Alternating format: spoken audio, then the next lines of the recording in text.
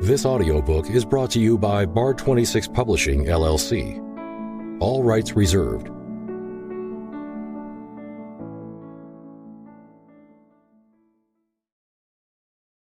The Housekeeper's Proposal, Heroes of Hayes, Book 4. Written by Barbara Goss. Narrated by Roberto Scarlato. Chapter 1. Jeremy Walker turned from the grave, even before the gravediggers had begun to cover the coffin with dirt. He felt mixed emotions about Amos Walker's death.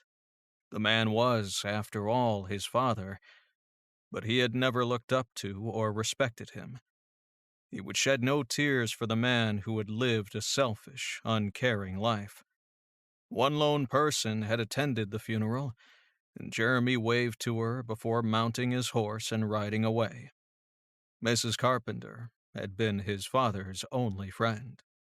No sooner had he tethered his horse in front of the 3-story home where he had lived with his father than a man rode up the lane and stopped before him. "Are you Amos Walker's son?" he asked, none too kindly. "I am," Jeremy answered.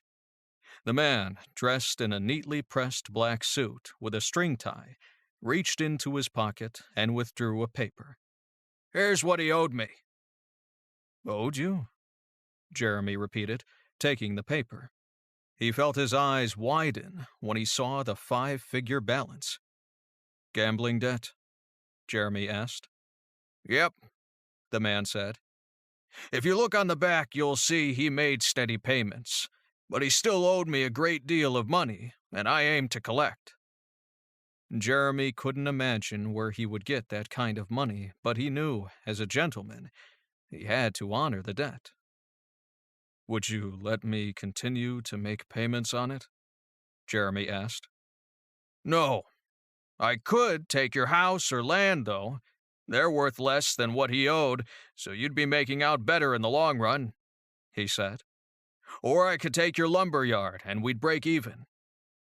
Jeremy felt his whole body stiffen. Give up his home or his business? He cast his eyes down at the ground and wondered how he could possibly avoid giving up everything he owned. "I'd rather make the payments," he said. "That option," the man replied, "is no longer open to you." Jeremy looked at the paper again. On the flip side was a record of the weekly payments his father had made. The amount had gradually lowered, but it was still more money than Jeremy had ever seen in his entire life. The writing at the top of the note said, "Amos Walker owes Ephraim Finch," along with the sum, the date, and his father's signature. "I take it you're Mr. Finch?" Jeremy asked. The sour-faced man nodded. He was tall, had a thin mustache, and looked every inch like a card sharp. "There is, however, another way to pay off the debt," he said. Jeremy looked up at him, hopefully. "And that is?" "You could marry my daughter." "But I don't even know." "That's the deal. Take it or leave it," Finch said, unwaveringly. Jeremy stood speechless. Despite the fact he hadn't had a good relationship with his father, he had just buried him. Now everything he owned was being threatened, and it seemed the only way out was to marry a complete stranger. "How old is she? What does she look like?" Jeremy asked, hoping she didn't resemble her father. "She's 19 and attractive enough to have gotten herself with child by a no-good farmhand without a dime to his name." Finch spat on the ground as if his words had tasted sour. "She's not far along, as yet. I found out about it when the hotel maid confessed she'd had no monthly, last month." Jeremy's mind was racing. He had to determine which was more important to him, and quickly. His freedom or keeping his home and business? The question answered itself. Without his home and business, he had nothing. Jeremy shrugged. "I guess I'm getting married." Finch smiled. You won't regret it. As soon as the vows have been said, I'll destroy the note. Her name is Helen Finch. You'll need to procure a marriage license. I'll bring her to the Justice of the Peace tomorrow at exactly 2 in the afternoon. No, Jeremy said sternly. That won't do. The vows must be exchanged in God's house. It's my church or nowhere. Marriage is a holy sacrament, after all. Finch shrugged. I have no problem with that. Jeremy's first glance at Helen was when her father had pushed her into the church. She wasn't beautiful or ugly by any means. She appeared on the plain side, with mousy brown hair, a thin nose, and thin lips. Her reddened eyes showed she'd been crying. He knew she must be as unhappy as he about the marriage. Her condition wasn't yet evident, but being such a thin girl, it would be noticeable soon. Not only would he become a husband in a few moments, but a father as well. He sighed and took Helen's hand when the ceremony began. Once the vows had been said, Ephraim handed Jeremy the note and said, I'll let you burn it. Thank you, Jeremy replied. Ephraim walked outside with them and embraced his daughter. We'll be leaving in a few days for Chicago. Be sure to write to us. Your mother will be concerned, and being ill, she doesn't need that burden. I will, Helen murmured. What happened to Otto? I fired him, of course, Ephraim exclaimed. Impregnating my daughter wasn't on his list of duties. Helen hung her head. I loved him, Papa. Ephraim yanked her away from Jeremy, but whispered so loudly he heard him say between clenched teeth, You've just married a man of substance. You and your baby will want for nothing. Be thankful I saw to your future before leaving. Yes, Papa, she said timidly. Now, go with your husband and try to fall in love with him. People in town say he's a decent man, he said as he gave her a gentle push toward Jeremy. Jeremy escorted Helen to his buggy, helped her up, and then turned the horses toward home, waving to Ephraim as they went. Jeremy noticed Helen's eyes widening at the sight of the large, beautiful house that was now hers. So, Jeremy said, this is our home. It's beautiful, she said, brightening somewhat from her sadness. Jeremy showed her through the house and introduced her to the housekeeper, Bessie, and the 2 maids, Geraldine and Ethel. Ethel, our upstairs maid, will serve your personal needs. Geraldine is the downstairs maid. It's a big house to keep up. I also have 3 hired men. Abe and Jeb tend the horses and the few cattle we have left, and Jake is the gardener. If you have any questions, I'm sure one of the maids or the housekeeper can answer them for you, Jeremy said. Ethel will show you to your room. I'll have my own room? Helen asked, seemingly surprised. Yes. We'll talk about that later. I have to get back to the lumberyard. Jeremy turned and left the house. When Jeremy usually returned home, Bessie would be singing or chatting with Geraldine, but the house seemed uncommonly quiet. He entered the kitchen and found Bessie quietly basting a chicken. Is everything all right? He asked her. Please tell me that woman isn't your wife, Bessie said, shoving the chicken back into the oven. I'm afraid she is. Not by choice, though, he said, leaning on the counter. Why? What has she done? She's been ordering us about like she's the Queen of England, is all. Ethel's threatening to quit, and so will I unless you do something with her. I see, he said. I'll speak with her after dinner. Jeremy left the kitchen and shut himself up in the library, which also served as his office. He didn't know what to think when he heard of Helen ordering his servants around. From what he'd learned, Ephraim Finch wasn't a rich man, and he didn't think he had even a single servant. He was an avid gambler and resided above the Buckhorn Saloon, according to Jeremy's lawyer. His father must have made his acquaintance during his visits to Mrs. Carpenter, who owned the saloon. While recording the daily lumber count in the ledger, Jeremy thought about what he'd say to Helen. He needed to explain their circumstances so she'd understand that their marriage was a marriage of convenience and would be in name only. During dinner, he noticed Helen picking at her food as if it wasn't good enough. "Is something wrong with the chicken?" Jeremy asked. He noticed Bessie's head swing around as she placed the bread on the table. "It's a bit tough," Helen said. Jeremy watched Bessie's eyes roll and her lips press together in anger. "Mine's fine," Jeremy said. "Shall I slice you another piece?" "No, I'm not that hungry anyway."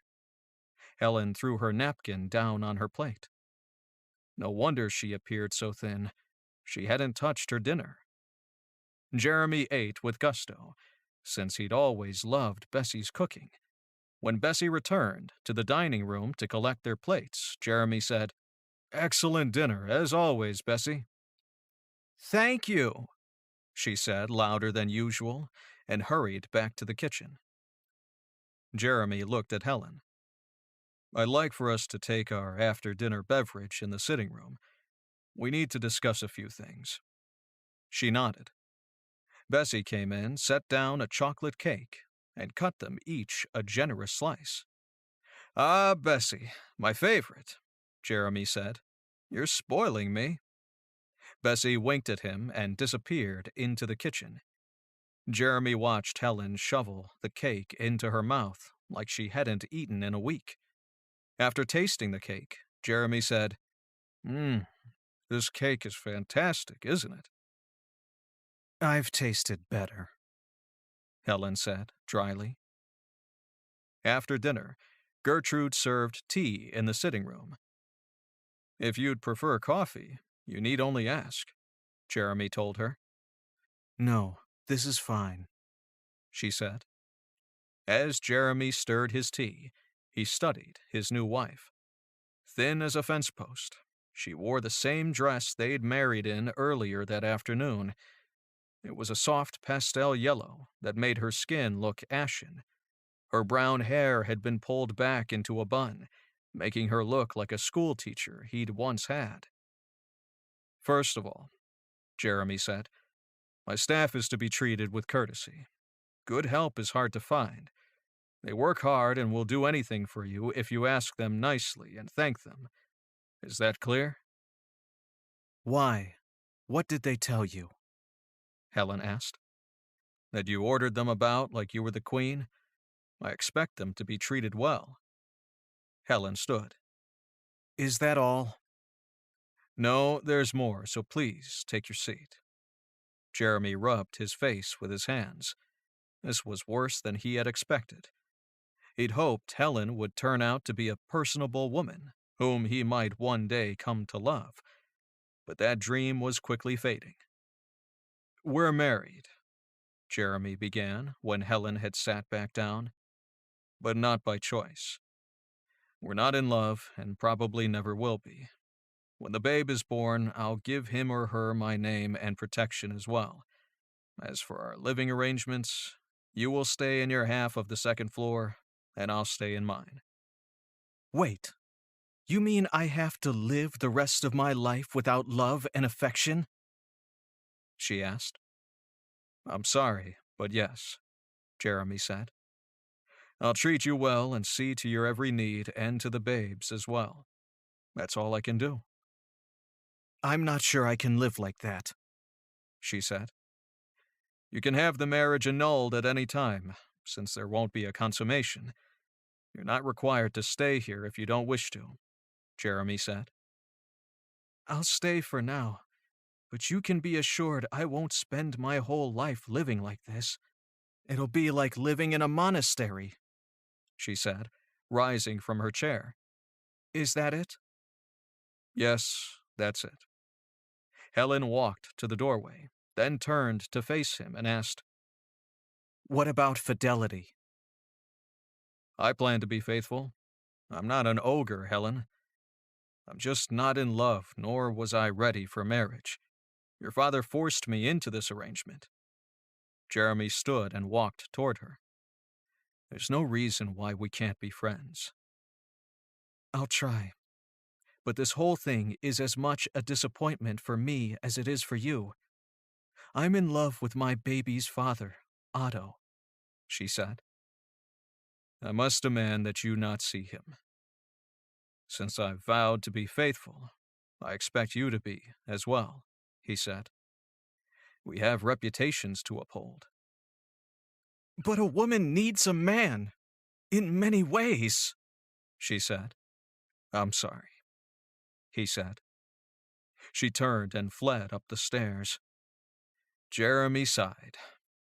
What had he gotten himself into? He walked over to the fireplace, removed the note Ephraim had given him after the wedding from his pocket, and threw it into the fire. As he watched it burn, he wondered if he hadn't just burned his future away as well.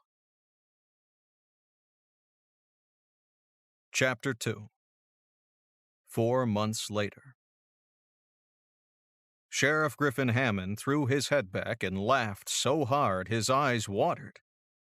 "I don't think it's one bit funny, Griff," his sister, Kate, said. With her hands on her hips, she demanded, "Why is my desire to be a deputy so funny?" Griff stopped laughing and wiped the tears from his eyes. "Because you're a woman, that's why." "That's not fair." Kate moved to stand in front of him. "I can shoot, ride, and do anything a man can do. Why should my gender have anything to do with it?" Griff shook his head, stifling more laughter. "The worst thing they can do to a man is to shoot him. You have no idea what the worst thing a criminal could do to a woman would be." "It still isn't fair. I know I'd be a good deputy," Kate pouted. "Subject is closed," Griff said as he stood and grabbed his hat. "I'll be home for lunch if you make chicken salad from last night's leftovers." "All right," she said, visibly pouting. Griff opened the sheriff's office and had just seated himself behind the desk when Fred Foster walked in. "Fred," Griff said by way of greeting his longtime friend and deputy. "Griff," Fred nodded. "Have you found a replacement for me yet? My wife wants to move at the end of the month," Fred said, leaning on the desk. "Not yet. I have my feelers out, though," Griff said. "So what are you going to do about Walker? You got anything on him yet?" Fred asked. "No, and it's bothering me day and night. I know he killed Helen. He had to have. Otherwise, where is she?" Griff asked. "He never seemed like a violent man, Griff. He's nothing like his father." "I know, but he's hiding something. I had a talk with Bessie, his former housekeeper, and she admitted that Walker and Helen weren't getting along. She claims Helen even slept in a separate room," Griff said. "Bessie up and quit just before Helen disappeared. Said she'd had enough of their disagreements and the cold atmosphere in the home. I'm pretty good at judging people, and Walker doesn't seem the killing type," Fred said, settling himself into the chair in front of the sheriff's desk. "What makes you think he killed her?" "He told me she ran off in the middle of the night, but when I checked the closet, all her clothes were still there, as were all her shoes, hats, and gloves," Griff said. "I have a sister, and I know a woman doesn't go anywhere without those things." "It does sound fishy," Freddie said. "I remember now, didn't you tell me Walker had dug a large plot in the back of the house just before she went missing?" "That's right. And not a week later, he built a shed over the top of it. I'd love to tear it down and see what's under it," Griff said. He never mourned or even looked heartbroken. "It's been months. What's brought this all to the surface now?" Freddie asked. "The gardener, Jake Haskell, came in yesterday with her wedding ring. He claims he found it near the new shed, Griff said. That's what brought the case to the front and forward in my head. I know Walker killed her, and Helen's father has written, ordering me to investigate him further. I'm glad I'm retiring. I loved the job when it consisted of chasing bank robbers and calming saloon fights, but detective work isn't my thing, Freddie said, standing and walking toward the door. I'm going on my rounds. All right. Can you cover for me at lunchtime? Kate's making my favorite, chicken salad. Only if you bring me some, Freddie said, and went out the door. Griff sat down before a large loaf of homemade bread and a bowl of chicken salad. As he ate, Kate sat down at the table with him. How about if I were a deputy in secret? She asked. How does that work? Griff asked between bites. I could help you solve the Walker case, and no one needs to know I'm a deputy. Griff shook his head. I've been over and over that case, and I know Jeremy Walker killed his wife, but I don't have enough proof to arrest him. What could you possibly do to solve it that I can't? I can accept the job offer I heard about, Kate said. He's looking for a new housekeeper. Griff nearly choked on his salad. You? Why not? It would put me inside the household. I've kept house for you for 2 years now, so I'm experienced, she said. Okay, let's just say I agree. Who's going to be my housekeeper?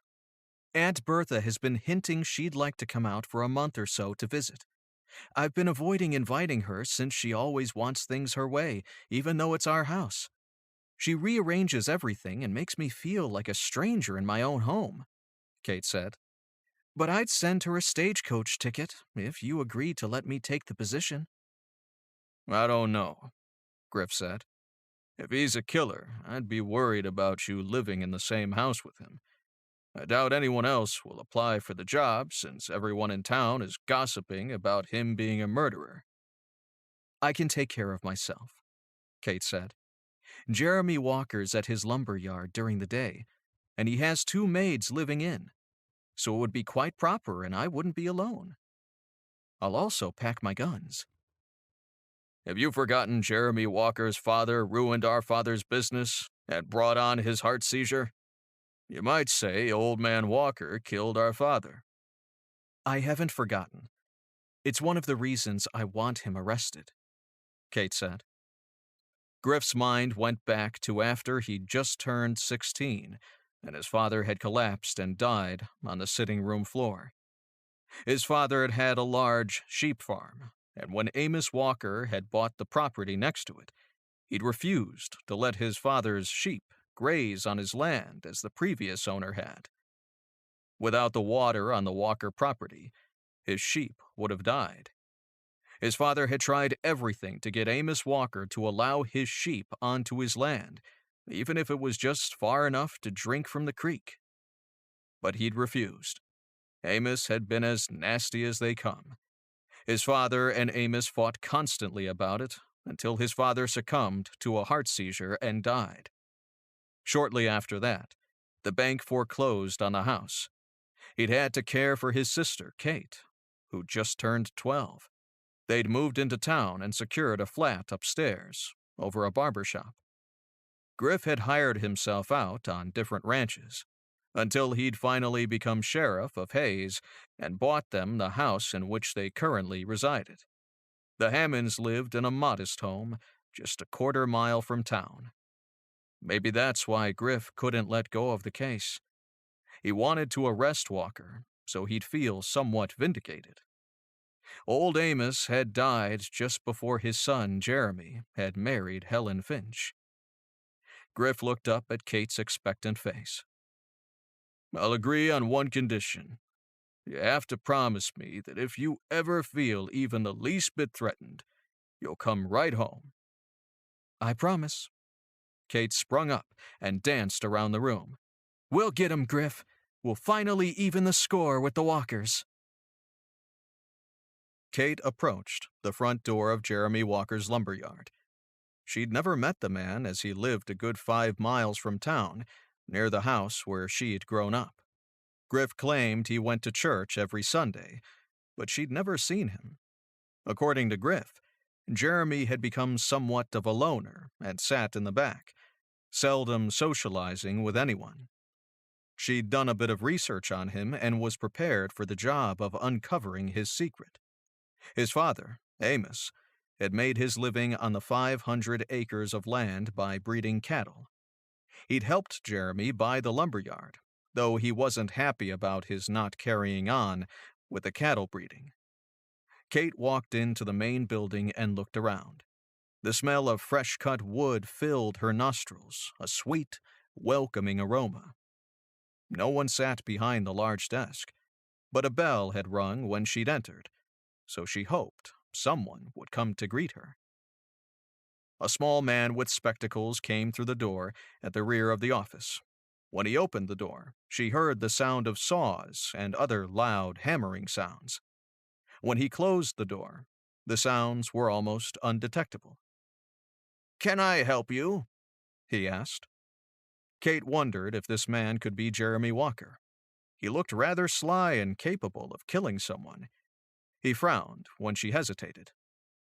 "I'm here to apply for the housekeeping job for Jeremy Walker," she said.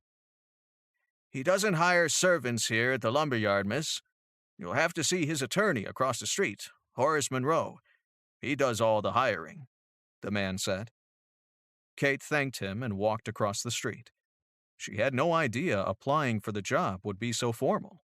After all, no one in town wanted the job, so you'd think he'd grab the first person to come along. The friendly lawyer's clerk asked her to wait and even offered her tea. She politely refused but sat on a chair by the window and waited. Soon after, a man walked out of the inner office and the clerk called her. She approached his desk. "Can I have your name so I can announce you?" he asked. "Kate Hammond," she replied. "Miss or Mrs.?" he asked. "Miss." The clerk asked her to follow him as he led her to the lawyer's office. "Miss Kate Hammond," he announced and backed out of the office, closing the door behind him. Horace Monroe stood. "Well, Miss Hammond, it's nice to meet you. I'm Horace Monroe, at your service." "It's a pleasure to meet you, Mr. Monroe." "You wouldn't by any chance be related to our sheriff, Griffin Hammond, would you?" he asked.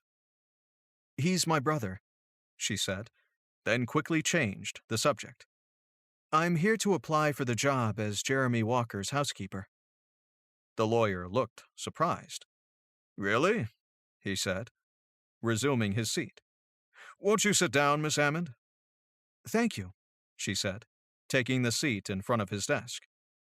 "Why would you want that job? You're the sheriff's sister. Surely he makes enough to support you." "I'm an independent woman, Mr. Monroe. I don't want to be taken care of. I want to work and make my own money," she said. "My brother tried to talk me out of it, but I insisted that I make my own way in the world." "You're very young for the housekeeping job," Monroe said, rubbing his forehead. "I just turned 20, she replied. "I've been keeping house for my brother for 2 years now. I have a reference from him if you'd like to see it," she offered, opening her reticle. No, he said. "I'm sure he gave you a complimentary reference."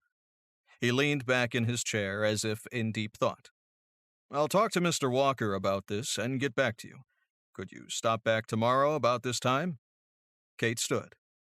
"I can do that." She turned and walked to the door. "You do know about the rumors going around about Mr. Walker, don't you?" Monroe asked. "I've heard them, but I can take care of myself. I'm not sure I believe the gossip anyway," she said. He nodded. "See you tomorrow, then." Chapter 3. When Kate walked into the lawyer's office the next day, another man sat with him behind the desk, which surprised her. Mr. Monroe signaled for her to have a seat in front of the desk. While the lawyer shuffled papers, she studied the man beside him. a strikingly handsome and powerfully formed man. She watched the muscles of his biceps strain against the sleeves of his shirt. He had dark, wavy hair and a clean-shaven face, but his facial hair was vaguely noticeable beneath his clean shave. He hadn't yet looked at her, since his interest remained focused on the paperwork Monroe was paging through. Monroe held up a paper and the man nodded. Could he be Monroe's assistant or trainee? He wore a shirt with a string tie, and she could see he'd worn a jacket because it hung on the back of his chair. "I'm sorry, Miss Hammond. We were just finishing up some other business. Let me introduce you to Mr. Jeremy Walker. Mr. Walker, please make the acquaintance of Miss Kate Hammond." Jeremy Walker stood and nodded. "How do you do, Miss Hammond?" He folded the paper Monroe had just handed him, placed it into his pocket, and resumed his seat. "Very well, thank you," she said, finding it hard to get the words out after discovering the man's identity. So, that was the murderer. She'd envisioned him as a man with a bulldog face. What a shame he had to be so handsome. "So," Walker said, "you're applying for the housekeeper position?" "I would love the opportunity, Mr. Walker." "You're very young. Do you have any housekeeping experience?" Walker asked. "I've been my brother's housekeeper for 2 years," she said. "Interesting," Walker said. "How many servants did you manage?" Kate looked down at the reticule in her lap. "Just one." "What type of servant, if I might ask?" Walker said. Kate squirmed in her chair and replied, "A woman comes in once a week to do the heavy cleaning." "A cleaner, He looked at Monroe and whispered loud enough for her to hear. "It's not as if I have a line of applicants awaiting the job." "That was my thought as well," Monroe whispered back. Mr. Walker turned back to her. "I have a large 3-story home with 2 maids, 2 hired hands, and a gardener. Would you be able to manage so large a household?" "I'm sure I could," she said with confidence. "My former housekeeper did the cooking as well. Can you cook?" "I'm a very good cook." "Mr. Monroe tells me your brother is the sheriff. Are you aware that working for me might cause a bit of a conflict since your brother and I aren't on the best of terms right now?" Walker asked.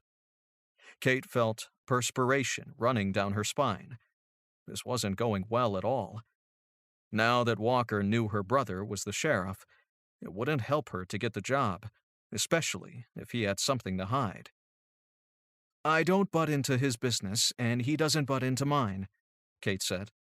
"I also disagree with him on many subjects."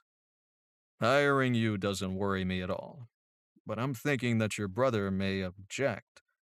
Walker lowered his eyes. "Due to the rumors and all." "He did voice some concerns, but I reminded him I'm 20 years old, and it's about time I became independent," Kate said. "And I pay no mind to gossip."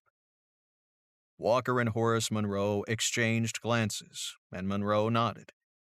She had a feeling he was going to give her the job, and she felt relieved. "You have the job, Miss Hammond. On trial," Walker said. "That is, if I see you're handling the job well after 2 weeks, the job is yours. I do, however, have a few concerns and stipulations." "Thank you, sir," she said, trying not to show too much excitement, but she felt victorious. She'd passed her first test as a detective, or rather, as secret deputy. "It's a live-in position that will have you on the job from early dawn to late at night sometimes. The housekeeper is the first in the household to get things going in the morning." Walker continued. "You're young, and I imagine at some point you'd like to be courted by a young man. This is something I've not had to deal with before, but I'm sure we can work something out so that you can still have somewhat of a social life. No one works on Sunday, and you can leave for the whole day if you'd like. Should any other occasion come up, I'm sure we can work things out. The downstairs maid, Geraldine, could easily take over for you, should you have an outing with a young man. She knows the job and is handling it now, but Walker grimaced. She doesn't cook well. I hope I'm not being too explicit. This is my first experience hiring someone under the age of 40 as a housekeeper or a maid. I don't allow fraternizing with members of the male staff. You must realize you're an attractive young woman, and I do have 2 young men working for me. He must have seen the indignant look on her face, because he added, Not that I think you'd do something like that, but it's them I don't fully trust. Like I said, having a young housekeeper is going to be a new experience for me, but I'm willing to give you that chance. He actually smiled at her then. You have nothing to worry about, Mr. Walker, she said, stiffening her back. I've no plans to be courted or flirt with your male staff. You see, I've made up my mind to remain unmarried. I don't wish to ever be someone else's property. I'm a very independent woman. Walker nodded with a slight smile that led her to think he didn't believe her. She'd seen several marriages firsthand, how the women were essentially owned and not allowed to be themselves or have a say in anything. Her father had owned her mother, and though he'd been a good father, he'd dominated her mother completely until she'd become just a shell of a woman who'd simply nodded and did whatever he'd demanded. It was probably why she'd died before she'd reached the age of 50. She'd become a defeated woman. I'm surprised you haven't asked about the pay, Jeremy said. Kate knew she'd made a mistake by not asking, which might make it look like she'd applied for the job for reasons other than making a living. She thought fast for an answer. I've heard that you pay your servants well, she said. Since this is my first job, I trust you'll pay me according to my performance. When can you start? Jeremy Walker said as he stood and gathered some papers from Monroe's desk. Is tomorrow morning too soon? Kate asked. Taking the cue that the interview had come to an end, she stood as well. No, it's perfect. How early can I expect you tomorrow? I can be at your place by 10. It's too far from my home to get there any earlier, she said. I need to pack a valise, and with the baggage, I'll have to drive a buggy, which will slow me down. Do you need directions to my home? He asked. No, I know exactly where you live. You do? I once lived down the road a piece, Kate said. He nodded. I'll be at the lumberyard, but I'll let Geraldine know to expect you and to show you around. Kate stood, thanked both of the men, and left the office feeling victorious. I got the job, Kate told Griff as she began folding clothes into a valise. I start tomorrow. Did you talk with him or his lawyer? Griff asked, leaning on her bedroom doorframe. They both interviewed me. What did you think of Walker? Griff asked, keeping a close eye on her reaction. He doesn't look like a killer, but John Wilkes Booth didn't either, she said, not looking up from her packing. Where'd you see a picture of John Wilkes Booth? At the library in Independence when I visited Aunt Bertha last summer, she said. Since you're packing, I'm guessing it's a live-in position? Kate noticed his frown as he spoke. It's fine. There are 2 other maids in the house. I'm surprised he'd hire you, Griff said. He must have heard you're my sister. Didn't that raise his suspicions? It did slightly, but I assured him that we don't agree on most things. Well, that's true enough. I don't agree this is a smart move, Kate.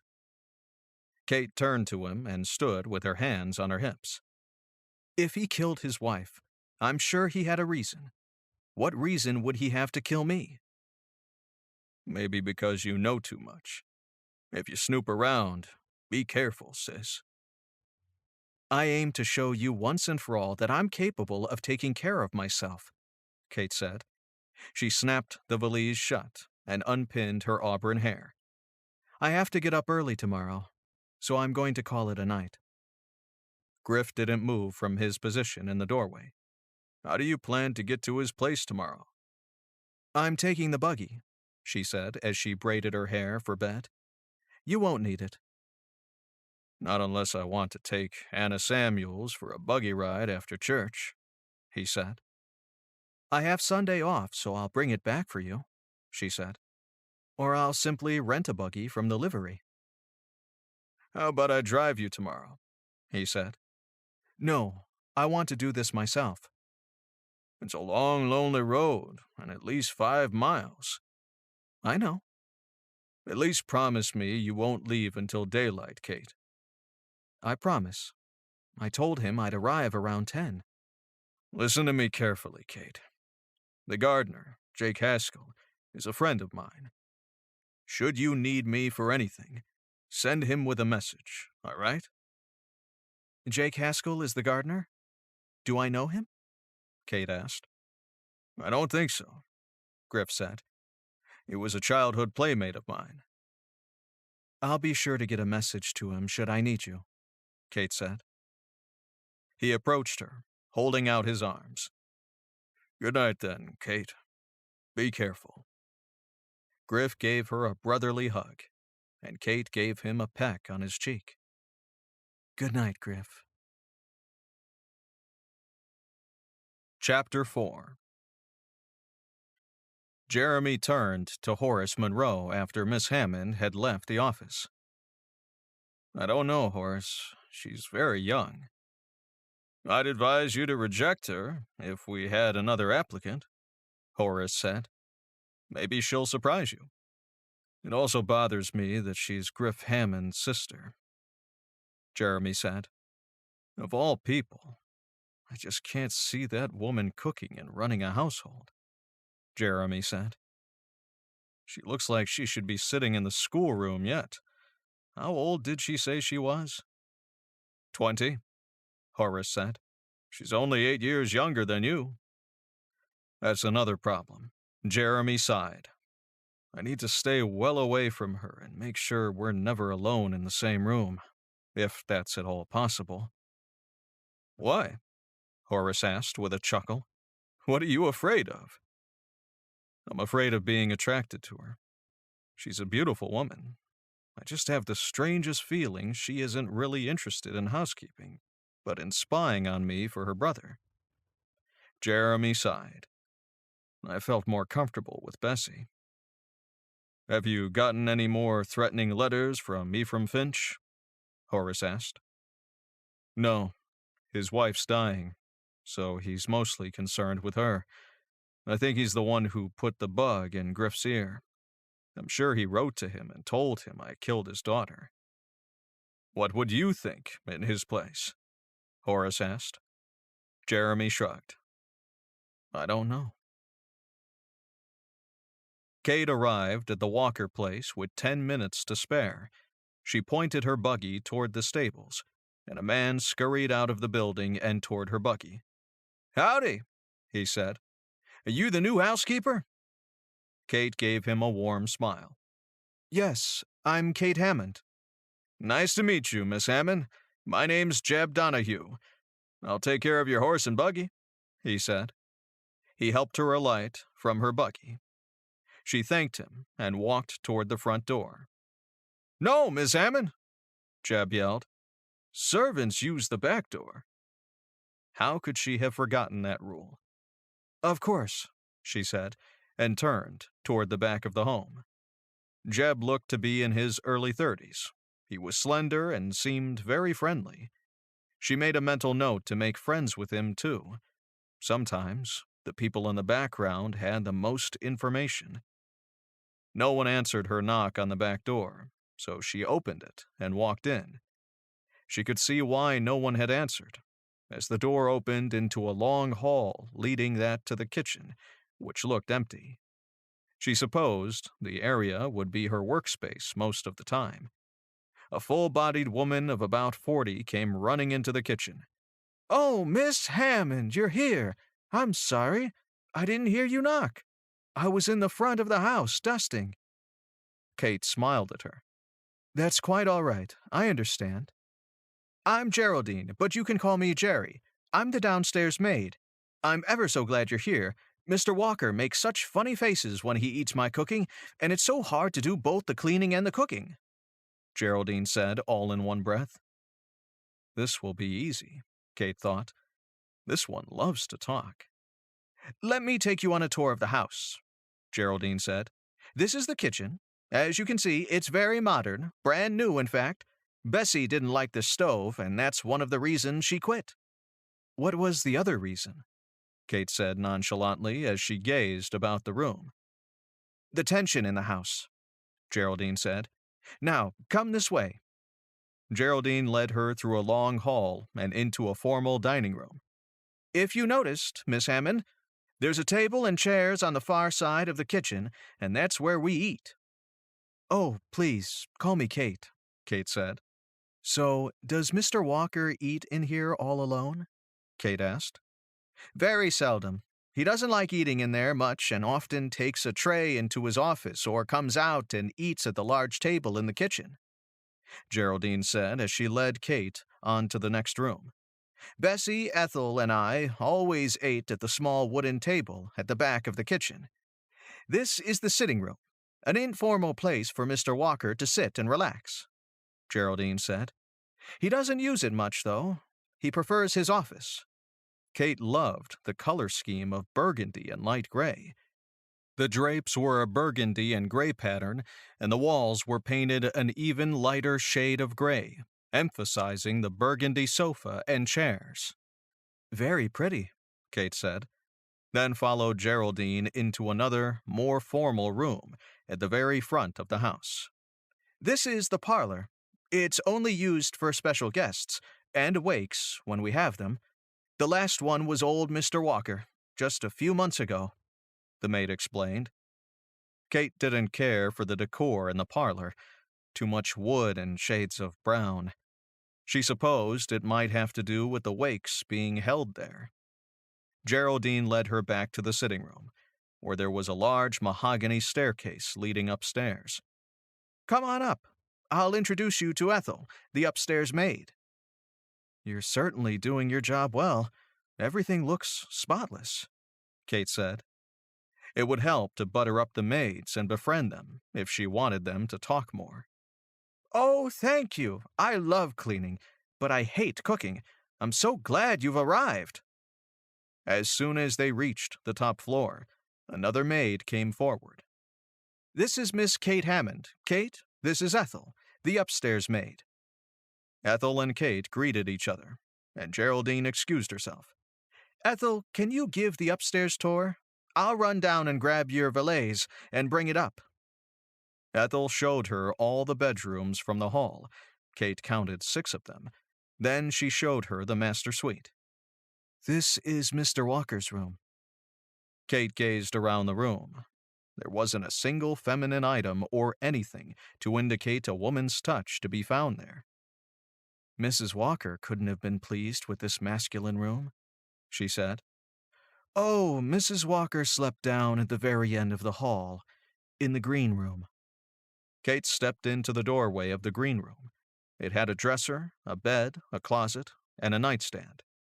At least it had bright curtains to liven it up a bit.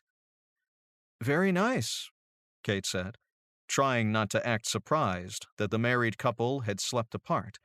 She'd already learned more than a few facts. "Which room is to be mine?" she asked as Geraldine joined them, carrying Kate's valise. "Upstairs," Ethel said. "These rooms are for the guests that never arrive." "We don't get many guests," Geraldine added. "What a waste of such beautiful rooms," Kate said. "Not a waste," Ethel said. "If we had them full of guests, I'd be worn to a frazzle changing the sheets." Geraldine laughed. "I guess we're a bit spoiled. Mr. Walker never entertains." "I'll show you to your room," Ethel said, and the 3 women climbed a stairway hidden in an alcove. The curved stairs were worn and shabby, and led to a wooden floor as scuffed and dull as the stairway. She saw several bedrooms, but they were small, since the eaves took up much of the space in the rooms. Ethel led her to the first room on the right, a drab room with wooden walls to match the rafters, but it appeared to be clean and neat. The room contained a single bed, a scratched dresser, and a nightstand. A small window overlooked the garden behind the house. "Doesn't it get warm up here in the summer?" Kate asked. "Yes, it does, especially late in the day when the sun fully hits the house, but you'll get used to it," Geraldine said. Geraldine seemed the most talkative and congenial of the two. She set the valise down. "You have a few minutes to unpack before I show you around the kitchen and root cellar. Mr. Walker will be wanting dinner served around 6. After checking the root cellar and the pantry, Kate decided she'd make her brother's favorite meal for supper, a meat pie. Geraldine showed her that the leftover chicken from dinner the night before had stayed fresh, having been kept cold in the root cellar. Kate added carrots, celery, onion, peas, and some of the leftover gravy. She mixed it all up, heated it, and put it into a pie crust. Kate's grandmother had come to America from England and taught her to make the meat pies and many other dishes. She'd served it with a side of mashed potatoes. "He's home," Geraldine whispered. "He'll go out back and wash, then he'll sit down in the kitchen. You'll place his meal on the table, and if he prefers to eat it in the office, he'll carry it there. Bessie, Ethel, and I always take our meals in the back while he eats, unless, of course, he asks us to join him, which he occasionally does. You could still see him from where we sit in the back, and when he sets his fork down, you bring him his dessert." "Dessert?" Kate gasped. "Oh, no, I didn't make one." "You didn't?" Geraldine scratched her head. "Mr. Walker always wants dessert." "Where's that stale bread you were going to throw out?" "It's right there, but it's hard as a rock," Geraldine said, hitting the counter with a piece. "I can make some real quick bread pudding, another trick Grandmother taught me," Kate said as she rummaged through the cupboards, looking for enticing things to put into the pudding. She found dried plums, syrup, and cream. Jeremy worried about his first meal prepared by the new housekeeper. How could one so young have learned to cook well enough to please him? He'd give her a fair chance, though, since she seemed so ambitious. After washing and changing his clothes, he walked into the kitchen to find the table set for one, but Geraldine and Miss Hammond were nowhere to be seen. He sat down and waited. After a few minutes, Miss Hammond scurried into the room. "Oh, you're home," she said. "I just ran to put something into the root cellar." "That's fine," Jeremy said. "I'm not going anywhere. I am hungry, though." He gave her a half smile. She set a pie down on the table. Did she think he wanted dessert first? "Is that dessert?" he asked. "No, this is your supper. It's a meat pie. Chicken, to be exact." She cut him a generous slice, placed it on his plate, and then gave him a scoop of mashed potatoes. She wiped her hands on her apron, checked everything, said, "I hope you enjoy your dinner, sir," and walked to the back of the kitchen to join Ethel and Geraldine. Jeremy was leery of the pie. He'd never seen a meat pie before. He took a small taste, then another, and another. He loved it. The chicken that had been somewhat tough the night before when Geraldine had served it, but now it tasted tender, succulent, and almost melted in his mouth. He helped himself to 2 more servings, hardly bothering with the potatoes. No sooner had he set his fork down than she appeared with a warm bowl. "Your dessert, Mr. Walker." "What is it?" he asked with a grimace. It looked horrible, almost like scrambled eggs with fruit in it, but it smelled heavenly. "It's bread pudding. Surely you've had that before," she said. "Yes, my mother used to make it, but it looked different," he said. "Since there are different ways of making it, each one will look different." She scooped a portion out into a bowl and poured warm cream over it. "Enjoy," she said. Memories of his mother floated into his mind from the aroma of the pudding. His mother's had been much darker, but then again, she'd baked it with brown bread. The dessert tasted as delicious as his dinner had, and he couldn't have been more pleased. When he'd finished, he walked back to the sink where Miss Hammond was washing the dishes. "I would like to compliment you on a most delicious dinner. Only one thing worries me about your cooking," he said, purposely giving her a concerned look. "What?" she asked with worried eyebrows. "That I'll gain so much weight I won't be able to get on my horse." Jeremy grinned. "An excellent dinner. Thank you, Miss Hammond." "You can call me Kate," she said. "I don't think that would be proper," he said. "Why not? You call Geraldine and Ethel by their given names." He hesitated, trying to think of why it might be all right to call the older maids by their first names but not her. "You have a point. Thank you for the delicious meal, Kate," Jeremy said, before turning and leaving the kitchen. As Jeremy settled himself behind his desk in the room at the rear of the house he used as a library and office, he felt a bit uncomfortable. It didn't feel right to have such a young and attractive woman as his housekeeper, or to call her by her first name. It seemed somehow different with the older women. He shrugged, knowing he'd have to get used to it. He tried to concentrate on his inventory sheets, but he couldn't shake the feeling something wasn't right. Why would a beautiful woman like Kate Hammond want to be his housekeeper? The more he saw of her, the more he liked her, and that could prove dangerous. He'd have to try to steer clear of her as much as he could. Chapter 5. After dinner, Kate had come to her own conclusions regarding Jeremy Walker. He couldn't act or look less like a murderer, being so thoughtful and sweet. How could one possessing eyes and manners such as his possibly hurt anyone? It wasn't just his handsome looks, he was kind, and she could see sensitivity and generosity in his eyes. One way or another, she'd discover what had happened to Helen Walker. Maybe his wife wasn't dead but had simply run away. Since Geraldine had said there had been tension in the house, it was very possible. Kate wondered about herself.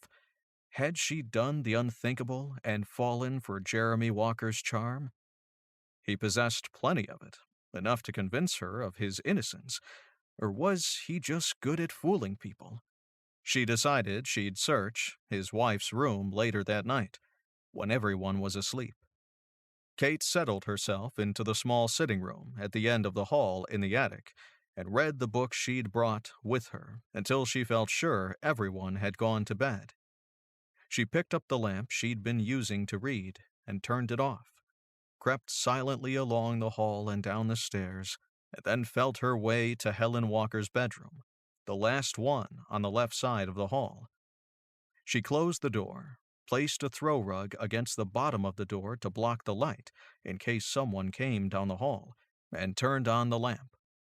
First, she pulled out each dresser drawer, amazed at the clothing the woman had left behind. If she'd run away, surely she'd have needed her clothes.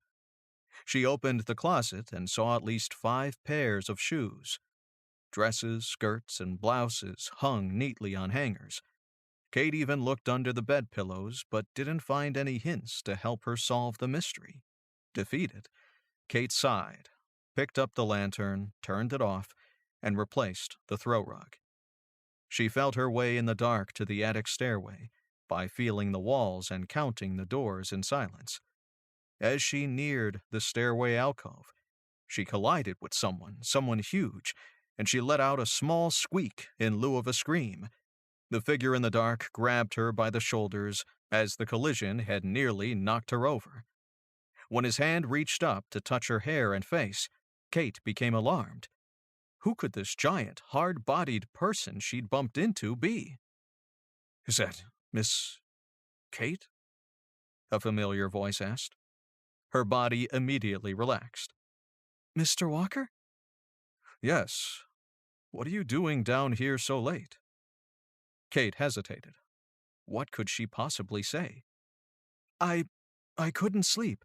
It was hot upstairs, so I thought I'd come down and get some air. He let go of her shoulders. Didn't anyone give you a lamp? I'm sorry the attic is so warm.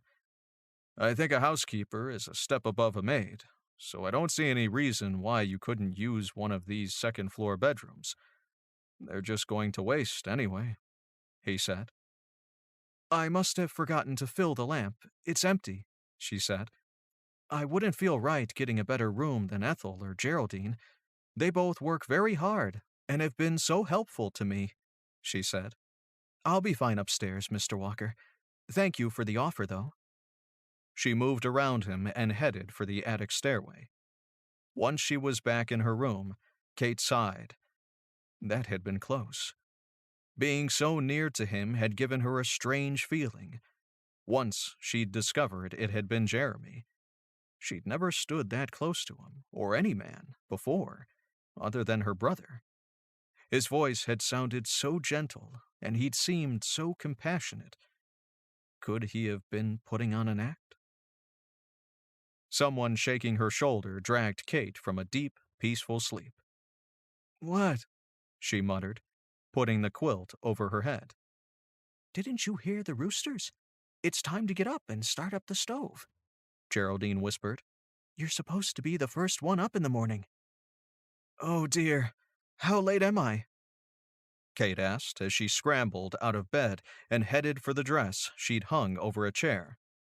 Just about 15 minutes, Geraldine said. I'll go down and bring in the wood. Thank you, Geraldine. Jerry, she called over her shoulder. Now hurry. Kate didn't have time to put her hair in a bun, so she picked up 2 combs from her dresser, pushed her hair back, and placed the combs so they'd keep her hair behind her ears.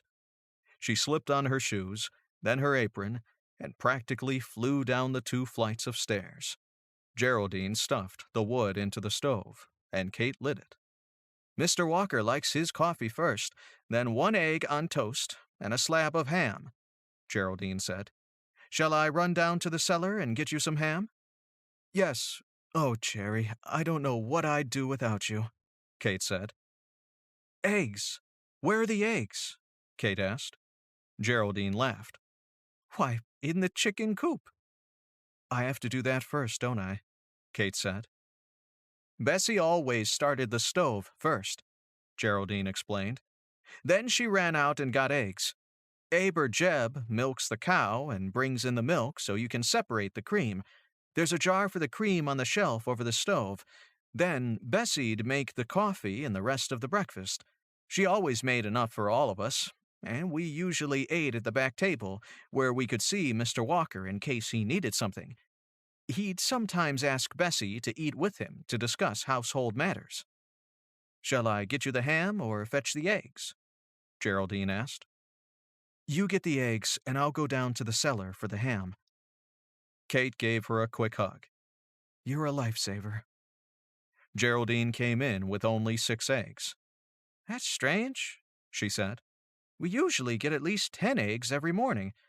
You'll have to report that to Mr. Walker at breakfast. All right, Kate said as she took the eggs and cracked one into the frying pan beside the ham. She pulled the toast from the oven. I'll scramble up the rest of the eggs, add a bit of butter and cream, and we can divide it up. Sounds good, Geraldine said. Is there anything else I can help you with?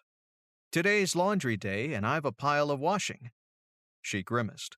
Lucky for me, it looks to be a nice day for hanging clothes. Otherwise, I'd have to hang them indoors, and they are ever so hard to dry that way. No, but thank you for everything, Geraldine. If I get a chance, maybe I can help you with that laundry, she called after her retreating form. Just then, Jeremy Walker came into the kitchen. I love the smell of coffee perking. Is it ready? He asked, settling himself down at the table. It is, she said, pouring him a cup and bringing it to the table. No one's brought in the milk yet, she said. That's fine. I drink it black. I just need a touch of sugar or honey, he said. When Kate came back with the honey, he thanked her, but kept staring at her oddly. Is there something wrong? She asked him. No, he said. You just look different today, and I'm trying to figure out why. Kate shrugged and went back for his breakfast, which she set in front of him. It looks good, he said after sipping the coffee. And you make excellent coffee. I'll bet your brother misses you already. He will, for sure. My aunt is due to arrive to be his housekeeper, and she'll drive him crazy, Kate laughed. Is there anything else I can get you? Would you sit here while I eat this morning? He said. There are a few things I need to tell you. Perhaps you could eat with me, or at least have some coffee. Sure, I can. She ran back to the stove and poured herself a cup. Lucky for her, one of the farm hands had come in with the milk. He set the bucket down on the counter, greeted Jeremy, tipped his head to her, and left. I should have introduced you to Jeb, but he seemed in a hurry, Jeremy said. Kate put some cream into her cup and sat down at the table next to him. I met Jeb yesterday when I rode in, she said. We also have a gardener, Jake, and a ranch hand, Abe. Jeremy cut into his egg and toast. Do you have any questions or things to report? Geraldine said to tell you she only gathered 6 eggs this morning. What? He asked, nearly choking on his coffee. Only 6? We usually get close to a dozen a day. He scratched his head. I'll have Jeb check on those chickens. I wonder why they aren't laying. I've got it, he exclaimed, pointing his finger at her. Kate looked at him, wondering what he'd meant. Your hair, it's down. That's what's different about you today. It was driving me crazy. Oh, I got up a bit late and didn't have time. It looks, fine. I mean, I actually like it, he said. I'm sorry. That wasn't very professional of me. It's fine, she said, knowing she'd blushed. Is there anything else I should know? No, but I'm sure when I'm here longer I'll have more to report. I'm still a little wet behind the ears. You're doing just fine. In fact, I'm almost ready to forget about your trial period. But we'll see. He winked. He'd actually winked at her. She hadn't minded it, but it had given her a strange feeling in her stomach. No one had ever winked at her before except for Grandfather Hammond. I would like you to call Geraldine and Ethel in for a short meeting, right away. He pulled out his pocket watch. I have to get going. Kate scurried and found Geraldine in a room off the long hallway by the back door, bending over a washtub, scrubbing on a washboard. Mr. Walker would like to see you for a short meeting right away. Oh, now what? Geraldine muttered. I'll be right there. Kate ran up to the second floor where she found Ethel walking, her hands full of sheets. When Kate told her about the impromptu meeting, Ethel sighed and said, I'll be right there. When they were all gathered in the kitchen standing before Jeremy Walker, he finished his coffee and stood up. Ethel, I'd like for you to close off the attic. It's too hot up there for a good night's sleep. I want each of you to pick a room on the second floor. Take any room except for the green room, since that one still has Mrs. Walker's clothes in it. Oh, thank you, Mr. Walker, Geraldine said. Yes, thank you, Ethel said. It will be so nice to sleep in a cool room. I'm sorry I never gave it a thought before Miss Hammond mentioned how hot it gets up there. I'm sorry for overlooking it all this time, he said. I'm off to the lumberyard. I'll see you all around 6. The 3 of them watched him walk out the front door, and then they all laughed with excitement. Thank you, Miss Hammond, Ethel said. Yes, what a gift you've given us, Geraldine chimed in. I think you should pick which room you want first. The 3 of them sat and ate their breakfast together at the table, and Kate thought it the perfect time to ask a few questions, as they were in a grateful mood which just might loosen them up a bit. "Why did Mrs. Walker leave all her clothing here?" Kate said. "One would think she'd need them." Geraldine and Ethel exchanged looks and both shrugged. "We don't know, and we're afraid to ask. It's a touchy subject," Ethel said. "In fact, this morning is the first time Mr. Walker has even mentioned Mrs. Walker or her things," Geraldine added. "I wonder what happened to her," Kate said, almost as if she'd talked to herself out loud. "People think he killed her," Geraldine said. "Though we know she disappeared mysteriously, we find it hard to believe Mr. Walker would hurt anyone." "Yes, but he didn't like her much," Ethel said. "You know that as well as I." "I do remember their heated arguments, but Helen did most of the screaming, and Mr. Walker the listening," Geraldine said. "No, the last time they argued, I distinctly heard him shout, 'Enough! There will be no more arguments. I'm finished with you and this mock relationship.'" As Kate cleared the table and the two maids stood and prepared to get back to work, Ethel turned and asked, "Which room would you like, Kate?" "Tell me the colors again," Kate asked. Ethel counted on her fingers. "Blue, yellow, pink, and beige." "The yellow one. Since I have to awaken in the dark each morning, I'd like to imagine the sunshine," Kate said. "There's only one problem with that room," Geraldine said. "There's a door that leads right into Mr. Walker's room." "Oh!" Kate exclaimed. "Both doors have been locked tightly since the elder Mrs. Walker died 10 years ago," Ethel said, "so it shouldn't be a concern." "Have you been here that long?" Kate asked. "No, but the housekeeper we had at the time, Mrs. Holden, told me much about the past," Ethel said. "She'd been here for many years, serving Mr. and Mrs. Amos Walker. She told me he behaved like a tyrant." "I'll take the blue room," Ethel said. "I'll take the pink then," Geraldine said. When they'd all scattered to their respective areas, Kate started the dishes. Then she cleaned the kitchen from top to bottom. She spent the rest of the day making butter, baking, and cooking a plump meatloaf for Jeremy Walker. She periodically checked on Ethel and Geraldine, knowing that, as housekeeper, she was supposed to supervise them. She found time to help Geraldine fold the laundry, and when she went up to check on Ethel's work, she found a man upstairs with her. Ethel introduced her to Abe and said, "I'm getting our bedrooms ready, and Abe agreed to help me turn the mattresses and move a few pieces of heavy furniture." Kate thanked him and went back downstairs. She kept so busy, she wondered when she'd have time for her detective work. Just minutes before Jeremy Walker was to arrive home, she got the idea to make whipped cream from the leftover cream. It would be the perfect topping for the pie she'd made. She walked around the back of the house to the root cellar, which looked like a door built into the side of a large mound in the yard. She opened the door, turned on the lamp that hung by the door, closed the door behind her, and walked carefully down the steep steps.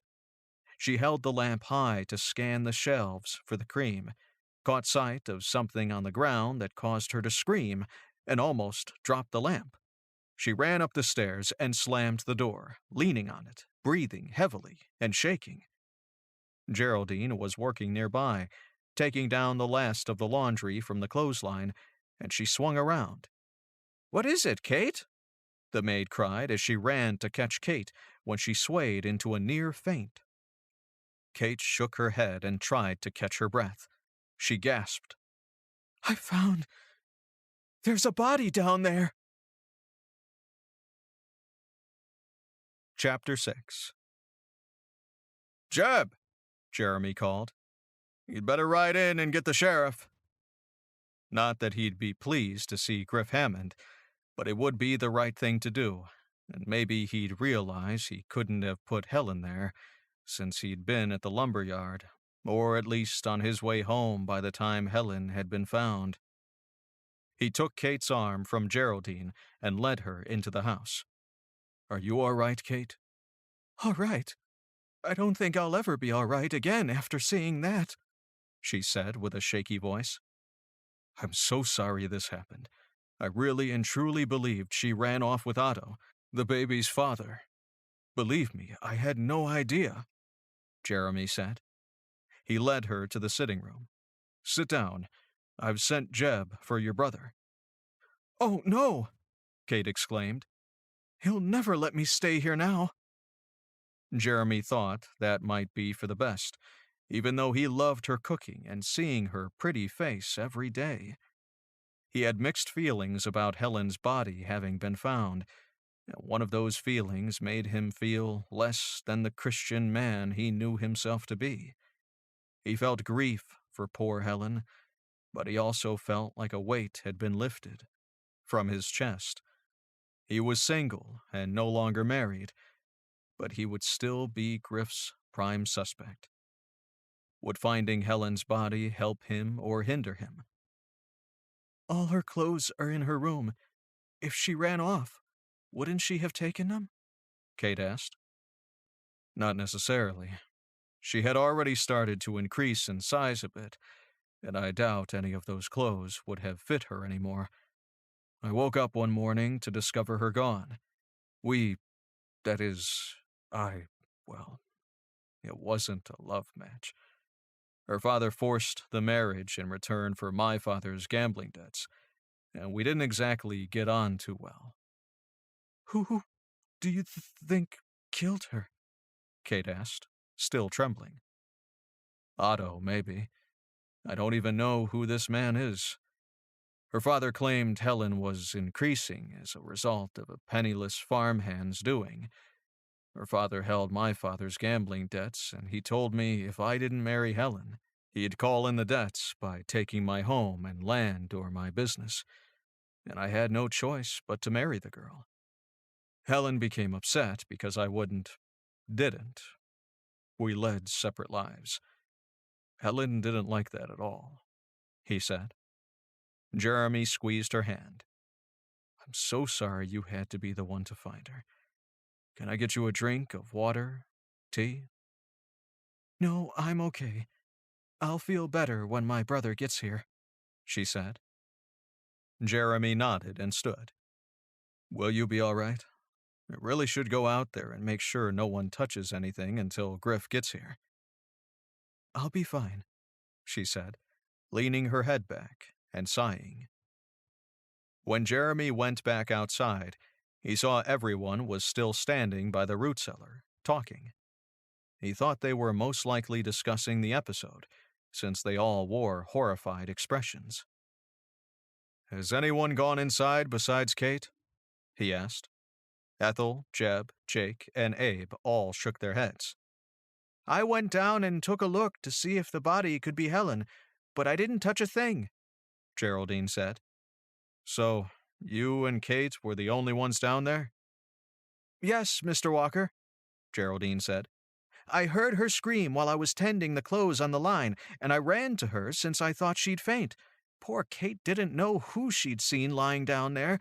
I thought maybe she was seeing things."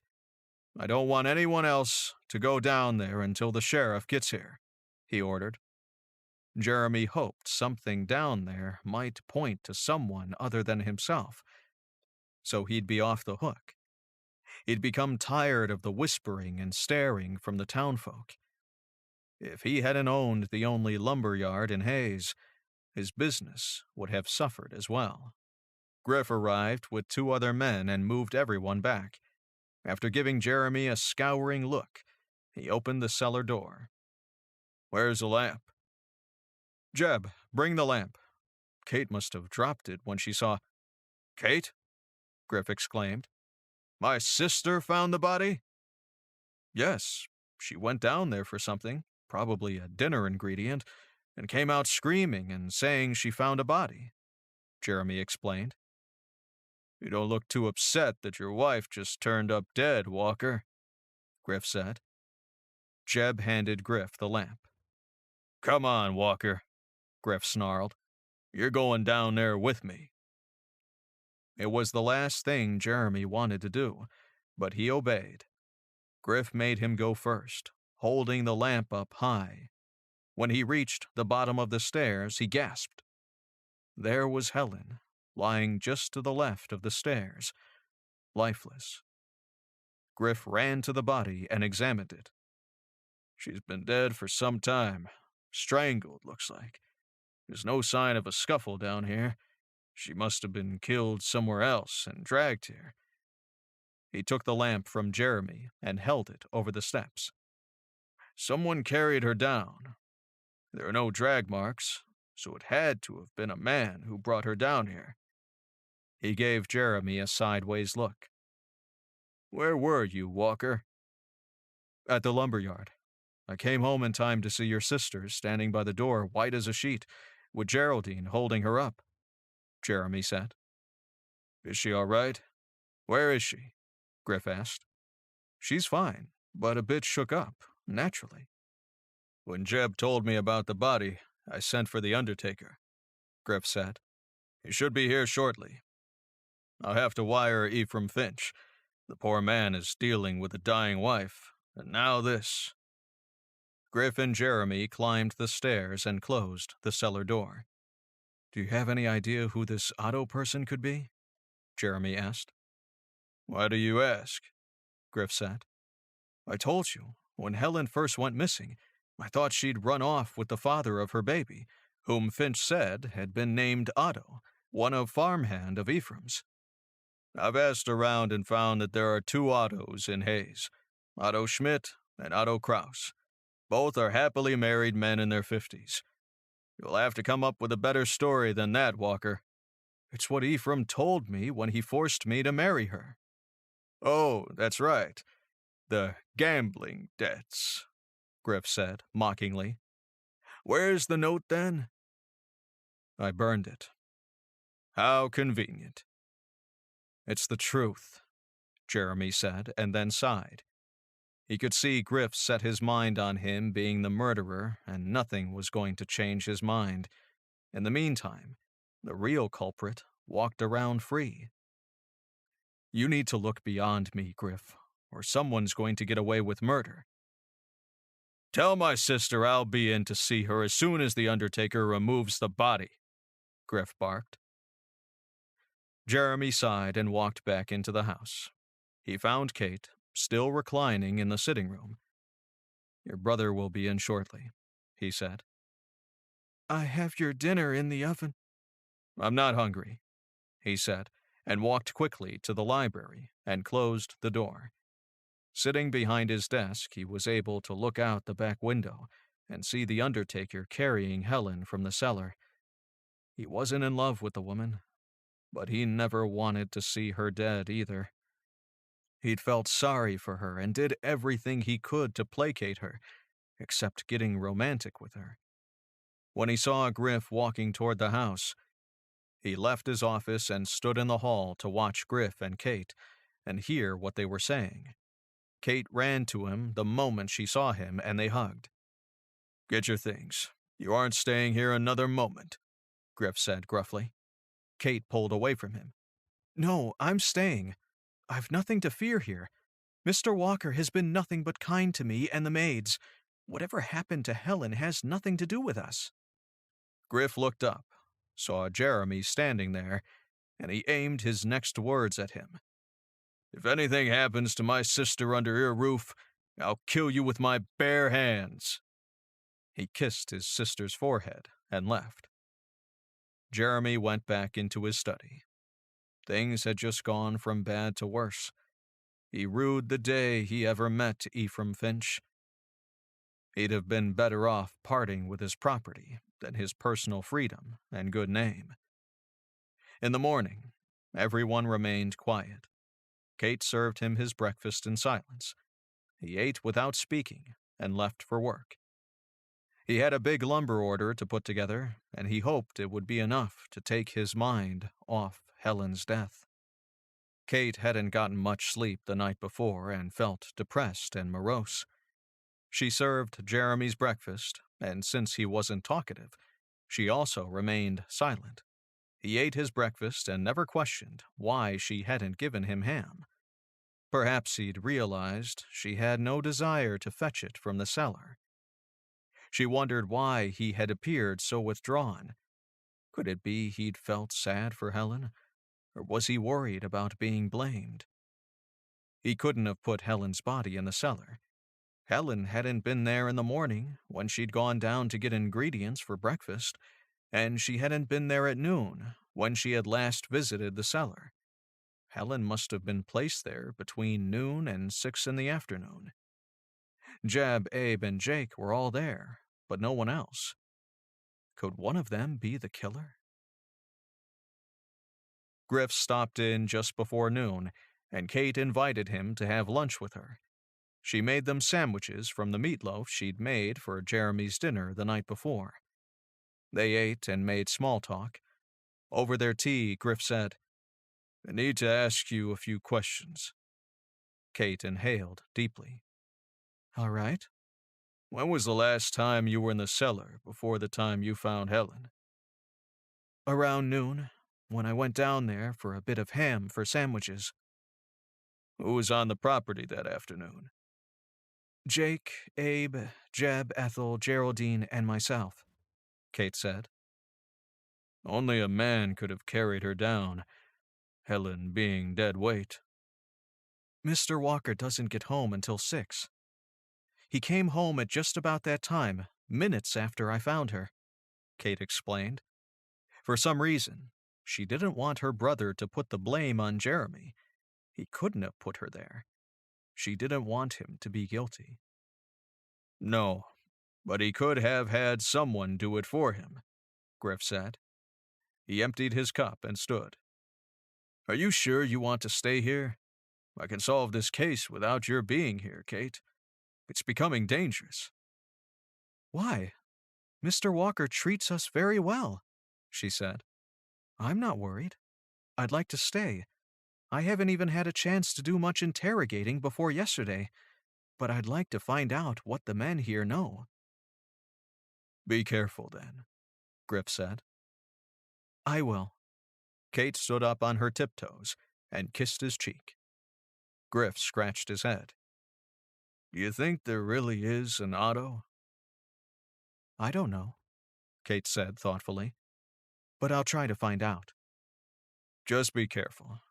If you ever feel the least bit threatened, come home," Griff said. "Why do you think I'd be in danger?" "Because people who know too much often become the next victim."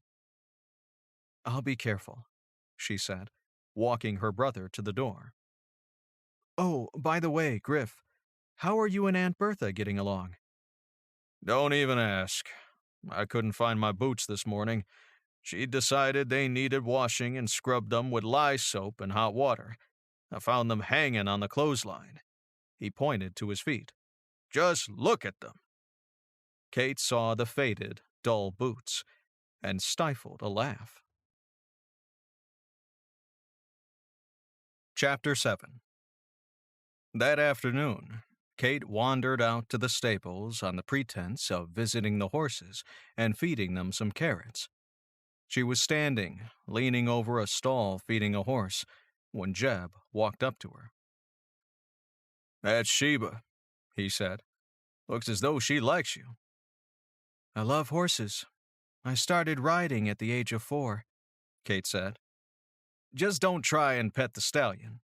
He pointed to the next stall. "He's a bit wild yet. I have to work with him a bit more. He can become ornery." "I'll throw a carrot to him then," she said. "Have you worked here long, Jeb?" She really needed to do some prying. "Nah, just 3 years," he answered, leaning on the stall door. "Did you know old Amos Walker?" "Did I ever? The meanest man in town, he was." "I've heard," she said, trying to think of a way to find out more without seeming too meddlesome. "Almost quit a few times on account of his yelling all the time," Jeb said. "I know how you must have felt. I almost quit yesterday when I found Helen." It shook us all up, Miss Hammond. You can call me Kate, she said with a smile. Jeb blushed. No, that wouldn't be right. I'll call you Miss Kate. That sounds more respectful. Mr. Walker'd have my head on a block if I called you by your given name. Poor Helen. What was she like, Jeb? She asked. She acted a bit uppity, if you ask me, Jeb said. She looked down on us hired hands. She liked to boss the maids, too. Ethel detested her. And she wasn't happy when she discovered she'd be her lady's maid. I'm sure Mr. Walker loved her, though, Kate said. Hardly, Jeb said with a sarcastic chuckle. Ethel told me they didn't even share a room and that the marriage had never been consummated. Geraldine says Helen screamed at Mr. Walker like a fishwife. She wondered how he stood it for so long. That's sad. Poor Mr. Walker. Now everyone thinks he killed her, she said. I can't picture that kind of man harming anyone. Mr. Walker's a good man. He didn't kill her. I'd bet anything on it, Jeb said. Thing is, she's been missing for weeks. I'd like to know where she'd been, up until you found her. That is curious, Kate said thoughtfully. I also wonder where she could have been all the time. Well, I have to bring the horses back into the corral and chase the cattle to a different grazing spot, Jeb said. It's been nice talking to you, Miss Kate. He turned and walked from the barn. He'd brought up a good point. Where had Helen been for the past few weeks? Kate fed the rest of the horses and decided to saddle one up and take a ride around the property when she had time. She hurried back to the house to start cooking dinner. She'd made a stew earlier, and it had been simmering on the stove all day. All that was left to do was make some biscuits. As she mixed the dough for the biscuits, she wondered about why Ethel disliked Helen so much. She supposed if the woman had looked down on the servants, it would have been a good reason to dislike her, but would it have been a motive for murder? Geraldine came into the kitchen and sighed. I've polished all the silver, like you asked, Kate. Anything else you want me to do? No, thank you, she said.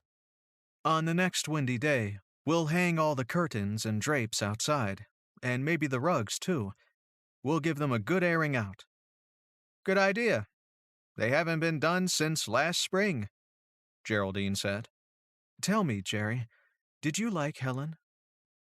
Honestly? Kate nodded. No. For a gambler's daughter having lived upstairs over a saloon, she sure had a haughty attitude. We all wondered how she'd gotten so high and mighty, being reared in that atmosphere, without even a single servant. Geraldine shook her head. No, neither Ethel nor I liked her, but we tolerated her and pitied poor Mr. Walker. I wonder what happened to her, Kate said. I think she ran off, thinking she could do better than Mr. Walker, and hitched herself to the wrong fellow. Geraldine shook her head. From what I gathered from their arguments, she wanted Mr. Walker to romance her and make their marriage genuine, but he refused. He told her he'd take care of her and even give her child a name. She just couldn't accept it. Thank you for filling me in, Jerry. I have so many questions after finding her yesterday. And after going through what you did yesterday, you deserve to know everything, Geraldine said. Ethel might be able to tell you more, being her personal maid and hating every minute of it. So, if your idea is right and she picked up with someone, how do you suppose she ended up in our cellar? I really don't know. Good question, Geraldine said. I dreaded going down there today, but I had to. It gets a bit easier each time. I don't think I'll ever forget finding her there, though. When Jeremy walked in, he greeted them somberly and went to the laundry room to wash up. When he sat down at the table, she brought him a steaming bowl of stew. Thank you, Kate. As she pulled her hand from the bowl, he grabbed it gently. I'm so sorry for what you had to go through yesterday. It's not your fault, Mr. Walker. Jeremy gave her an odd look that she couldn't interpret. It looked to her like a mixture of sorrow and guilt. "I'll get you some hot biscuits," she said, pulling her hand away. His hand had felt warm and gentle, even though it was hard and calloused from hard work. She knew, deep inside, that he couldn't hurt a fly. When Kate brought him the biscuits, he asked, "Will you take tea with me after dinner? I'd like to talk to you about things. I don't think either of us was in the mood this morning." "Of course. I'll just join the maids in the back of the kitchen to eat our dinner, and I'll meet you in the sitting room with a tea tray." "Perfect," he said. "Oh, and this stew is out of this world. May I have seconds?" "Of course." Kate filled his bowl. "If you want more, it will be on the stove." She walked back to the old wooden table where she and the maids ate. Jeremy found it hard to believe Kate could be such a fabulous cook, seeing that she was so young. He wondered just how affected she was, having found Helen the way she had. She'd forgotten his dessert. He'd have to do without. Having more stew would just have to satisfy him. He wondered what Kate thought of him. He didn't know why he should care, but he did. He liked Kate. It felt so domestic having her cook and care for him as if, well, he wouldn't go there with his thoughts. But he loved having her around and hoped she'd stay for a long time. He knew, being so pretty, sooner or later some fellow was bound to snatch her up, and why did the thought bother him so much? Surely he'd be able to find another cook and housekeeper. Jeremy made himself comfortable on the sofa in the sitting room and awaited Kate with the tea tray. When she walked in, his heart shifted a few degrees in his chest. She was wearing her hair pushed back with combs again, and he loved the sight of her long brown curls. Her big blue eyes, shielded by her long, thick lashes, did nothing to stop his shifting heart either. When she set the tray down, he noticed she hadn't forgotten dessert. There were 2 plates on the tea tray with a frosted cinnamon bun on each. She poured the tea. "I bet you thought I'd forgotten your dessert," she said, with a stunning smile. "I did," he said, taking his cup of tea from her. "I thought perhaps your mind would still be a bit foggy after your shock yesterday." "It is." She passed him the honey. "I can honestly claim it as the few moments in my life I'll never forget." After spooning in a large scoop of honey, Jeremy stirred his tea. "That's what I want to talk about. Do you mind?" "No, it's fine. Griff questioned me thoroughly at lunch," she said. "I figured as much." He took a sip of his tea and asked, "When you went down into the cellar at noon, everything down there appeared normal?" "Yes." She held out the plate with his bun. "Eat it, while it's still warm." Jeremy took the bun. The intoxicating aroma mesmerized him, and he bit into it eagerly. Mmm. He smacked his lips. Heavenly. Kate smiled proudly, and again his heart lurched. Good grief, she was beautiful. Between bites, he tried to concentrate on his questions. He asked, "And you saw no one unusual or strange on the property yesterday?" She shook her head, also enjoying her cinnamon bun. When she licked the frosting from her lips, Jeremy felt his heart move in his chest once more. It suddenly became more than he could handle. He cast his eyes from her and decided to finish the talk before he grabbed her and licked that frosting off her lips himself. "May I ask you a question?" Kate said coyly. "Of course. Don't ever hesitate to ask me anything," he said with as warm a smile as he could muster. "I know that your relationship with Helen wasn't a romantic one. Did you plan on living the rest of your life without love or affection yourself as well?" "If necessary, yes," he answered. "But deep inside, I knew she'd never last in a platonic relationship. and that I could endure it indefinitely. I've done without it this long. In fact, the last conversation we had, she threatened to get the marriage annulled. Some may consider that a strong motive for murder, she said softly. And they'd be right. It is a very strong motive. If I were the type who could harm another human being. When she went missing, I'd assumed she'd met up with her Otto, or went into town to arrange for an annulment. Do you have any idea where she stayed those weeks after she left? She asked. Jeremy chuckled to himself. She'd completely taken over his interrogation, and he didn't mind at all. Any time spent with her was a delight. It also gave him a chance to tell her his side of things. He didn't want her, especially, to believe he'd killed Helen. I know, to some, it might sound cruel that I married a woman and didn't consummate the marriage to try to make it real, but I just couldn't do it. First of all, it wouldn't have been fair to her to believe I cared when I didn't, and secondly, I never gave up the hope she'd leave, and I'd be able to find the love of my life someday. Kate seemed to be studying him, and then she said softly, I believe you. He couldn't stop the automatic smile that must have lit up his face. It meant a lot to him that she believed him. If no one else ever believed him innocent, at least Kate had. Thank you, he said. Any more of these cinnamon buns? He asked. Yes. Would you like for me to get you another? No, but they would surely make a great breakfast in the morning, instead of a hamless egg.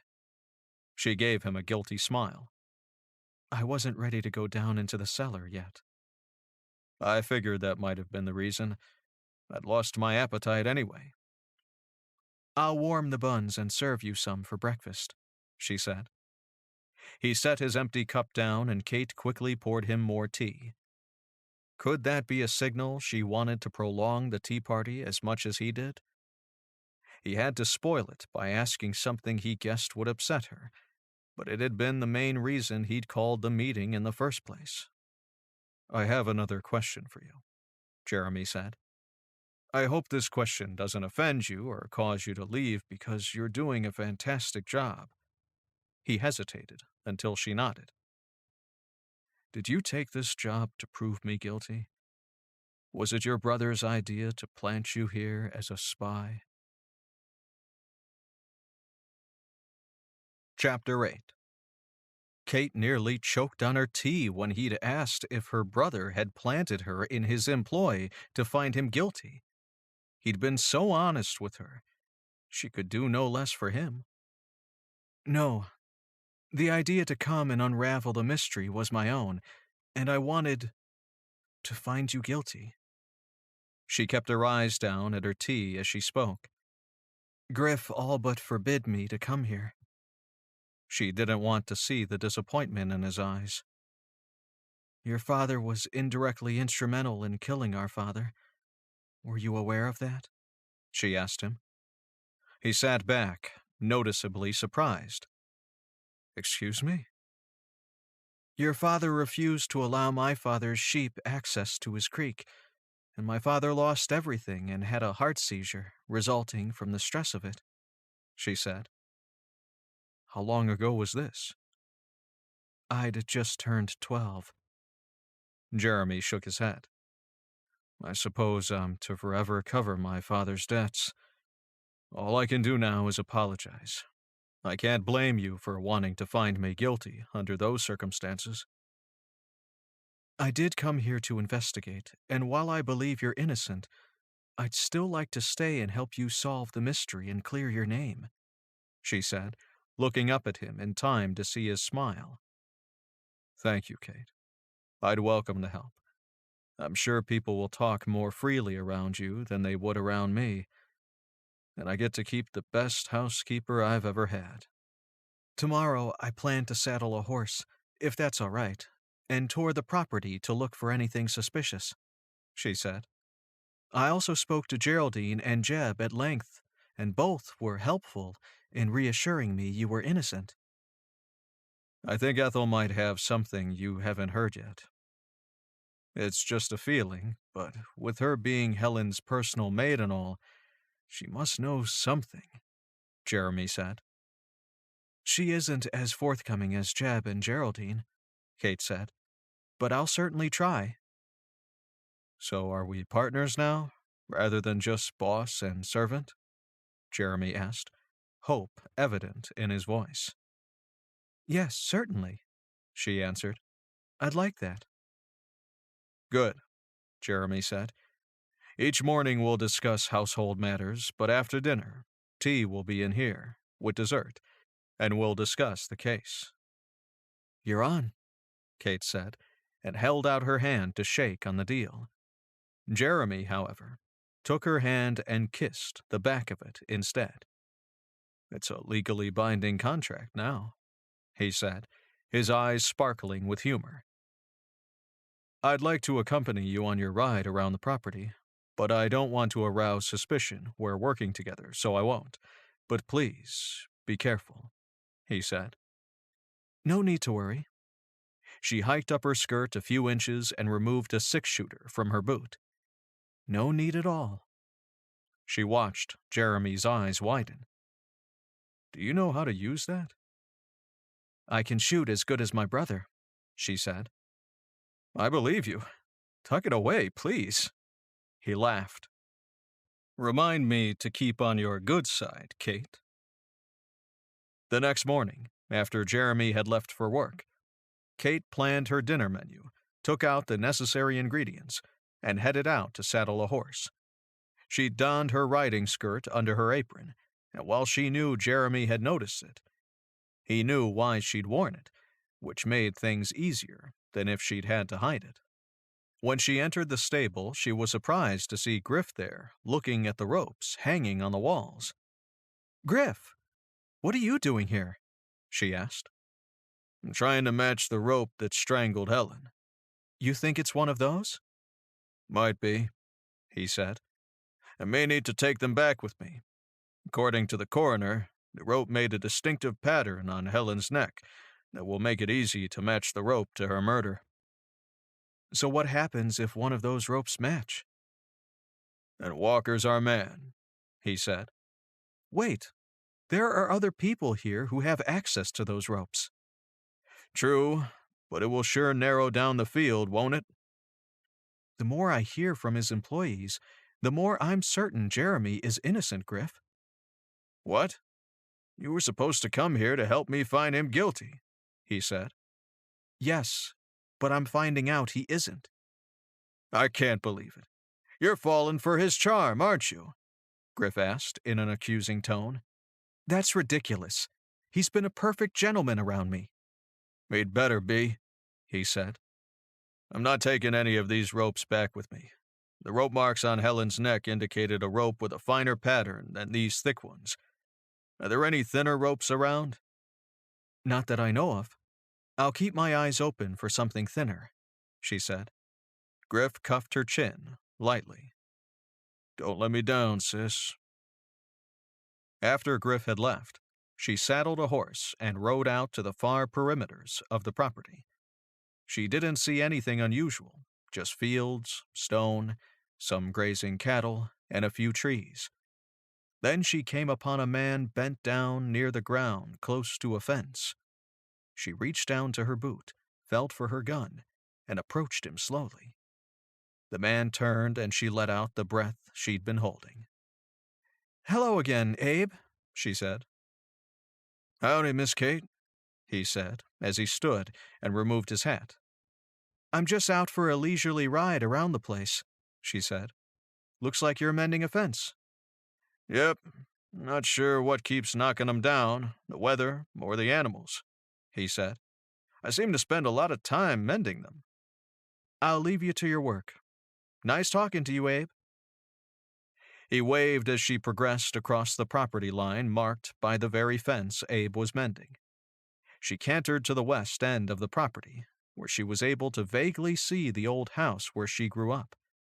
She wondered if it could still be vacant, or if someone had bought it from the bank after they had lost it. Though she was tempted to ride out and see, she knew it was growing late, and she had cooking to do. She wanted to surprise Mr. Walker with her chicken and dumplings.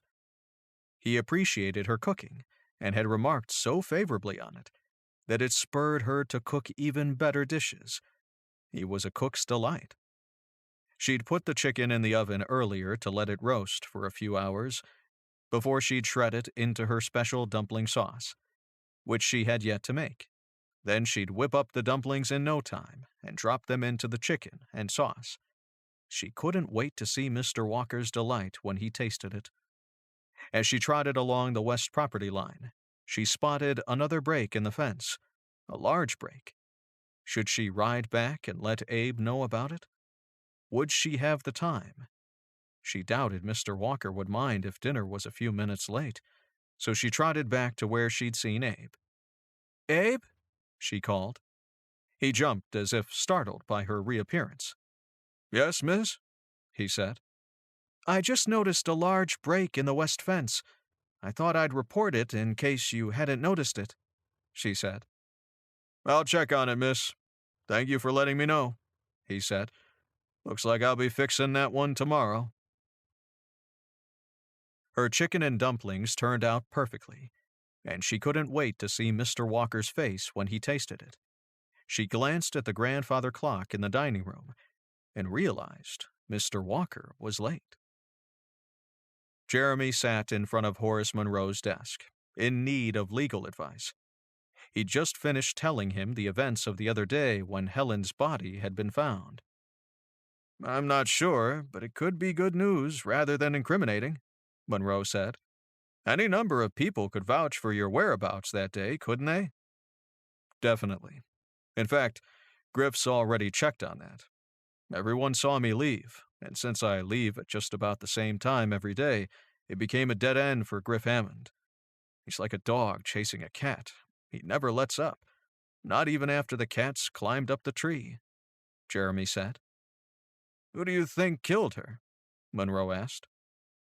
"If I knew, I wouldn't be here." "I wish I could be of more help to you, but if things get worse, you may have to seek a criminal lawyer."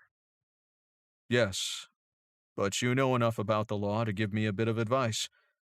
Is there a criminal lawyer in Hayes?" Monroe scratched his balding head.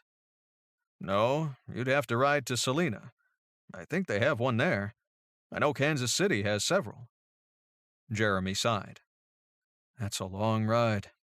"How are you making out with your new housekeeper?" Monroe asked with a grin. "I know what you're thinking, and I'm not in the least bit interested in her in that way. She's a fantastic cook, and I'm definitely going to keep her," he said. "She's pretty scenery, though, I have to admit, but our relationship is strictly professional, and I hope to keep it that way." "Good luck with that," Monroe said, giving Jeremy a knowing grin. "Do you really want her to stay on, or is your intention to put a bee in Griff's bonnet by keeping her? I hear he's madder than a wet hornet and that he ate at Rosie's eating house 3 times last week." "I hadn't thought of that. But the best swords are double-edged," Jeremy said. "Speaking of her cooking, I need to get home to see what she has on the stove today. Everything she's served so far has been simply heavenly." "She's also beautiful and the sheriff's sister. Keep that in mind, Jeremy." Jeremy walked into the house, smiling when the aroma of what was cooking reached him. He washed up quickly and almost ran to the kitchen. "What smells so delightful?" he asked Kate, who was stirring a pot on the stove. Her apron was pulled tightly around her, showing off her tiny waist. He had to steel himself from coming up behind her, putting his arms around her waist and kissing her neck. If she were his wife, that's what he'd do. He shook that thought from his head. "Keep it professional, Jeremy," he told himself. "Chicken and dumplings," she said. "If it tastes half as good as it smells, I'm in for a treat," he said, taking a seat at the table. He told himself all the way home that he had to stop thinking of Kate as anything but a housekeeper and cook. The two of them could never happen, for more than one reason, including his reputation, her brother, and the fact that if things didn't go right, he'd lose the best housekeeper he'd ever had. Yet the minute she walked to the table carrying his dish, his heart began to pound in his chest. Why did she always have that effect on him? He looked at the plate she'd set down before him, and his mouth nearly watered. As she walked back toward the stove, he started to shovel the chicken and dumplings into his mouth. He'd have to pinch himself to be sure he hadn't died and gone to heaven. When Kate returned with a hot biscuit, he waved it off. "I don't want a biscuit. I'd rather have seconds of the chicken and dumplings. Kate, you've outdone yourself. You should really open up an eating house. But not too soon," he added quickly. "Do you really think I could do well if I ran an eating house? It's a thought. After all, I don't want to be a housekeeper all of my life. I'll keep that in mind when I earn enough to start one." Though Jeremy had promised himself he wouldn't, he asked her anyway. "Will you join me?" "No, I eat with the maids, but I'll be taking tea and dessert in the sitting room with you soon." She walked away, leaving him wishing he'd kept his promise and hadn't asked. Chapter 9. Jeremy waited in the sitting room for Kate, thinking about the murder. It really didn't have to end that way for poor Helen, and he felt guilty in a way. Should he have tried to make it a real marriage even though he could never love her? Would that have been fair? Or should the blame be laid at her father's feet for having forced her into a marriage neither of them wanted? What could he have done differently to spare Helen that awful fate?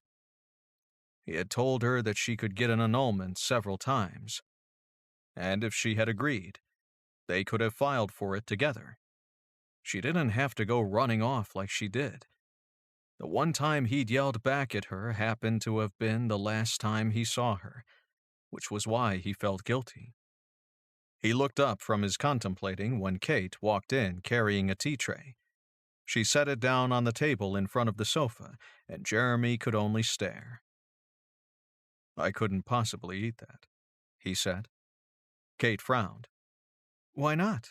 I made it just for you. Geraldine said lemon pie was your favorite." "It is, but I'm stuffed from the 2 helpings of my dinner. I couldn't possibly, well, maybe just a sliver of a piece," he said. Kate smiled. "Here." She handed him the knife. "Cut the size you want."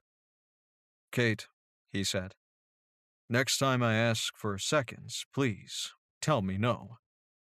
"All right," she laughed. "Can I take a large piece of this pie to work tomorrow?" he asked. "You can take the whole pie," she said. "I made 2. Maybe some of your employees would like some." "It's fantastic," he said. "Where did you learn to cook like this?" "My mother died young, and my paternal grandmother raised Griff and I, along with my father, of course. We all lived together. I sat and watched her in the kitchen from the time I could sit on a stool by myself." "I'm gonna have to get more physical exercise if I'm gonna continue to eat like this," Jeremy said. "How about taking a walk with me before it gets dark?" Again, he'd broken a promise to himself. How could he be so strong at the lumber yard and so weak around Kate?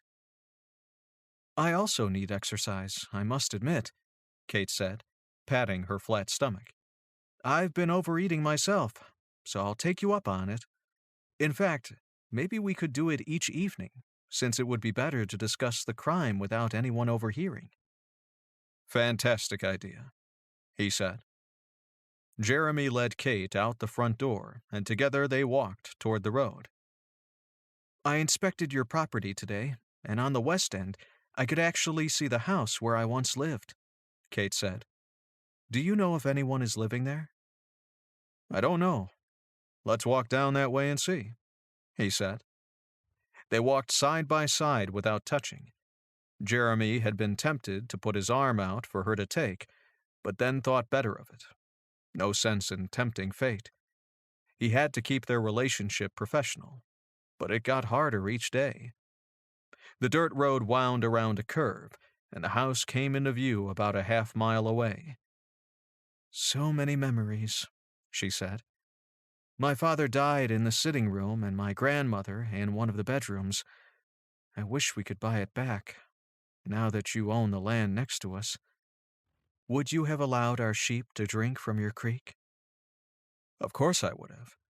The creek runs so close to the property you owned, the sheep wouldn't have had to cross but a tiny corner of the property. I'd have moved the fence on an angle so the sheep could come and go as they pleased, and not veer into the cattle's grazing area at all." "I wish you'd owned it then," she said wistfully. "Let me tell you about my father," he said. "Amos Walker grew into an angry, belligerent man, who took his anger out on nearly everyone by being ornery. He blamed everyone for every misfortune he had. Nothing was ever his fault. I buried him a few months ago and had mixed feelings. He might have been difficult to live with, but I never hated him. The Bible clearly states that we should honor our parents, without exception." "Do you read the Bible?" she asked. "Yes, I believe it to be the true word of God, and I try to live by it." "Why do you think your father harbored so much anger?" "I think he was born angry, but it got worse every time misfortune hit him. According to my grandmother, it worsened the day my mother died after a horse accident. He bought a huge, wild stallion, and my mother kept telling him to get rid of it. The horse exhibited wild, frightful behavior, and no one seemed to be able to train him, but my father refused to part with him. One day, while my mother was leading another horse into the corral, somehow the stallion got out of his stall, charged, and trampled my mother." "Oh, no!" Kate exclaimed, touching his arm. "How old were you?" 5. I think the guilt made my father even angrier, and he got nastier as time progressed. He also carried guilt around since he couldn't recall if he'd left the horse stall unlatched or if someone else had. He never remarried, but he did have a friend. Mrs. Carpenter, who owns the Buckhorn Saloon in town, was, close to him." Kate removed her hand from his arm, but he could see the sympathy in her eyes. "I'm so sorry, Mr. Walker." "Do you think when we're alone like this, you might possibly call me Jeremy?" She smiled. "I don't see the harm in it." "Jeremy, your childhood must have been sad. What with a mean father and no mother? Did your grandmother live with you to allay your father's anger?" "Yes, but only until I reached the age of 9, when she died of a heart seizure." "Oh, no," Kate said. They were now in front of the house, which looked empty to Jeremy. He walked as close as he dared with her. "I'm not sure if we should get any closer until we're sure no one is living there. It wouldn't do to trespass," he said. "There's a broken window on the side," she said. "If someone is living there, wouldn't they cover it?" "You'd think so, yes. Wait here. I'll give it a quick check. Get ready to run," he said with a laugh. He left Kate on the road in front of the house while he went around to the side to peer into the window. He didn't see anyone, and some of the furniture looked dusty. Some of it was tipped over. "Hello?" he called into the house, unsure what he'd say if someone answered. He walked back to the road. "It's getting dark," he said. "Tomorrow we'll come here earlier and check inside. If no one's here, you can walk around and unpack some memories." "Don't you have to work tomorrow?" she asked. "I only work until noon on Saturday. My foreman keeps the yard open until 5, but only for selling lumber. The mill itself is closed all weekend," he explained. As Kate walked alongside Jeremy, she still felt sympathy for his rough childhood. She couldn't imagine how he'd turned out so well.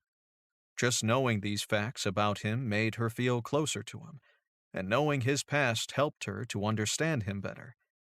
And he was a Bible reader.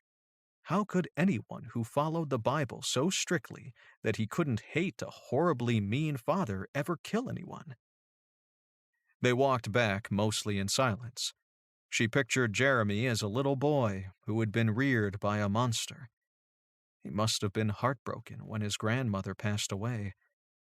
She felt the need, deep inside her, to demonstrate some type of gesture to show she cared about him.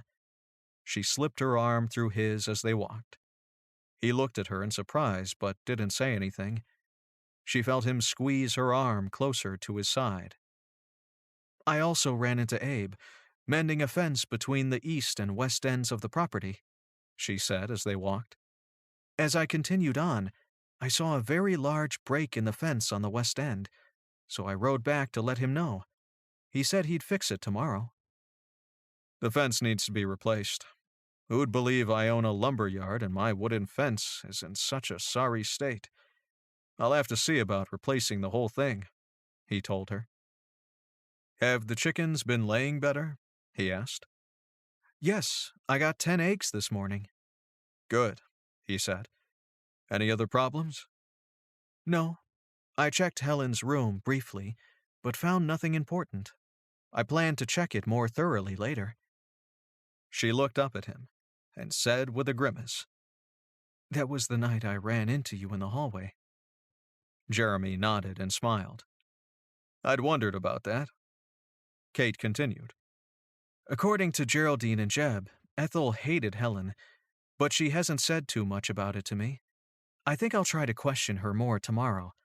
Geraldine is so sweet, and she never stops talking, but Ethel is harder to get information from.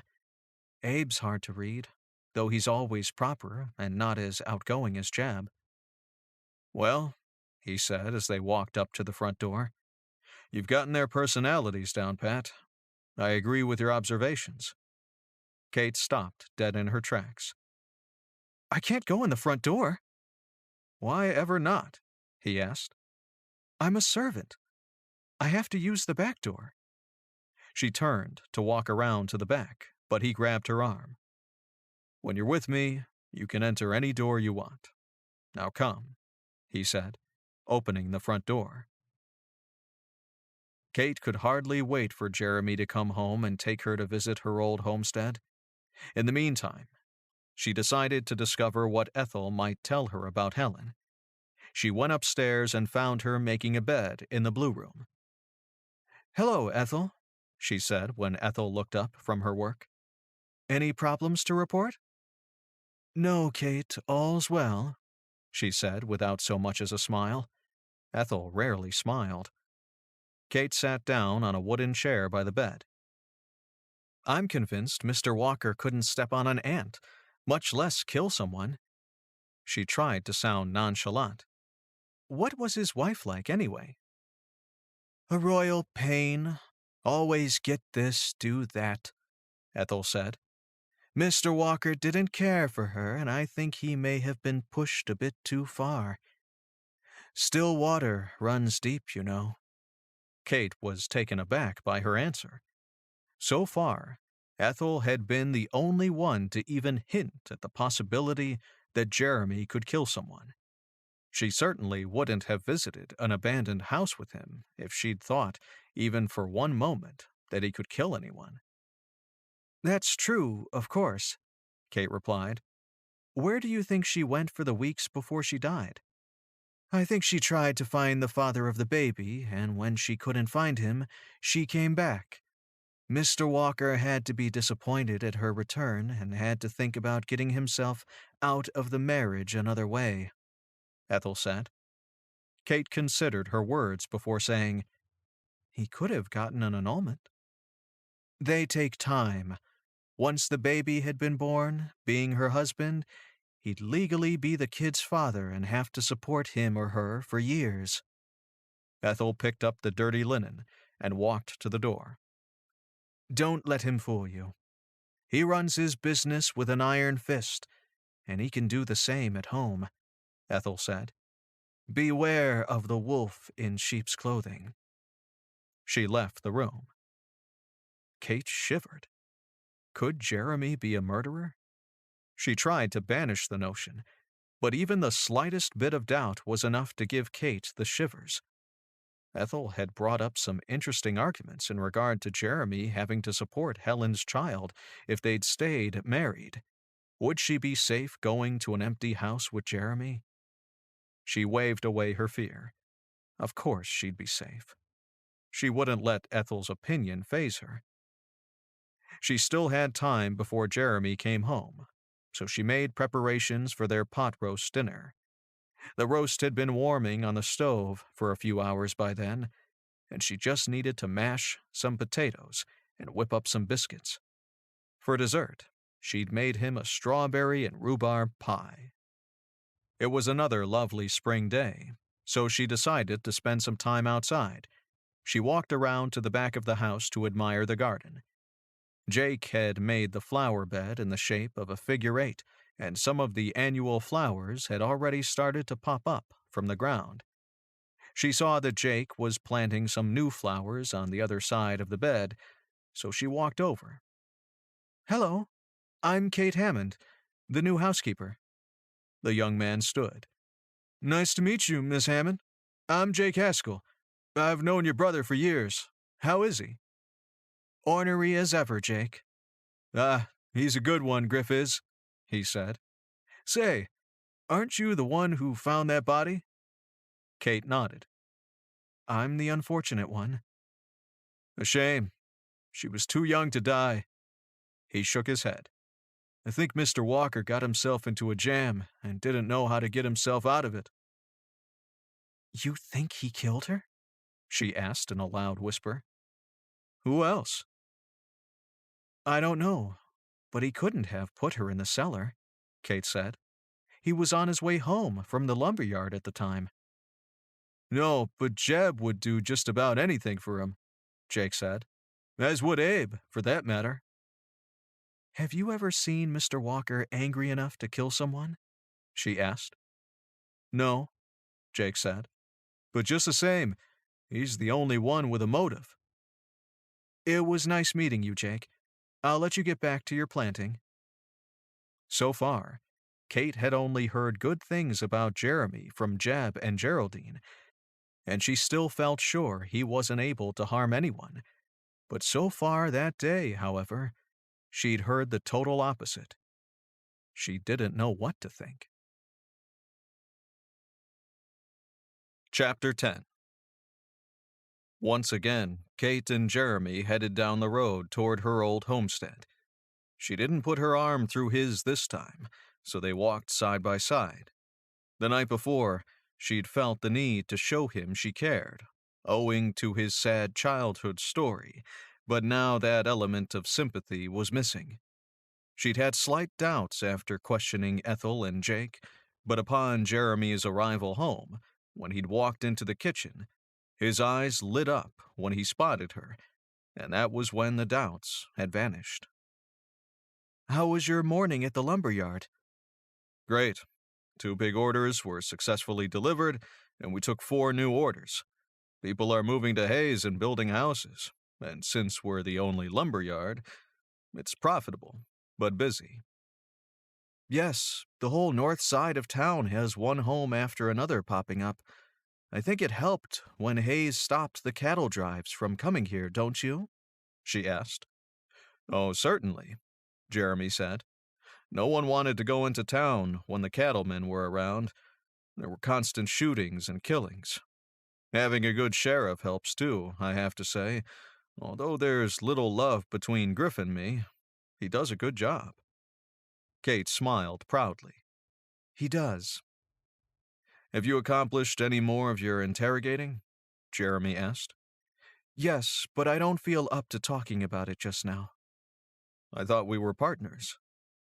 "I planned to tell you, just not right now," Kate said. "We're almost at the house, and I'm so excited I can't think straight." "Fair enough," Jeremy said. When they got there, Jeremy checked and discovered all the doors locked. "I'll climb in through the window and come around and open the front door," he said. "Okay?" "That would be great," she smiled. It felt so good just to be standing on the porch of the old place. While Jeremy climbed in through the window, she reminisced about how she'd once sat on that very same porch with her grandmother, snapping string beans. Jeremy opened the front door and Kate stepped inside. Though the porch had stirred her memories, the inside of the house did not. The few pieces of furniture Griff had left behind lay overturned and garbage was strewn about. It was a mess. She stood gazing around at it all in disbelief. "Squatters, probably," he said. "This has no resemblance to my home at all." She walked through the sitting room and shivered. "It looks as if no one else has lived here since we left." Kate started up the stairs to walk through the bedrooms, and Jeremy followed. "This was my room," she said, stopping in front of one of the bedroom doors. "My bed was there, and... what's that?" She pointed to a colored object on the floor. Jeremy bent and picked it up. "It looks like a hair ribbon." He held it out so Kate could see. "Don't tell me it once belonged to you." "No, but there's something about it. I've seen this unusual style of ribbon before. See the silver thread woven through it?" She shrugged. "Perhaps I saw it in the general store." "Shall we take it with us or leave it here?" Jeremy asked. "Leave it. I have plenty of ribbons, and it's all dirty besides." Jeremy set the ribbon on the windowsill. He led her down the stairs, through to the back of the house, and into the kitchen. "It looks like someone has stayed here very recently," he said. "How can you tell?" "The pieces of bread on the counter in the kitchen aren't green yet. They're hard, though," he said, picking up a bit of crust and tapping it on the counter. For some reason, that gave Kate chills, and she shuddered. "It's nothing to worry about. There are always squatters and the homeless looking for shelter. Sometimes travelers might stop if they need shelter for the night," he said. "Is there anything else in here you'd like to see?" he asked. "Yes. My grandmother's room." Kate led him to the room off the dining area. When she looked inside her grandmother's bedroom, she froze in the doorway, let out a small scream, and threw herself into Jeremy's arms. "Kate, what is it?" Jeremy said, taking full advantage of the situation to pull her closer. "Something just scampered across the floor and under the closet door." "It's probably just a mouse. With all the food left around, it's no wonder." Kate didn't know why, but she began to cry. It seemed almost like someone had desecrated her family's memories by trashing her home and housing mice.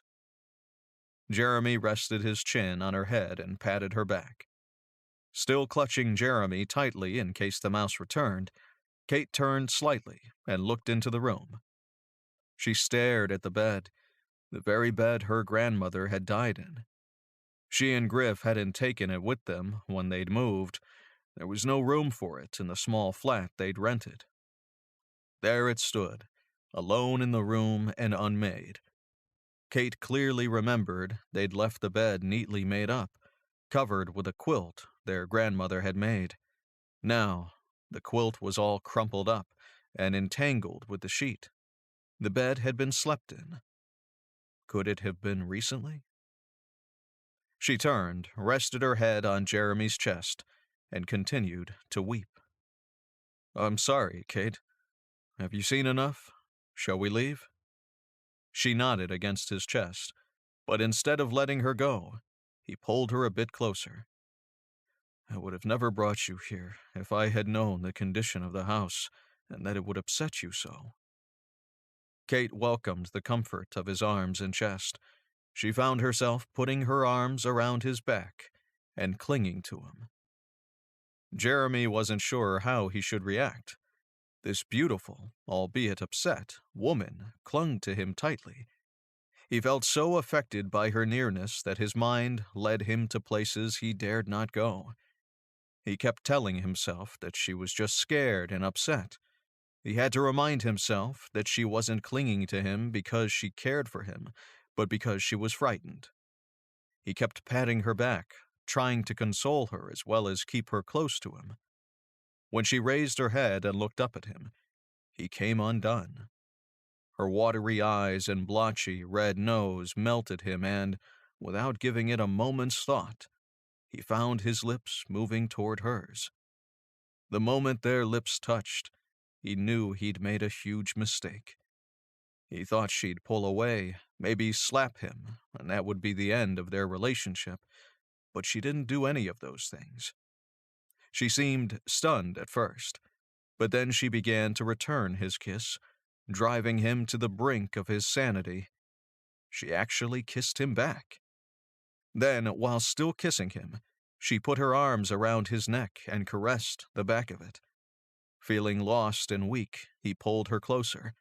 The kiss felt amazing, and he didn't want it to ever stop for fear he'd have to face her. And what might he say to her then? The kiss didn't end. He sure wasn't going to end it, but he did reposition his lips a few times, and she had done the same. They seemed to be like two hungry fish, grabbing a worm and refusing to let it go, no matter how much it wiggled. His hand automatically went to her waist, and he pulled her even closer as the kiss heated him to the boiling point. He knew she could feel his desire, but she didn't pull away. He prayed she wouldn't, because he'd never felt anything this amazing in his entire life. When the kiss finally ended, he wasn't sure which of them had broken it first. They were both quiet and trying to get their breathing back to normal again, and she hid her face against his chest as if embarrassed. He stroked her hair. "That kiss was amazing, Kate." "How did it happen?" she asked. "I'm not sure. I hadn't planned it. I became drawn to your lips like a magnet to metal." He paused and lifted her chin up so she would look at him. "Should I apologize?" "No, no apologies," she murmured. "But I'm not sure amazing is the right word for that kiss. Earth-shattering might be a better description." Jeremy had never wanted a woman so badly in his life. Not that he'd been with many, but Kate was the closest he'd ever come to being tempted to go further. He'd never lain with a woman, owing to his strict following of the Bible. He'd kissed a few women in his life, but never anything like that. "Do you think we'll be able to step back into our normal lives after this?" he asked. Kate studied him. "Do you mean forget it ever happened?" "No, never that," he moaned hoarsely. "I meant, could still pretend to be housekeeper and employer." "I could if we can be like we are now when we're alone. Don't forget our partnership, Jeremy. We have to clear your name." He lifted her chin up again and looked into her eyes. "You mean you'd like to continue this loving relationship in private?" "I would," she said. "More than anything." He hugged her to him again and rocked her in his arms. "Now that I've been to heaven, I don't want to go back either." "We'll have to be very good at acting," she said. "And when the job is done, then what?" he whispered in her ear. "I don't know. We'll have to see how we feel then, I guess." As they walked back to Jeremy's house, he said, "You haven't told me how your investigation went today." After a brief hesitation, she said, "No, I didn't. It wasn't good at all."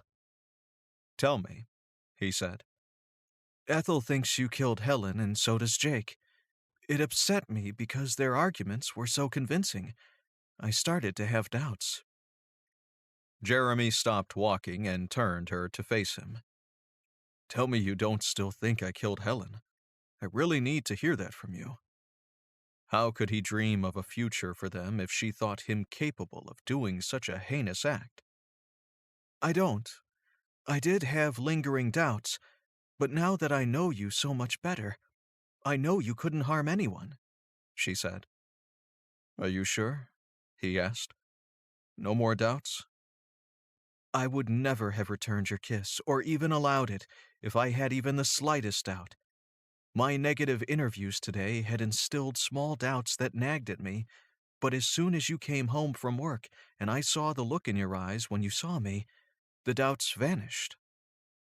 He breathed out and then smiled. "That means the world to me. I don't care what anyone thinks of me anymore, except for you.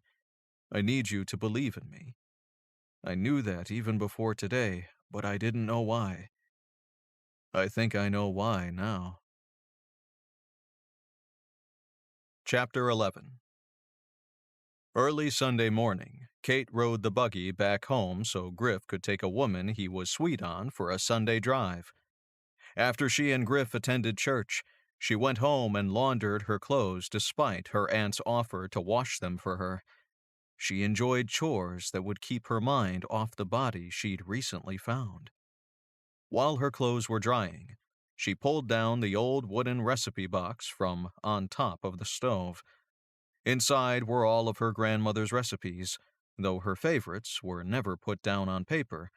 Kate knew them from memory. She pulled out a few recipes and put them into her valise to take back to Jeremy's. She spotted him in church, sitting in the back in the seat closest to the exit. She knew he'd be out the door right after the benediction, so he wouldn't have to face anyone. Poor Jeremy. She'd seen Griff only briefly, as he'd returned home late, and she'd left early the following morning for Jeremy's. They'd barely exchanged pleasantries, which suited her just fine. As she rode to Jeremy's, she realized how anxious she was to see him again. She wondered how long it would be before they could be alone and kiss. She felt warmth in her chest just thinking about it, making her more determined to clear his name by finding out who had killed Helen. About a mile before she reached the Walker's house, she saw a rider racing toward her. Since it was the first time she'd ever met anyone on the road while traveling alone, she stiffened. The sun had just crested the horizon, and she couldn't help but feel a bit uncomfortable out there in the wilderness alone. She reached down and touched the gun tucked into her boot, hoping she wouldn't have to use it.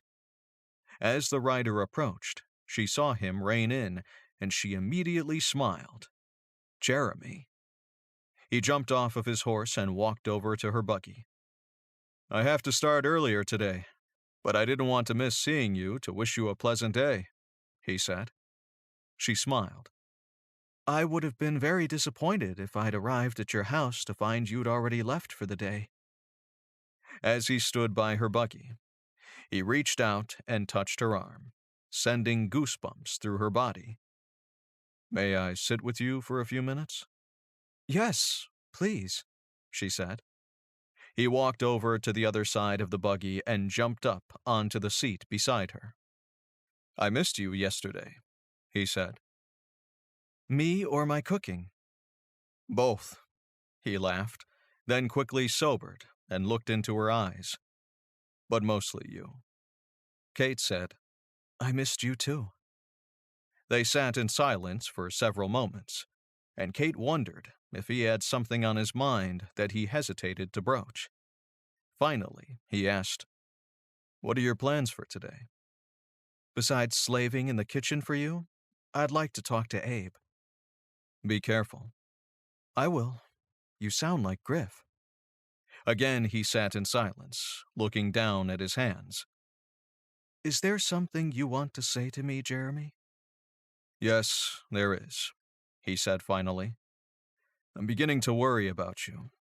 What happens if you find out too much while investigating and it puts you in danger? I think you should go back home and forget about playing detective. I can easily hire another housekeeper." "Are you firing me?" she asked, feeling a lump form in her throat. "No, of course not." Jeremy took one of her hands and kissed it. "You're the best thing that's ever happened to me both personally and professionally." He dropped her hand and grew serious again. "Helen was murdered and her body found on my property. That's serious. I don't think I could stand it if..." Darn it, Kate, you might be in danger. One thing is certain. There's a murderer on the loose, and he or she may very well be someone we know. What if I don't want to leave? She asked. Come here, he said softly, and he held out his arms. Kate went into his open arms, rested her head on his chest, and listened to his heart beating. I'm growing much too fond of you to lose you is all. I want you safe. Kate looked up at him. I want to help you clear your name. I know you do, and I respect that about you.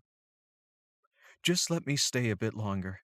If I get close to discovering something I feel might endanger me, I'll leave, she said. Or are you saying you don't want a relationship with me at all? I want that more than anything, and that's why I'm so worried, he said. He touched her face. I'm extremely fond of you. Can't you tell? I thought I could tell, but I might have been wrong. I think you'll need to show me again, she said. He kissed her lips lightly several times. Is that the best you can do? She asked. It is for now. I'll show you when we take our walk tonight exactly how I feel about you, he said, kissing her nose quickly. Now I have to get to the yard. He climbed down from the buggy and walked to his horse. Be careful. I can stay then? She asked. For now, he said, and rode off with a wave. As she made her dinner preparations, Kate tried to think of how she might approach Abe. Geraldine came in and greeted her. I missed you yesterday, Kate. I had no one to talk to. Ethel was in a foul mood again, and the men are off on Sunday, Geraldine said. Welcome back. Believe it or not, I missed you too, Kate said. My aunt drove me crazy. When she comes to visit, she takes over the household. I couldn't find a thing in the kitchen since she moved things where she thinks they should be. Mr. Walker walked around in a gloomy mood, as well, but he seemed better this morning. He told me not to fuss yesterday and that sandwiches would be fine for dinner, Geraldine said. He's such a thoughtful man. Tell me, Geraldine, is Abe the one where to call to move heavy things for us if we have the need? Kate had wondered ever since Ethel had told her Abe had come to turn the mattresses for her. She thought she might get Abe in to move something for her, which would give her an excuse to talk to him. No, Jeb's the one who does that. Abe's strictly a ranch hand. He works out in the fields with the cattle, fences, and things like that. Jeb's job is to work in the stables, running errands, milk the cows, clean the stalls, and stuff like that. Kate wondered why Ethel would have called Abe instead of Jeb to turn the mattresses. It would be very difficult to strike up a conversation with him now. Is there a relationship going on between Ethel and Abe, by any chance? Kate asked. Oh, no, I don't think so, Geraldine said. I've never seen them together. He'd probably be too young for Ethel anyway, right? Kate asked. Actually, Abe is older than he looks, and Ethel is younger than she looks, Geraldine said. How old do you think Ethel is? Kate said, pondering. About 40? Yes. How did you guess? Mr. Walker told me once that he'd never hire anyone for the house under 40 before. Kate hoped Geraldine hadn't caught her slip. She and Jeremy had to be careful. Well, Abe is 38, unmarried, and on the ornery side, and Ethel is 42. Come to think of it, Geraldine added with a wink. Both being irritable, they would make the perfect pair. It bothered Kate all day that Abe had been upstairs to turn the mattresses for Ethel, and she had to ask herself why. Kate tried to sort the clues by writing a timeline of the events that had occurred since her arrival, starting with Jeremy giving her, Geraldine, and Ethel the second-floor bedrooms. Later, that same morning, Abe had turned the mattresses in the new rooms they'd be sleeping in. It was that same afternoon she'd found Helen's body in the root cellar. On her ride the next day, she'd found the hole in the fence and saw her old home. Later in the evening, she and Jeremy took a walk to her old family home. Finally, on Saturday afternoon, she and Jeremy walked back to her old homestead and went inside. Each of the events seemed normal enough, except it should have been Jeb, not Abe, helping Ethel. She sat back and looked at her list of events and times. She paid special attention to what had gone on just before Helen had been found because someone had to have put Helen in the cellar between noon and 6 in the afternoon. Could there be a connection between Abe's having helped Ethel and Helen's body being found? Or was it just her vivid imagination taking over? She folded the paper containing the timeline and put it in her pocket. She'd have to show it to Jeremy later.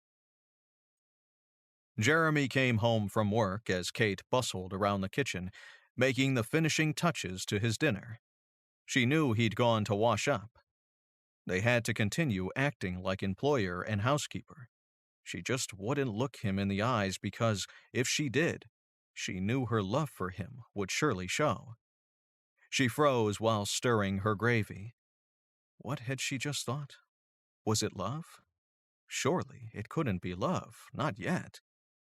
Still. She wondered just how good an actor Jeremy could be. He walked into the kitchen and sat down at his place setting, as he usually did. She gave him a brusque greeting, filled his plate, and set it in front of him. He looked at the plate. "This looks fantastic." He seemed to be trying to avoid looking at her too, as he stared at his plate. "I love roast beef." Kate knew he was trying hard not to look at her, so she walked back to the stove. "I'm glad. Let me know if you need seconds. But there is a dessert." She settled down at the old wooden table with Ethel and Geraldine to eat her dinner. She could see Jeremy from where she sat, so she'd be able to see when he was ready for dessert. He always laid down his fork and sat back with a sigh when he'd finished eating. When she saw him lay down his fork, she rose and brought him a bowl of rice pudding with a cherry on top. Jeb had picked her a whole bucket of cherries, and she was planning to make a cherry pie for the next day's dessert. He thanked her without looking at her. As she walked away, he said, "By the way, I've eaten too much again today. Would you like to accompany me for a walk after our tea?" She stopped, turned her head in his direction, and said, "Good idea. I'll look forward to it." When she got back to her table, Ethel had already left, but Geraldine was sitting there, eating her peas, one at a time. "I hear you and Mr. Walker are going for another walk. Is there something brewing between the two of you?" she asked. "I think he's become a bit more comfortable with me, but other than that, no. At least not on my part. He likes to get some exercise, and I enjoy getting out of the house. I think he feels badly that I had to find Helen's body the way I did, and he's trying to make it up to me. Most of the time he talks about his childhood and how he started his lumber yard." "It's a shame. You two would be perfect for each other," Geraldine said. "I'd hoped. Well, I suppose it's none of my business, but I've felt sorry for Jeremy getting bound to that horrible woman. Someday, I hope he'll find someone who will treat him like he deserves to be treated. He's a wonderful man." "That's so thoughtful of you, Geraldine. I'm sure he'll find someone eventually. He's very handsome." "He is. I wish I were 20 years younger myself," she said playfully. "Have you ever been married, Geraldine?" Kate asked the woman who looked about 50, with salt and pepper hair and a stocky build. "I married years ago to a wonderful man," Geraldine said. "We had just a few months together before the Civil War interrupted our marriage. He was killed at Lexington." "Oh no, I'm so sorry. Darned wars." "He died for a good cause, in the Union Army. He joined because he didn't think anyone should be owned and abused by another person." Geraldine sighed, wistfully. "I think he would have joined even if he knew he'd be killed. He felt very strongly on the issue of slavery. Then he'd be happy in heaven knowing the North won the war, Kate said. For sure he's in heaven. He was a good, God-fearing man. Oh, why'd I use that term? God isn't to be feared. Why do people use that phrase? Geraldine asked. Everyone used to say that when I was growing up, and I always pictured God sitting on his throne with a frown, glaring at those of us who'd sinned. How do you picture him now? Kate asked. He's smiling and has love in his eyes. His hands aren't balled into fists, but he's holding them out to us, Geraldine said. He loves us so much he sent his own son to earth to save us from our sins. Does he sound like a God we need to fear? Certainly not. That's beautiful, Geraldine. I think you've changed the image I had of him, too, Kate said. He is our father, after all. Well, Kate said as she pushed her chair back and stood up, I see Mr. Walker has finished his dessert. I'll serve his tea in the sitting room so we can discuss household matters, though I seldom have much in the way of news. Everyone here does their job and keeps out of trouble. Chapter 12. As soon as Kate and Jeremy were around the bend in the road and couldn't be seen from the house, she slid her arm through his. He pressed it to his side and smiled down at her. Have I done well with my acting? He asked. We were both excellent, she said, unless someone noticed we never looked at each other. I can't look at you because I don't trust myself not to show my affection, he said. Dare I hope you're doing the same? I may be, she said with a flirting smile. Come this way, he said, leading her through a wooded area. We're still on my property. I'll show you my secret hideaway. Hideaway? Yes, where I go when I want to be alone. After walking for a couple of minutes, they came to a small clearing in the woods, surrounded by forest on all sides. An ornate bench sat in the center of a bare spot. Kate gazed around the area. This is cozy. Have a seat, he said, taking a seat and patting the bench beside him. She hadn't been in the seat 2 seconds before she found herself in his arms. I thought about this all day, he said. I remembered this place and planned to take you here. If there is ever an emergency and you need to escape the house, come here. No one knows about it. I cleared this area a few years ago and brought the bench here. I needed a place to get away from my father on the days he acted more ornery than usual. He pulled her onto his lap. Now it's our place. He pressed her close, placed his lips tenderly on hers, and then pulled away. He did this several times until Kate became frustrated and held the back of his head to keep his lips on hers for a prolonged, passionate kiss. He said. I like your initiative.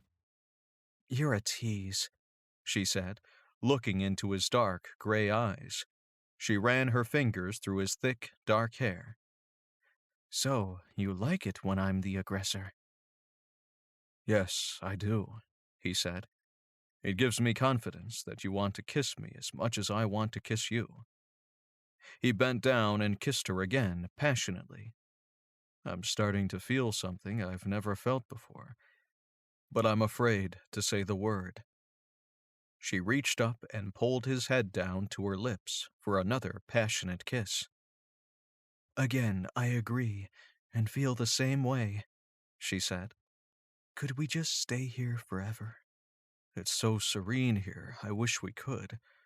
I plan to build a small cabin on this spot, he said. That would be a marvelous idea, she said. Listen to the different bird calls. This is a lovely place. It's never been as lovely as it is today, he said, hugging her to him. Kate, Kate, Kate, what will I do with you?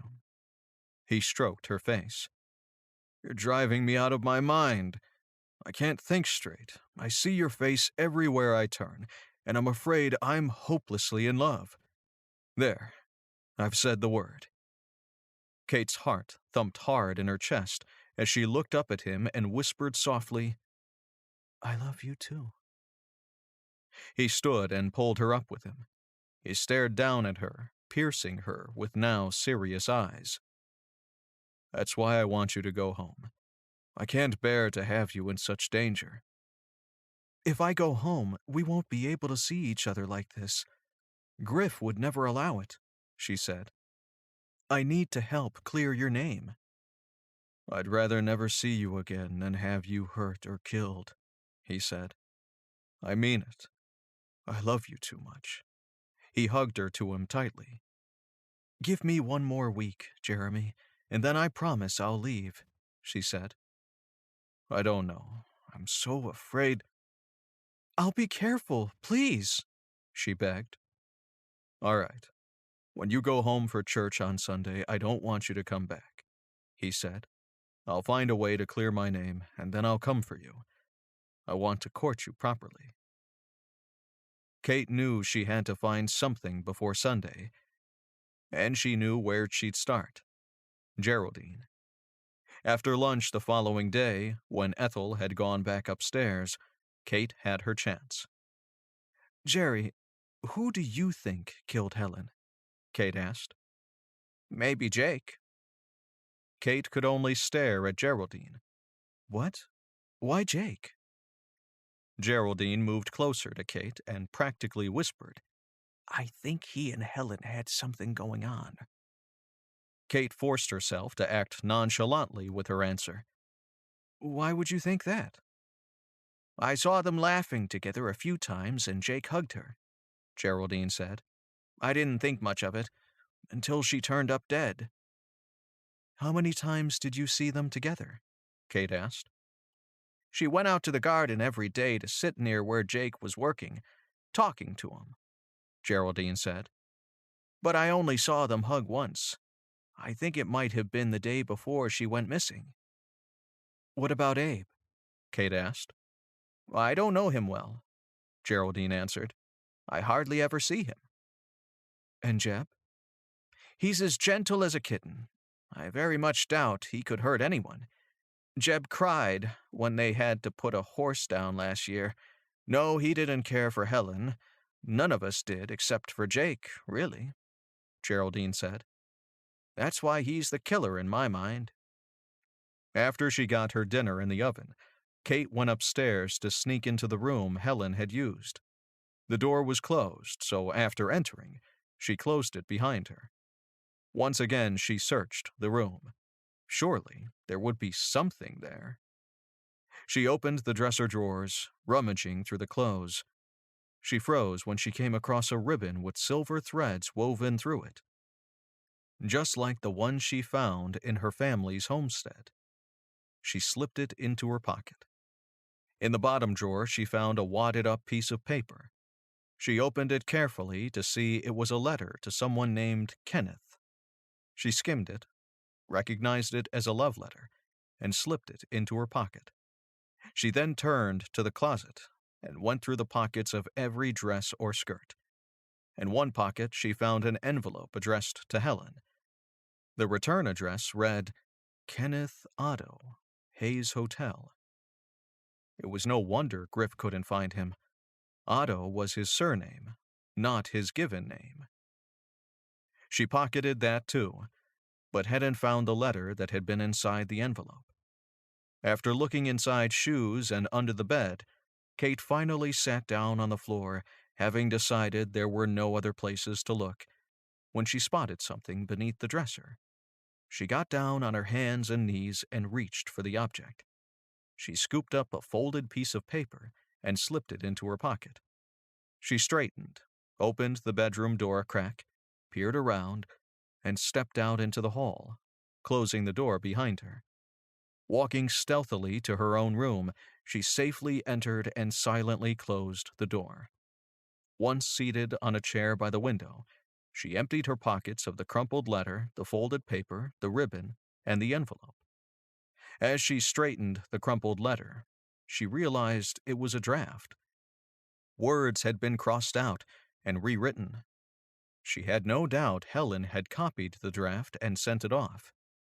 She read the edited letter. Dear Kenneth, cross out, Ken, I am sure, cross out, swear the baby's yours. Why are you now, cross out, denying it? Yes, Jeremy Walker married me, yet, cross out, but I don't like, cross out, love him. I love you. There is no, cross out, has never been a romance between my husband and me, myself, cross out. I don't want, cross out, wish to spend the rest of my life in a loveless marriage. Come, cross out, please come for me.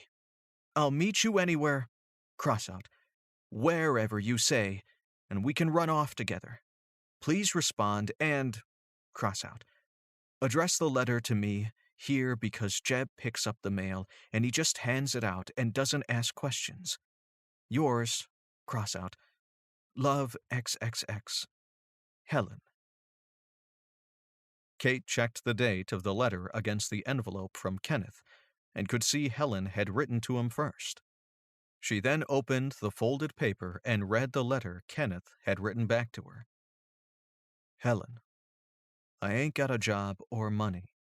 How can I support you and a baby? I'm going home to Kansas City. Besides, you weren't as pure as you said you were.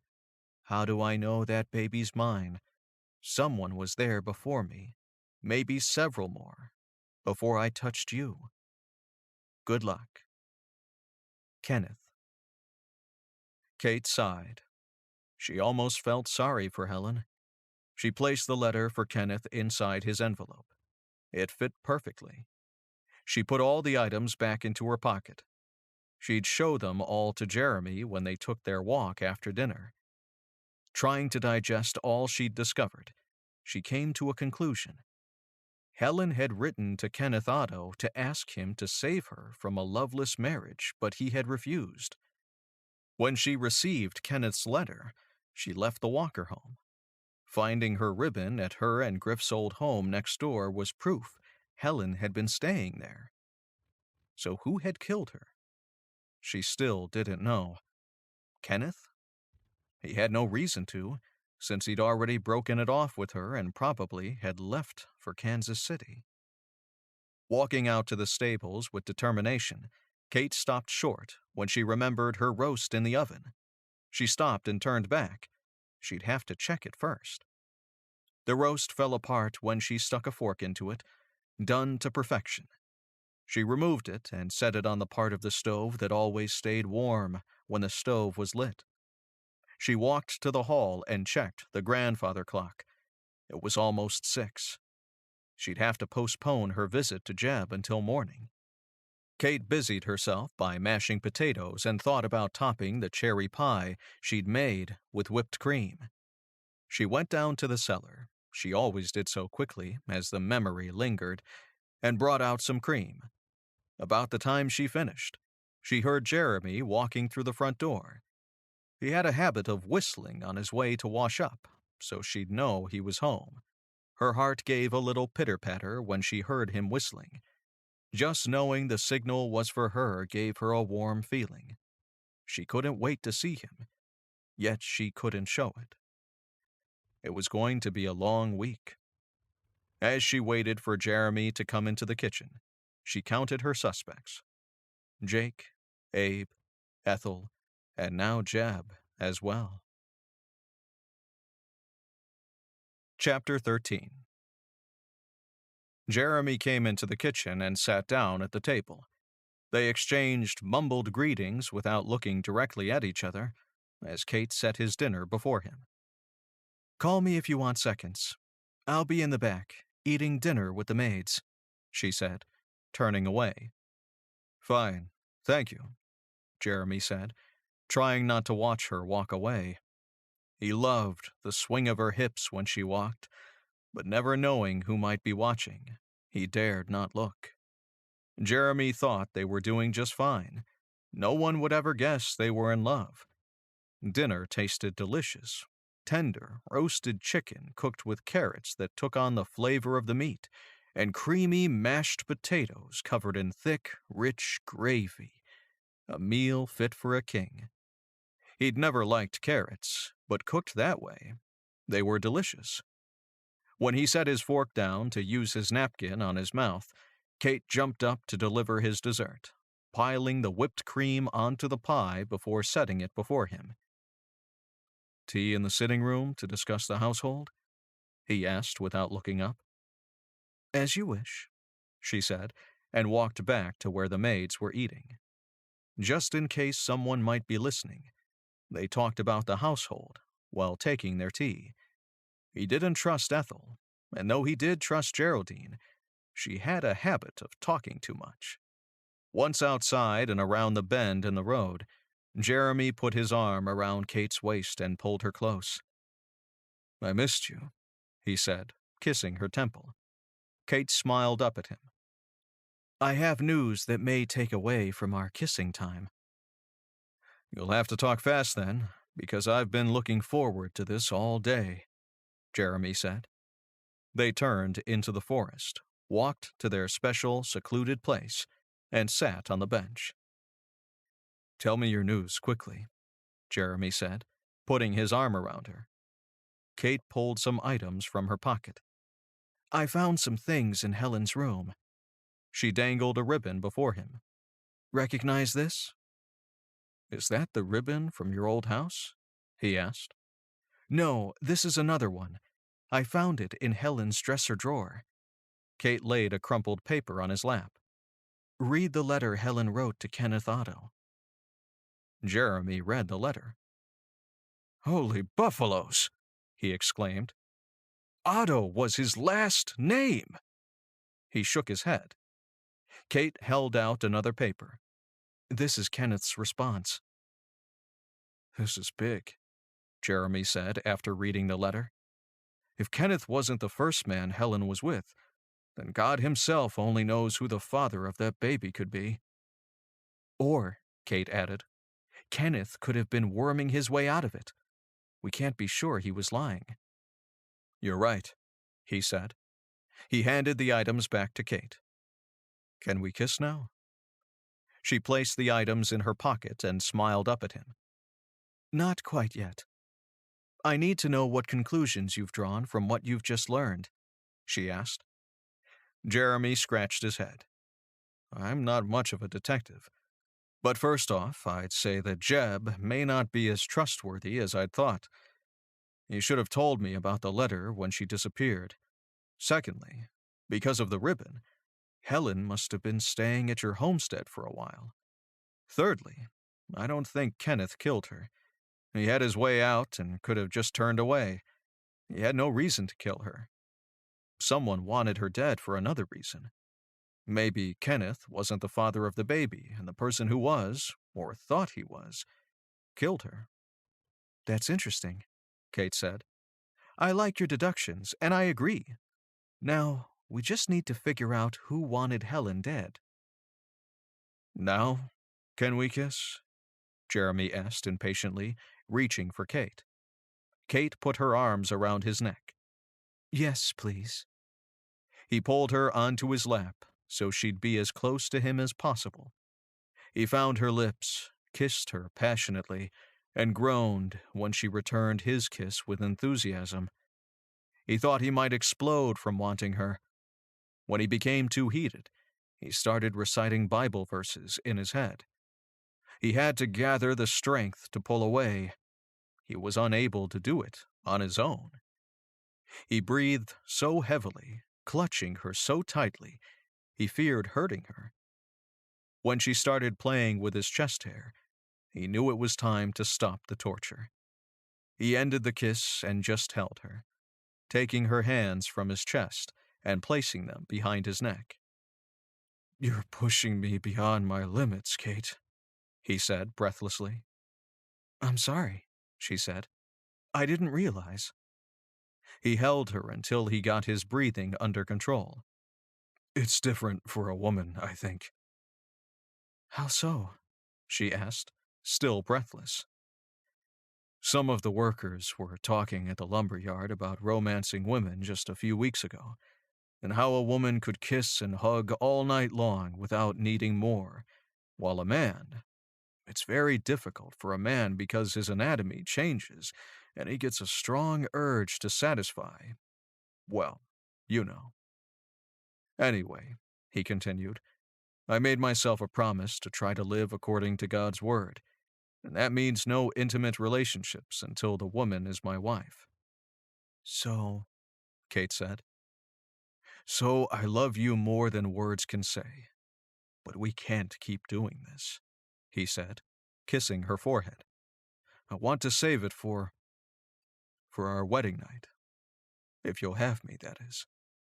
Was that a sloppy proposal? She asked with a grin. It was. He slipped down onto one knee. I know this is soon in our relationship for a betrothal, and I haven't properly courted you yet, but I love you, and I want to spend the rest of my life with you. Will you marry me, Kate? Kate seemed stunned and didn't answer. You don't have to answer right away. Think it over and let me know, he asked, standing and pulling her up with him. Kate threw her arms around him and hugged him tightly. I will. Yes, I'll marry you. He kissed her lips lightly. After my name is cleared, of course. Of course, she said. I'm a bit worried about going home on Sunday. Why? He asked. I'll miss you so much. He pulled her close. I know, but it's for the best. Is there some way we could meet? We might have news to share or something, she said. I've thought about this, he said thoughtfully. What if I send you a message and your brother intercepts it? You can send a message to Horace Monroe, she said. I'll check with him or his clerk daily for a message. That's a great idea. Maybe we can sneak in a meeting if finding the murderer takes longer than we think. Oh, Jeremy, I hope not. He kissed her neck as he spoke. I'll be 10 pounds lighter, too. Why? Kate asked. He grinned. Geraldine's cooking. So far, Abe was the only person she hadn't questioned because she couldn't figure out a way to make it seem casual.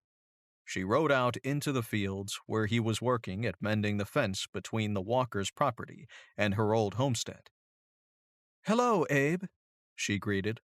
He nodded with a grunt. She slid off her horse and walked closer to the burly, rough-looking man. Abe appeared unshaven, which added to his coarse appearance. See that house over yonder? That was my childhood home. That right? He said without looking up from his work. Mr. Walker took me over there to see it the other day. It's sad the house has been so neglected. It's a mess, but it looked as though someone had been staying there. Have you seen anything suspicious? She asked.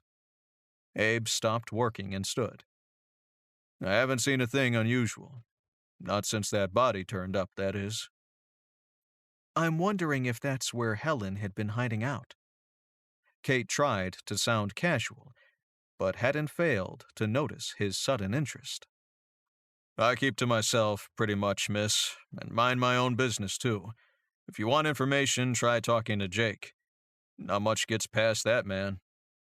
Abe turned to stoop down and continue to work on the fence, his action signaling an end to the conversation. Thank you, Abe, she said as she mounted her horse. It was nice talking to you. Have a nice day. Kate rode back to the stables, feeling as if Abe wasn't her man, although she did wonder why he'd helped Ethel on the same day as the body was found. Jeb greeted her as she walked her horse into the stable. He took her horse from her and said, I'll take care of him for you. Wait a minute, Jeb. He paused, and she continued. Why did you help Helen by not mentioning the letter delivered to her? Jeb looked surprised, she knew, and then he shrugged. I always get the mail and distribute it.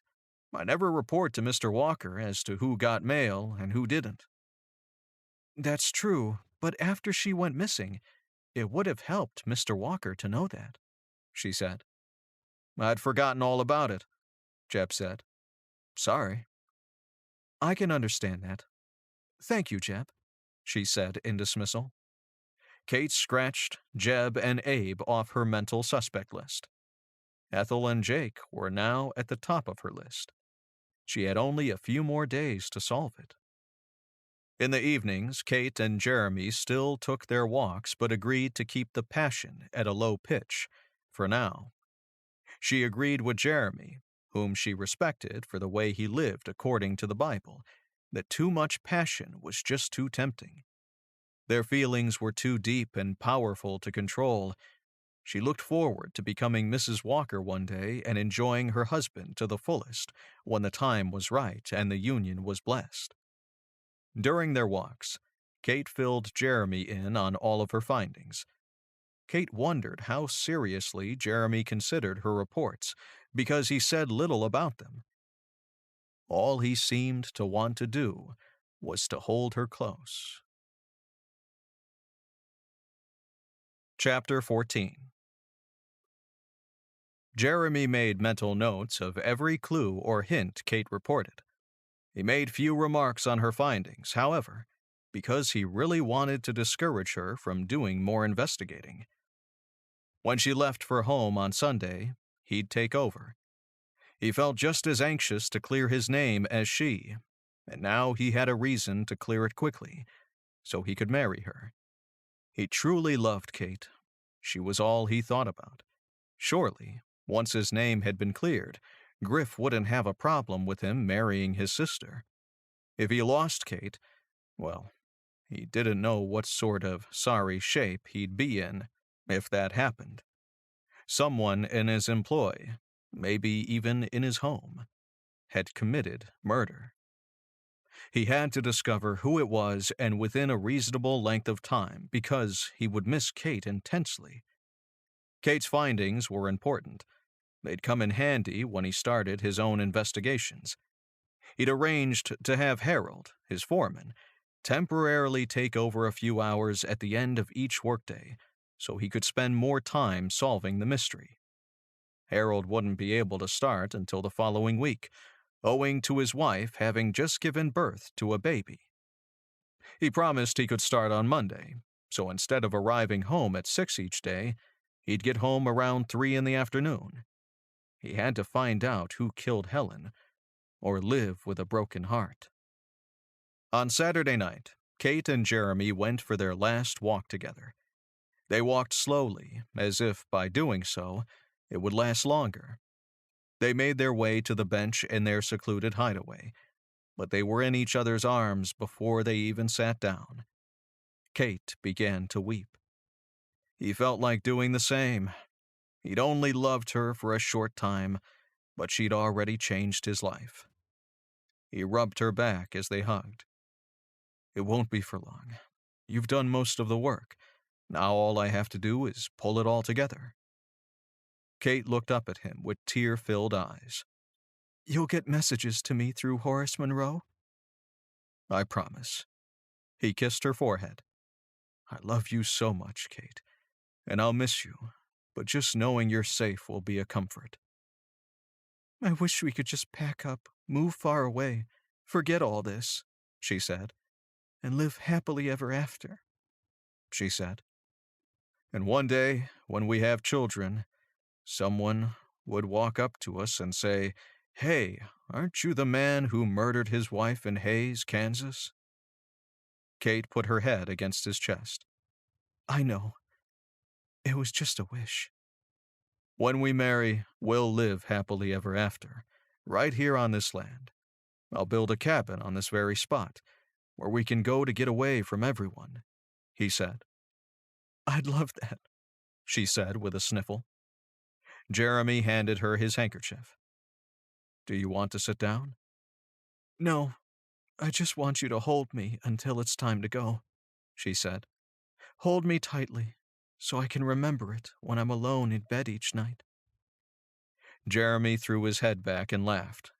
You'd better be alone. Kate laughed with him for several moments. I will be, and praying too. Praying is the key, he said.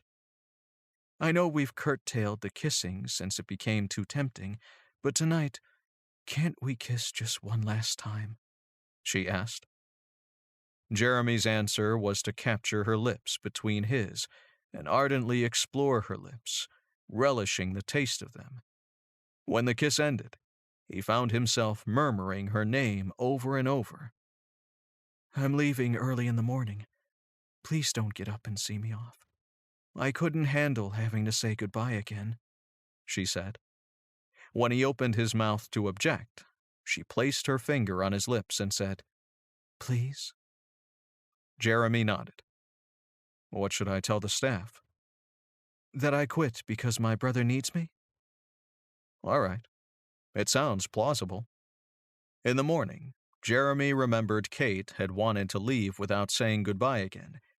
He got out of bed just in time to see her buggy rumbling toward the road. He said a prayer for God to watch over her and keep her safe. He felt desolation envelop him at the thought of not seeing her for who knows how long. Breakfast was late, the toast was burnt, and his eggs were overcooked.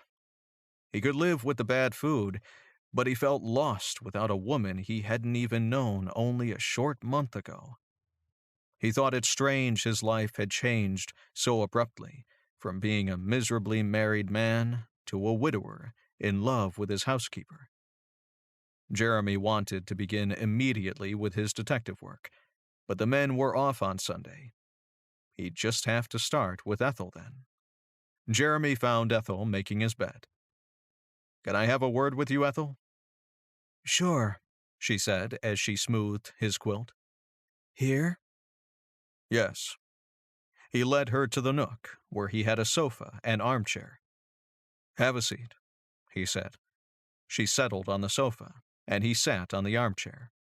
I need to clear my name of Helen's murder, he said, making a steeple with his fingers. Is there anything you can tell me that might vindicate me? To be truthful, she said, I thought you had killed her. I wouldn't have blamed you none. She was a piece of work. The thought of harming her never entered my mind, Ethel. She was a difficult person, that much is true. But I'm a Christian man, and I would have led my whole life in misery rather than hurt a hair on her head. Really? She asked. Yes. I did, however, have a plan that I feel rather ashamed of now. I approached our marriage as if it were a business. Separate homes, no love. I knew she wouldn't be able to handle it for long. I hoped she'd leave and seek an annulment so she'd be able to marry her baby's father. Maybe that's where she went when she left, Ethel said. Why was Abe upstairs helping you turn mattresses on the day Helen's body was found? He asked abruptly. The question seemed to stun Ethel for several moments. Jeb had gone to fetch the mail, and I didn't think I could get all 3 beds made up in time unless I had someone help me right then. Abe happened to be in the garden talking to Jake, so I opened the window and asked him to help me. He did, and I thanked him. Why was turning the mattresses so important? He asked. I like to turn the mattresses once a month, so they don't sink in one spot. Jeb usually helps me, she said. No one had used those beds for years, so I thought it would be a good idea to turn them and make them up fresh and clean. Just one more question, he said. Besides me, who else would you think capable of killing Helen? Well, she said, and hesitated, as if thinking. Jake happens to be the only one who liked her, so I'd have to say Abe or Jeb. Jeremy stood. Thank you, Ethel. You've been very helpful. Kate parked the buggy at the church, but walked home instead of going inside, since she'd arrived too late for the service. She felt too disheartened to face anyone anyway. Facing her aunt would be trial enough. Kate was thankful her aunt had gone to church with Griff, so she could be alone for at least another hour. She needed to invent a logical reason as to why she'd left Jeremy Walker's employment. Once she had unpacked, she went into the kitchen and made a slice of toast. She wasn't hungry, but felt she should have something to sustain her. She peeked into the oven to see that Aunt Bertha had already put a nice, plump chicken in to roast. Her house just didn't feel like home anymore. She felt as if she were away from her real home, and she couldn't shake the uneasy feeling she'd forgotten something. She supposed she had. She'd forgotten Jeremy. After an hour and 15 minutes of solitude, Aunt Bertha and Griff came charging into the house. "Kate!" they both greeted. Griff walked over and gave his sister a loose hug. "Why so glum?" "I've quit my job and I'm hoping I did the right thing," she said. "You didn't find what you needed to hang Walker?" "No," she said calmly, "because he didn't kill Helen." "Hogwash!" Griff yelled, visibly upset. "Of course he did." Kate thought it a rather strong reaction. "I'm resigning as your secret deputy, and I'm going to my room for a while. I've just developed a headache." Kate held her forehead, walked briskly into her room, and closed the door. She lay on the bed and prayed for Jeremy to solve the mystery quickly. She knew she'd have to try to convince Griff that Jeremy was innocent, but because he felt so strongly about it, she wondered if it were even worth the effort. As soon as Jeremy got home the next afternoon, he sought Jeb out, since he was the most outgoing. He found him in the stable, washing a palomino. "Are you giving Scout a bath, Jeb?" "Yeah, he got into some mud by the creek when I let him out for a run today," Jeb said. "Can you give me a few minutes of your time in my office?" "Sure," Jeb said. "I'll be right there." He walked into his office and waited. When Jeb arrived, he sat down in front of Jeremy's desk. "Since I didn't kill Helen, I need to find out who did. Where were you the morning the body was found?" Jeremy asked. "That morning, I did what I always do. I went to fetch the mail." "Then what?" "I came back, gave everyone their mail, and started working in the stables," Jeb said. "I need you to think back, Jeb, all the way back to when I first brought Helen home and up to the present time. Do you recall ever seeing anything unusual or out of place?" Jeremy asked. Jeb rolled his eyes as if in thought. "Helen liked to sit and talk to Jake. I did see the sheriff here a few times during the day, talking with Jake. I heard they were old school friends." "Griff visited while I wasn't home?" Jeremy asked. "Yes, a few times. Like I said, he talked with Jake, since they were old friends." "Anything else?" "Well, now that you mentioned it," Jeb said, "I saw Helen running through the fields the day she went missing, which I thought odd because she and Abe never got along. But what else could she want out there?" "Did you see her come back?" "No." "Anything else?" Jeremy asked. "Well, just that no one liked her much, including me." "Why didn't you like her, Jeb?" "She came in here and ordered me to drive her into town," Jeb said. "I told her that it wasn't my job to transport people, and she turned around and called me a dung cleaner." "Ouch," Jeremy said. "You know, I go out of my way to do favors for Geraldine, Ethel, and for Miss Kate. They talk to me respectfully, and when they ask, I always oblige," Jeb continued. "I might not have the most esteemed job, but I try to do it well." Jeremy tried to think about how Jeb must have felt, having Helen talk down to him that way. Jeb did a great job, and he trusted him completely. He felt as if he needed to do something to show him how much he liked what he did. "You do a great job, Jeb, and I appreciate everything you do. How would you like the job title of stable manager? It comes with a slight pay raise." "Are you kidding?" Jeb asked with a wide grin. "I accept." "Who do you think killed Helen?" Jeremy asked. Jeb thought for a few minutes and then said, Ethel. She despised the girl, and I'd heard her say once that she wanted to wring her neck. Chapter 15. After hearing Griff had visited Jake, he decided Jake was the next person he would interview. He walked to the garden and found him sitting beneath a tree, wiping perspiration from his brow. "Hello, Mr. Walker," he said. "I just finished planting the last of that hedge you wanted to separate the house from the shed. It looks good. I can hardly wait for them to grow knee-high," Jeremy said, taking a seat on the ground beside him. "Those plants are fast-growing. You'll see. They'll be knee-high in about 3 or 4 years," Jake said. "Good," Jeremy replied, thinking about how he might start the conversation. He had to be careful with Jake, since he'd probably report everything to his friend Griff. Had he known they were friends, he'd have never kept him on, but he couldn't very well fire him now. That would only serve to make him look even more suspicious. "Who do you think killed Helen?" Jeremy asked. Jake didn't even hesitate before saying, "You. Everyone thinks that." "Is that right?" Jeremy asked. "Well, I hate to disappoint everyone, but I didn't kill that woman. I aim to find out who did, though. Other than me, is there anyone else you'd suspect?" Jeremy asked. "No, not really." "I see." Jeremy grimaced. "I hear Helen came out and talked to you almost daily.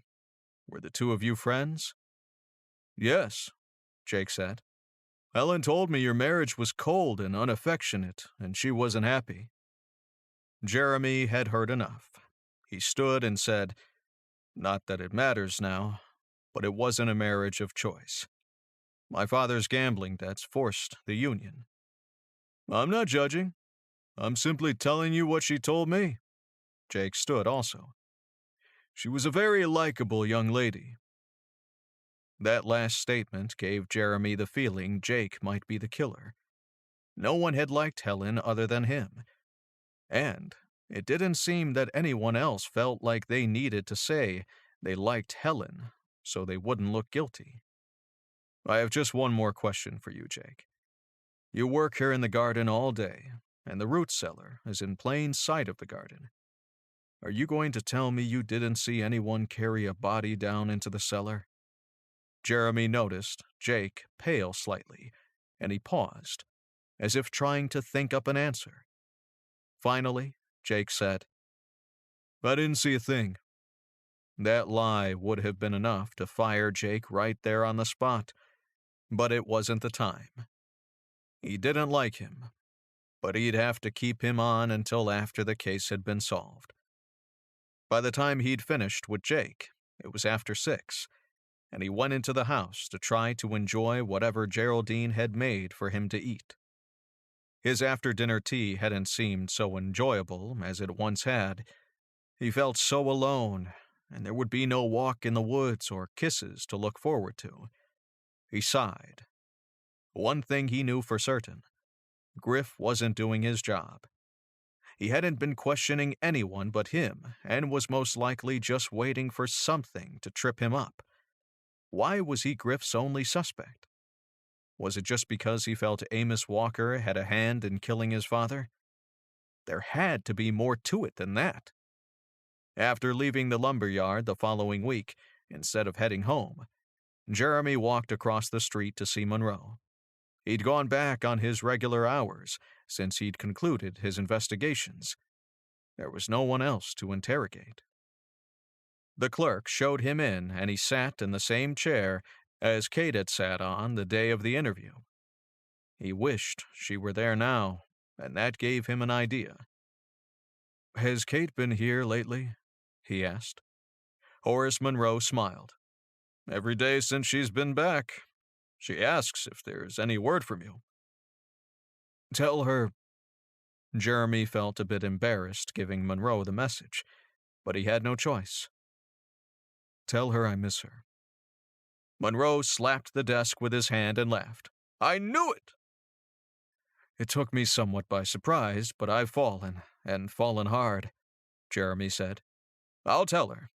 If her brother finds out, that's why I'm here. Griff Hammond is not investigating anyone but me. We both know I didn't kill Helen, yet he hasn't spoken to a single person who might have seen something.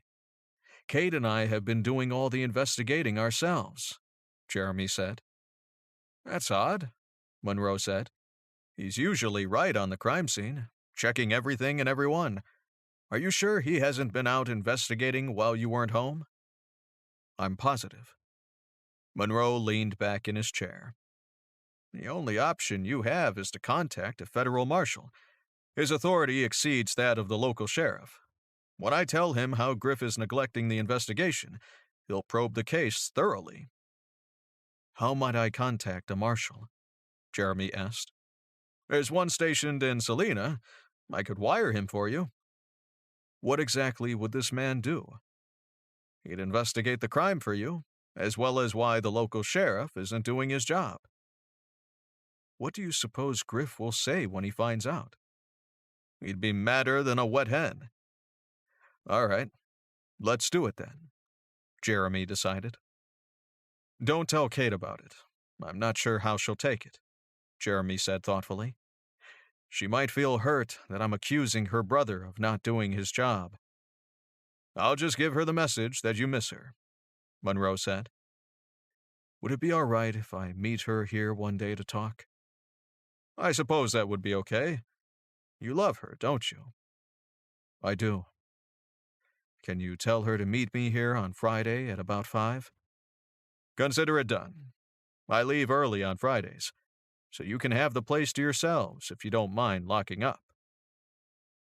Jeremy rode home, wondering how long it might take for this marshal to arrive. He worried about Kate finding out. She might not like it much, but he had no choice. He felt sure that after the crime had been solved, she'd realize it had been the best solution in the long run. Surely she would. Kate was sitting on the porch, sipping lemonade as Griff approached her from the barn, where he'd taken his horse after work. What's with you, Kate? You've been moping around here ever since you returned from Walker's place, he said. There's something you're not telling me. You wouldn't like anything I have to say about my stay at the Walkers, she said. You suddenly think Jeremy Walker's innocent? Ha! I should have known he'd charm you. Yes, she said. I guess you could say he charmed me. We're in love. What? Kate thought she saw flames in Griff's eyes. She'd never seen him so angry. There's no way, Kate, he roared. You will not marry him. I forbid it. He turned around and mumbled under his breath. I knew I shouldn't have let her go there. As soon as his name is cleared, he'll court me and I'll marry him. You can't forbid me, Kate said. He killed his last wife. Are you crazy? Griff asked. Griff, Jeremy couldn't swat a fly, let alone hurt a person. You have to believe me and start searching elsewhere for the killer. Why aren't you doing that? Why have you zeroed in on Jeremy without considering any other suspects? He did it, I tell you, Griff said between his teeth, before storming off the porch and walking toward the barn. Kate sipped her lemonade calmly. She refused to let Griff upset her, and he would never talk her out of her love for Jeremy. She felt like half a person without him. Maybe there'd be a message at Monroe's office from him tomorrow. Bertha came out and sat beside Kate. I suppose you're so melancholy because you want me to leave, now that you're back, she said. No, I think you should stay here permanently, Kate said, patting her hand. You're doing a great job. She could well afford to invite Aunt Bertha to stay, since she'd be marrying soon, and Griff would need her. It was best just to endure her until then. Aunt Bertha really wasn't so bad once you got used to her taking over. Suddenly, Kate no longer cared.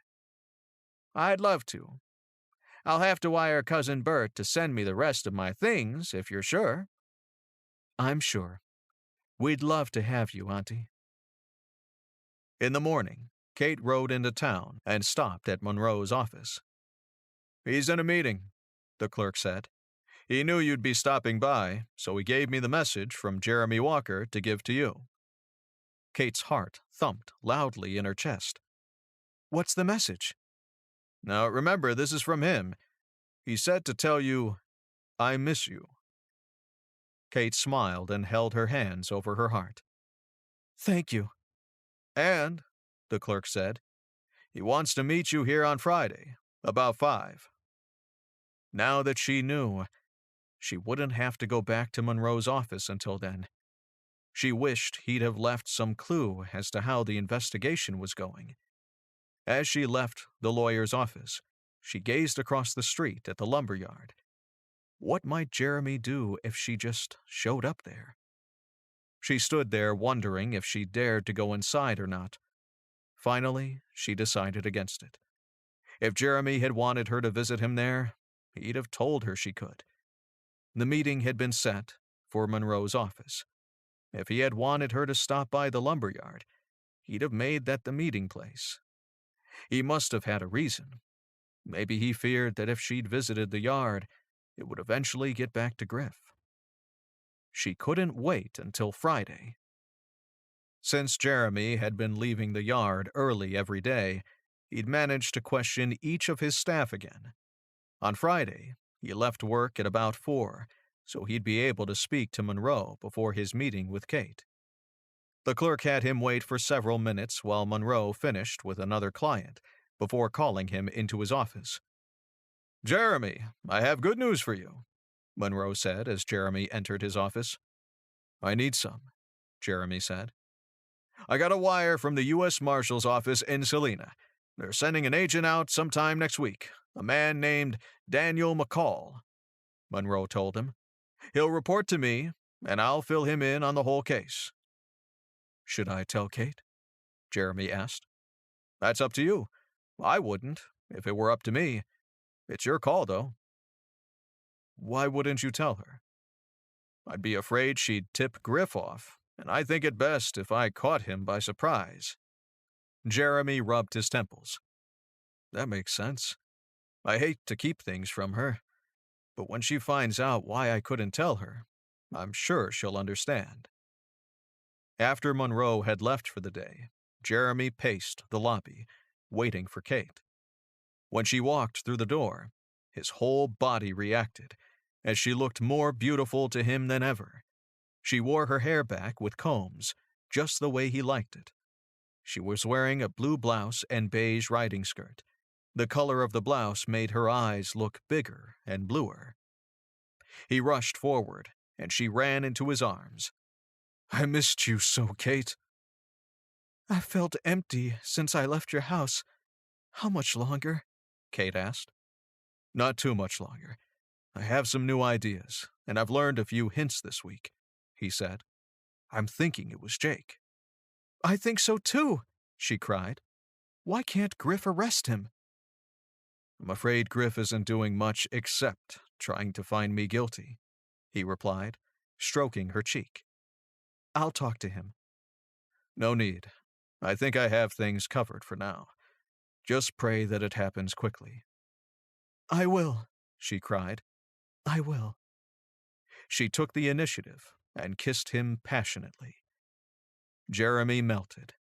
She knew how much it heated him when she was aggressive. I love you so much, he murmured, squeezing her tightly. Chapter 16. Daniel McCall hadn't shown up yet, and Jeremy had begun to worry. It had been over a week, and he should have heard something. He'd promised himself he'd stop that very day to see Monroe after he'd left the yard, but he was detained by mix-up in an order, and by the time he'd left, Monroe had already gone for the day. He rode home, wondering how long it would be before he'd hear something. He hadn't seen Kate in over a week, and he missed her something fierce. He'd never been an impatient man, until now. He'd had this black mark against his good name long enough. He wanted to be able to walk around town with his head up. Most of all, he wanted to marry Kate. He trotted up the lane to his house and spotted a strange horse tied to the hitching post. Who could possibly be visiting him? He hoped it wasn't Griff. He dismounted and handed his horse over to Jeb. "Whose horse is that?" "I don't know. A giant of a man, and he's been going around asking a lot of questions," Jeb said. Could it be the marshal? Jeremy hoped so, and he practically ran to the front door. He heard voices in the sitting room and found Geraldine pouring tea for a huge hulk of a man. He was wearing a black suit jacket over a vest. His coat was unbuttoned, and a watch fob and gun belt was visible. A badge with a star inside a silver circle was attached to the lapel of his jacket. His large, wide-brimmed hat was on the sofa beside him. Dark brown hair with brown and reddish sideburns added to his very distinguished appearance. His dark, questioning eyes pierced straight through a person. When Jeremy entered the room, the man stood and held out his hand. "Dan McCall, Federal Marshal," he said in a booming voice. "You must be Jeremy Walker." "Thank God you've come." Jeremy was anxious to get started, so he asked, "Has Monroe filled you in?" "He has, and I've already conducted an investigation here. I've been here for hours already."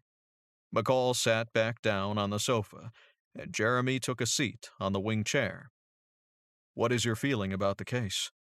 Jeremy asked, holding his breath in anticipation of an answer that might give him some hope. "Before I answer, let me tell you what I accomplished this morning," McCall said. "I called on the coroner, and he gave me a complete report on the condition of the young woman's body. Then I visited Sheriff Hammond's office. He wasn't happy to see me, I can assure you.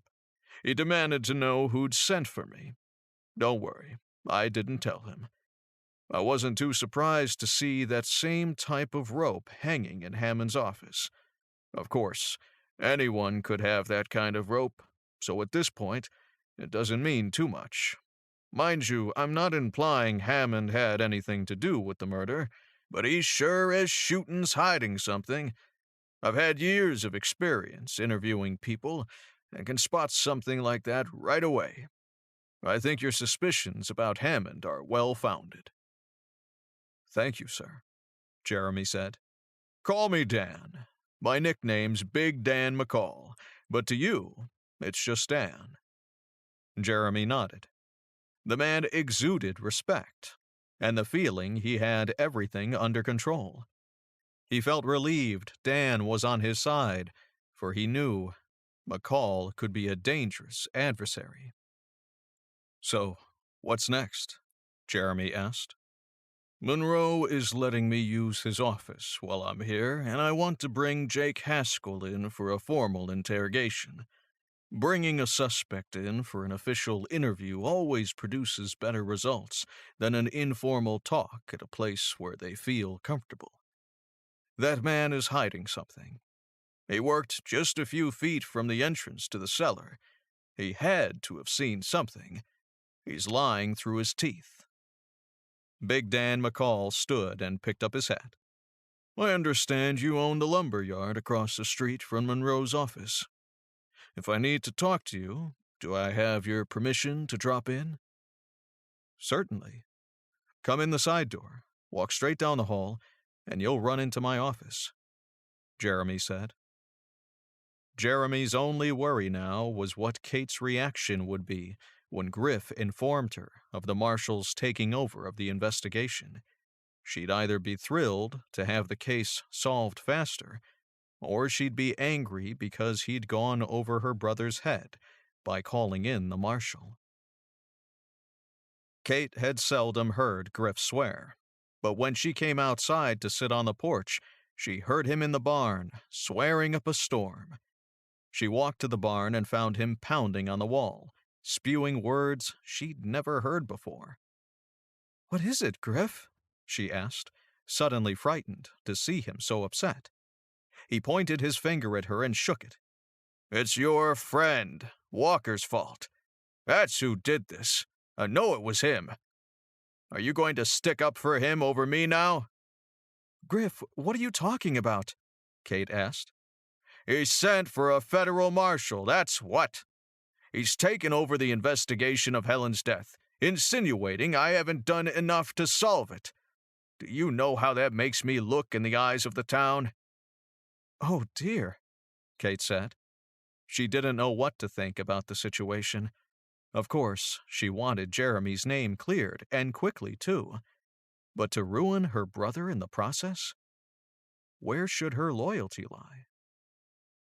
"Are you sure it was Jeremy?" "Who else?" Griff barked. "How could you love a man who'd do this to your brother, the man who reared you after our father died? How could you?" Kate felt tears stinging her eyes. She loved both men. How could she choose whom to support? Her love for Jeremy was a different kind of love than what she felt for her family. She supposed she'd wait before deciding, to see if it really had been Jeremy who'd sent for the marshal, and if it really would hurt her brother to have a marshal look into Helen's murder. In bed that night, Kate tossed and turned. She loved Griff, despite his overprotectiveness. He loved her, after all, and up until 6 weeks ago, Jeremy Walker had been a complete stranger. How could she condone his trying to ruin her brother and perhaps cause him to lose his livelihood? If the marshal could prove he hadn't been performing his job, he could easily be fired. Griff had worked hard to get where he was, and now, what he had worked so hard for could suddenly be yanked away from him. Was Jeremy going to be the cause of her brother's destruction?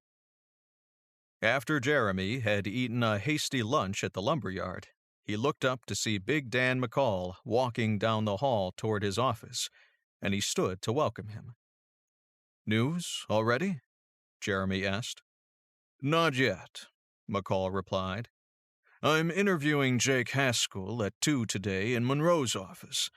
I wondered if you'd like to be there." "I would, but I'm wondering why you'd want me there," Jeremy asked. "To catch any downright lies, and also it will present a formidable atmosphere for Haskell. He'll know we mean serious business, and that he could be in serious trouble." "Monroe will be there?" Jeremy asked. "Yes. Jake will be facing 3 men who aim to get the truth, one way or another." McCall winked and turned to leave. "See you at 2 then?" "You bet. I'll be there," Jeremy replied. Minutes before 2 that afternoon, Jeremy had started to put away the papers he'd been working on when he looked up to see his front desk clerk escorting Kate to his office. "Kate, what are you doing here?" Well surprised, the thump of his heart reminded him of how glad he was to see her. "I need to talk to you," Kate said. "I have an important meeting across the street." "It won't take long," she interrupted. "I just have one quick question to ask you, and then you can go." "All right. Would you like to have a seat?" "No, I'm not staying," she said curtly. Jeremy could tell she knew about McCall, and that her cool demeanor meant trouble for him. He braced himself for what he'd feared might happen. "Did you call in the marshal to take over the murder case?" "No, Monroe did, but I approved it." "That's all I needed to know." She turned, walked through his office door, and swung her head back to say, "I won't keep you. Ever." She walked down the hall and reached for the doorknob of the side door. "Wait!" Jeremy called, running after her. When he caught up with her, he grabbed her elbow and swung her around to face him. "I thought you were as anxious as I am to clear my name so we could marry." "How can I marry the man who ruined my brother? He'll most likely lose his job over this, Kate exclaimed. Jeremy quickly dropped her arm. He felt hurt from the look in her eyes. If he had done his job, he'd have nothing to worry about. You know he didn't investigate. He just kept pointing his finger at me. He may not have done the job he should have, but I can't marry the man who ruined my brother's life. She turned and stormed out the door. Jeremy sat in his office, holding his head. What now? He'd traded his good name and reputation for the woman he loved, but there was no backing out now. His thoughts turned from grief over losing Kate to the thought that she'd chosen her brother over him. He raised his head slowly, realizing that he should be the one who's angry, not her. Filled with resentment and the feeling that her love had never been real, he walked to Monroe's office with a purpose. Monroe, Dan McCall, and Jeremy sat facing a visibly tense Jake Haskell. Jeremy noted McCall's demeanor. He sat with his arms across his chest, wearing a look on his face that would scare a bear from honey. Monroe's serious, businesslike face added to the scene facing Jake. Jeremy tried to put on a similar look and hoped he'd been successful. McCall asked Jake, "How long have you worked for the Walkers?" 5 years. Amos Walker hired me, Jake replied. McCall nodded and continued. How did you come to know the deceased? Helen would stop by and talk to me while I worked. She was lonely, I guess, Jake said, glancing briefly at Jeremy. Lonely? McCall said. I wonder why she didn't seek the friendship of the other members of the staff if she felt so lonely. Why'd she pick you? I couldn't say, Jake said, shifting in his seat. I have it on good authority that Griff Hammond is an old friend of yours, is that right? McCall asked. Yes, we attended school together. Jake once more squirmed in his seat. Do you see him often? McCall asked, never letting more than a few seconds pass before firing off the next question, as if his query were rehearsed. The speed and efficiency with which McCall was questioning Jake seemed to be making him perspire. No, I seldom see him anymore. Really? That's interesting because 2 witnesses saw him visiting you on the Walker property before the murder.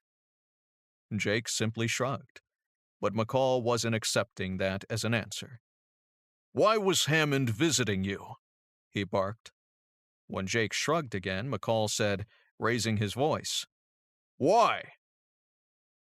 Just a casual chat, Jake snapped back. I think you're lying, Haskell, McCall shouted. I've been in this business for years, and I can spot a lie when I hear one.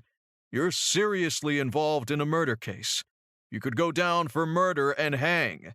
You had the opportunity. I just haven't figured out the motive yet, but it won't take me long to find it. McCall stood and paced in front of Haskell.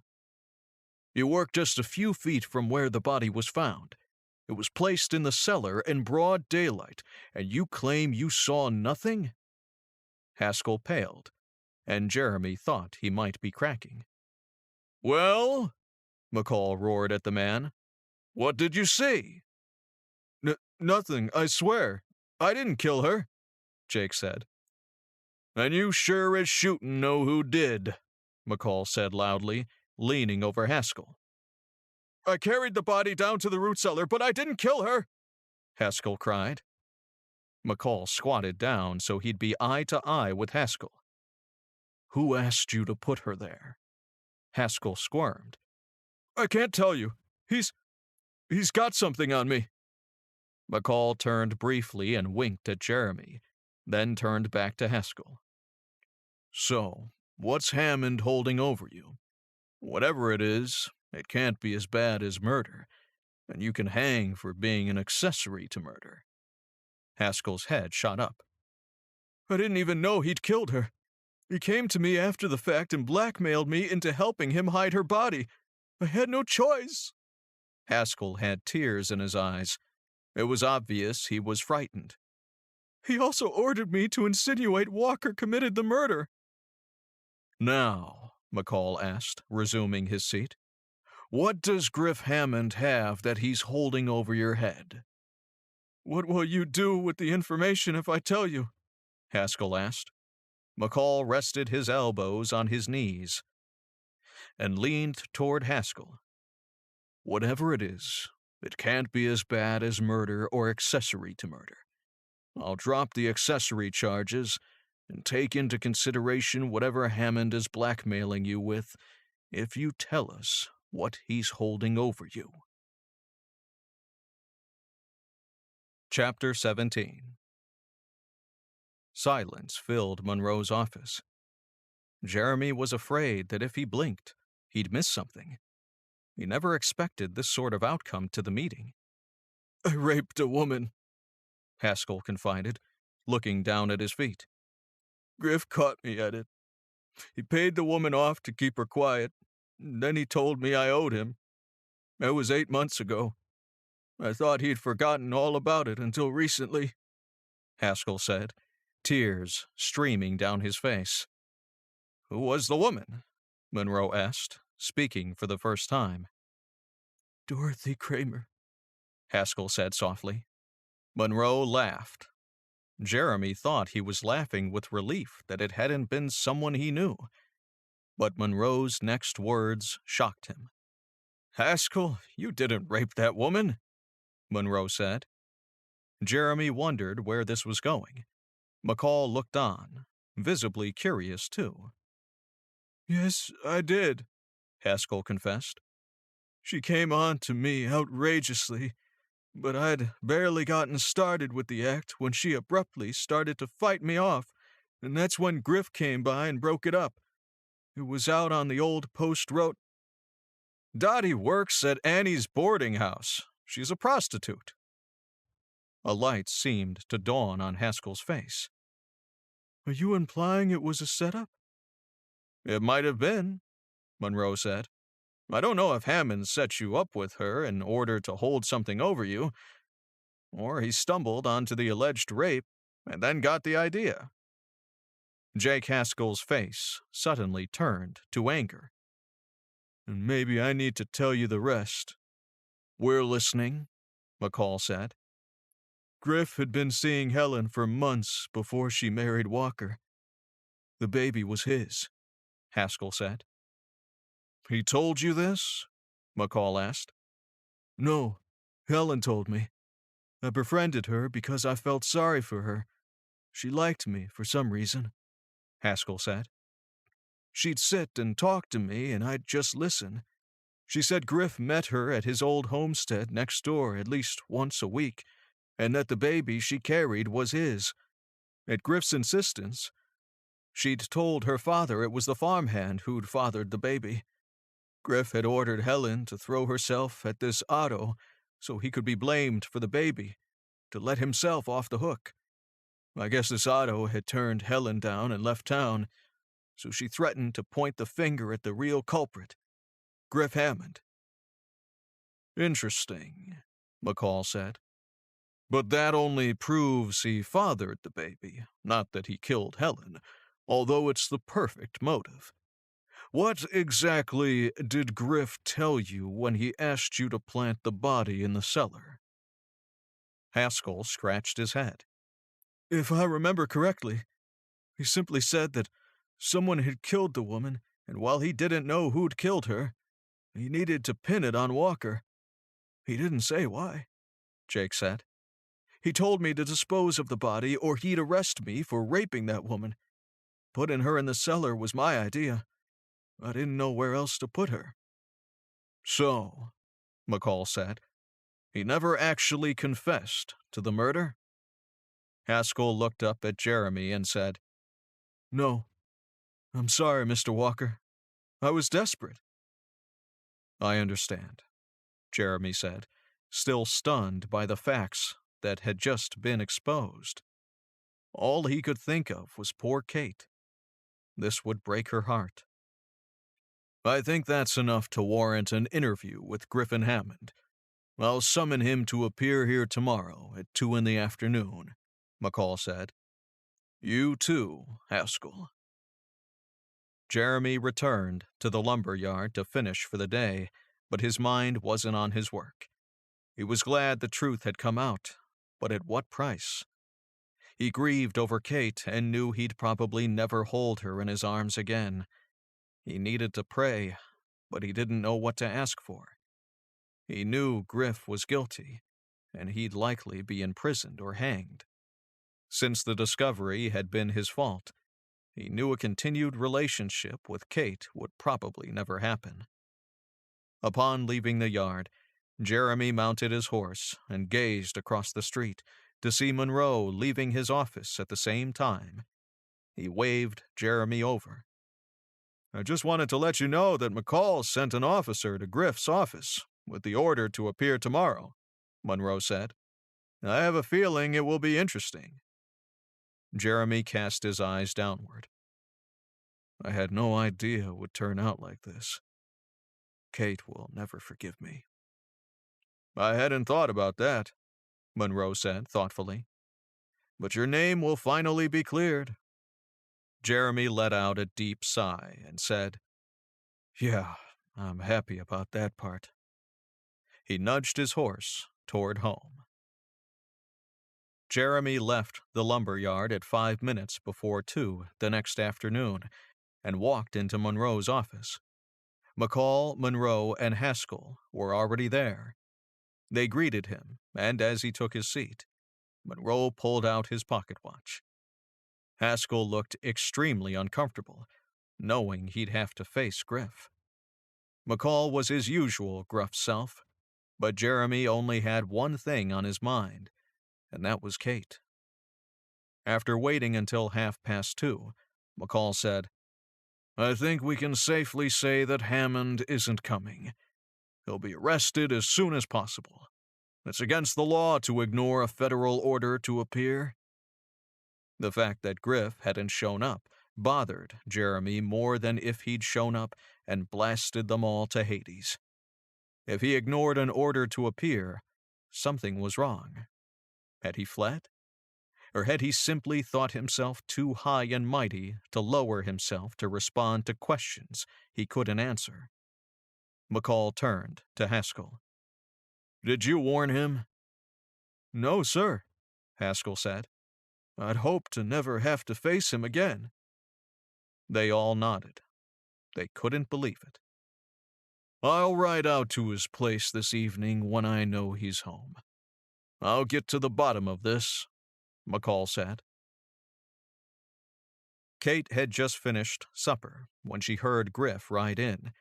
He told Aunt Bertha he wouldn't be home for supper. She worried there wasn't enough stew left for him. He should have told her or Aunt Bertha if he'd planned to come home to eat with them, after all. She sighed, and then walked out onto the porch and watched him tie his horse to the hitching post. "You never said you were coming home for supper, Griff. I'm not sure there's any stew left. Auntie only made enough for the two of us since you said you wouldn't be here for supper." "I didn't come home for supper," he snarled. Kate wondered what had fired him up this time. "What's wrong?" she asked. "What's wrong? I've been summoned by a federal marshal to appear for a formal interview. That's what," he snapped. "Why?"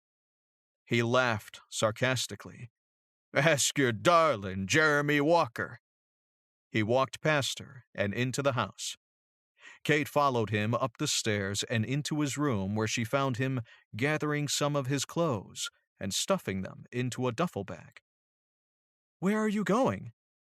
"If you think I'm going to lower myself to comply with that ridiculous summons, you're as crazy as your beloved Walker," he spat.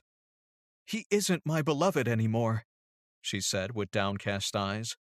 "I broke it off with him because of all this." "Too late. If you had gotten the proof like you were supposed to, I wouldn't be forced to leave town in disgrace," he yelled. "First it was Jeremy's fault, and now it's mine?" she asked. Griff had her dander up now. How dare he treat her like that? Instead of getting proof, you went and fell for his phony lies, and now you've put me in hot water. Griff turned and walked to the door. My resignation as sheriff is on my desk at the office. Goodbye, Kate. I'm sorry I failed you, Griff, Kate cried. Don't go. Yeah, I'm sorry too. He scurried down the stairs, hopped on his horse, and galloped down the lane. Kate sighed. He'd be back as soon as he cooled off. When Griff hadn't returned by supper the following evening, Kate became worried. She mounted a horse and rode to Jeremy's house. The whole situation was all Jeremy's fault, and she had to let him know the trouble he'd caused her brother. Jeremy called Jake Haskell in to discuss how they would proceed from that point forward, as far as his employment went.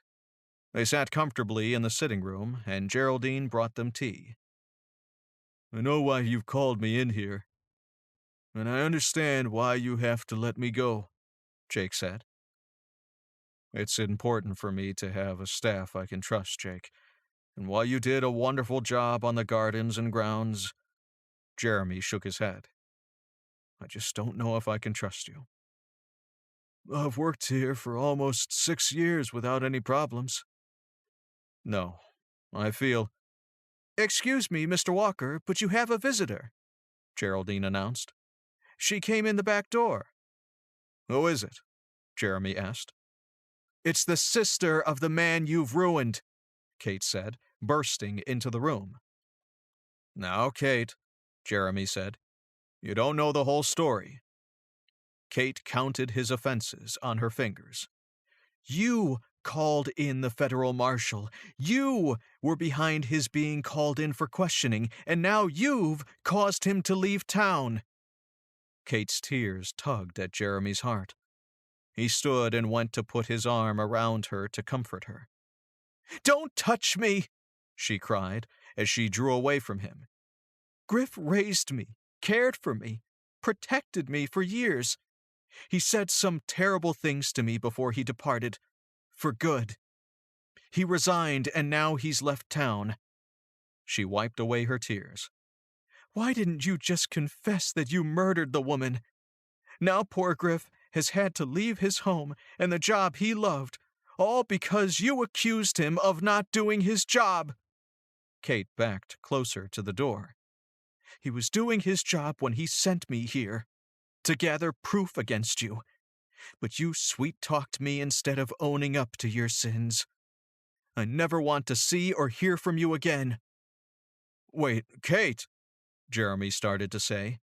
Kate held up her hand. Save it for someone who will believe you.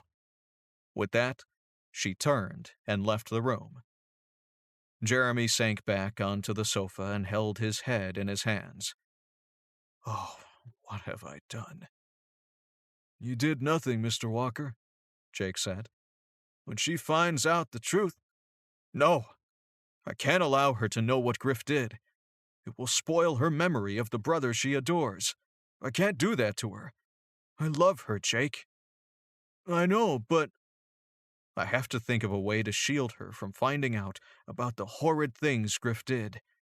She can never know, he said. Chapter 18. So, Jake said, do I get to keep my job or not? Jeremy's thoughts did cartwheels in his head. He couldn't focus on what Jake had asked. I'm sorry, what? My job. Do I keep it or leave it? Jake asked again. Jeremy shook his head to clear it, then leaned back and sighed. Jake, it would seem we've all made mistakes lately. You were framed. I'm sure of it. Well, you had no business messing with any woman like that. I know you've learned a lesson from it. You can stay. Jake smiled. Thank you, Mr. Walker. I do love my work here. It's so peaceful digging into God's fertile soil with my hands and creating beautiful flowers. To pay you back, I'll start a vegetable garden behind the new shed." "What a great idea. I like that," Jeremy said, sincerely, but without his usual enthusiasm. After Jake had left, he wandered around his property, trying to think of how he could spare Kate from learning about what her beloved brother had done. She obviously had no idea of Griff's hidden personality and behavior. If there were any way possible to keep her from learning the truth, he'd find it. McCall would know. He'd have to talk to him. If only he could hold her in his arms one more time. He should have kept his vow to stay clear of Kate Hammond, but she proved to be irresistible. He ran his fingers through his hair as he paced. He had to do this much for her. Kate felt angry and frustrated because she didn't have a clue as to where her brother had gone or how she might reach him. When it came to Jeremy, she felt wounded, enraged, but also a deep, painful love. Regardless of the hateful words she'd hurled at him, once she'd cooled down, the hurt look that had appeared on his face as a result of her words came back to haunt her. She knew she'd killed any love Jeremy had ever had for her, but she still felt love for him despite all he'd done. Her feelings for Jeremy also made her feel as if she'd been disloyal to Griff and her family. She had to admit she'd been a bit harsh on Jeremy. He'd only been doing what she'd pressured him to do, to solve the case so they could marry. Perhaps he hadn't realized that calling the marshal into the case would have upset Griff as much as it had. She knew there had never been any love lost between Griff and Jeremy, and Griff had pegged Jeremy as the killer from day one without checking any further. She wished she'd have thought the whole thing through before she jumped down Jeremy's throat. Not that he was vindicated in her mind, but she might have at least given him the chance to explain his reasons for calling the marshal. In her heart, she knew Jeremy couldn't kill anyone, and she wished she could take back her hurtful words. Kate felt like a piece of yarn being pulled in two directions at once. She knew that if it continued, that yarn would most likely break.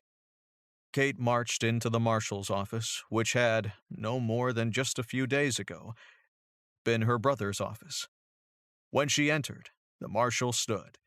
Though his size surprised her, she was determined not to let him bully her, as he'd evidently done to Griff. "I'm Marshal McCall," he said politely, and stood until Kate had been seated. Kate's first reaction was to throw hateful accusations at the man, but she remembered her father had once told her that a calm, reasonable voice returned the best results. "I'm Kate Hammond, Griff's sister," she said, noticing how his eyes widened when he heard her name. "How can I help you, Miss Hammond?" he said after a moment's recovery. "You can tell me why you think my brother negligent, and why he's been forced to resign as sheriff," she said, proud she'd kept her voice even and calm. The marshal stared at her for several moments before saying, "All I did was request an interview with him." "He knew you were going to make him resign, owing to Jeremy Walker's having accused him of not doing his job. I'm here to tell you he was doing his job. He sent me to the Walker residence as a housekeeper to try to solve the case. I told him to stay away and that I'd handle it." She knew she'd stretched the truth a bit, but she desperately needed to get Griff off the hook and back to Hayes and his job. Kate continued calmly. "Griff resigned rather than being interviewed, since he felt it was degrading to his position and would lessen the trust he'd instilled in the town. What good is a sheriff if the people don't trust him?" "That's very true, but there are some facts of which you're obviously unaware," McCall said. "Make me aware then," Kate said. She grew anxious to hear why the marshal would humiliate her brother by calling him in to answer questions about why he hadn't done his job. McCall shook his head and said, "I'm not sure you're emotionally prepared to hear it."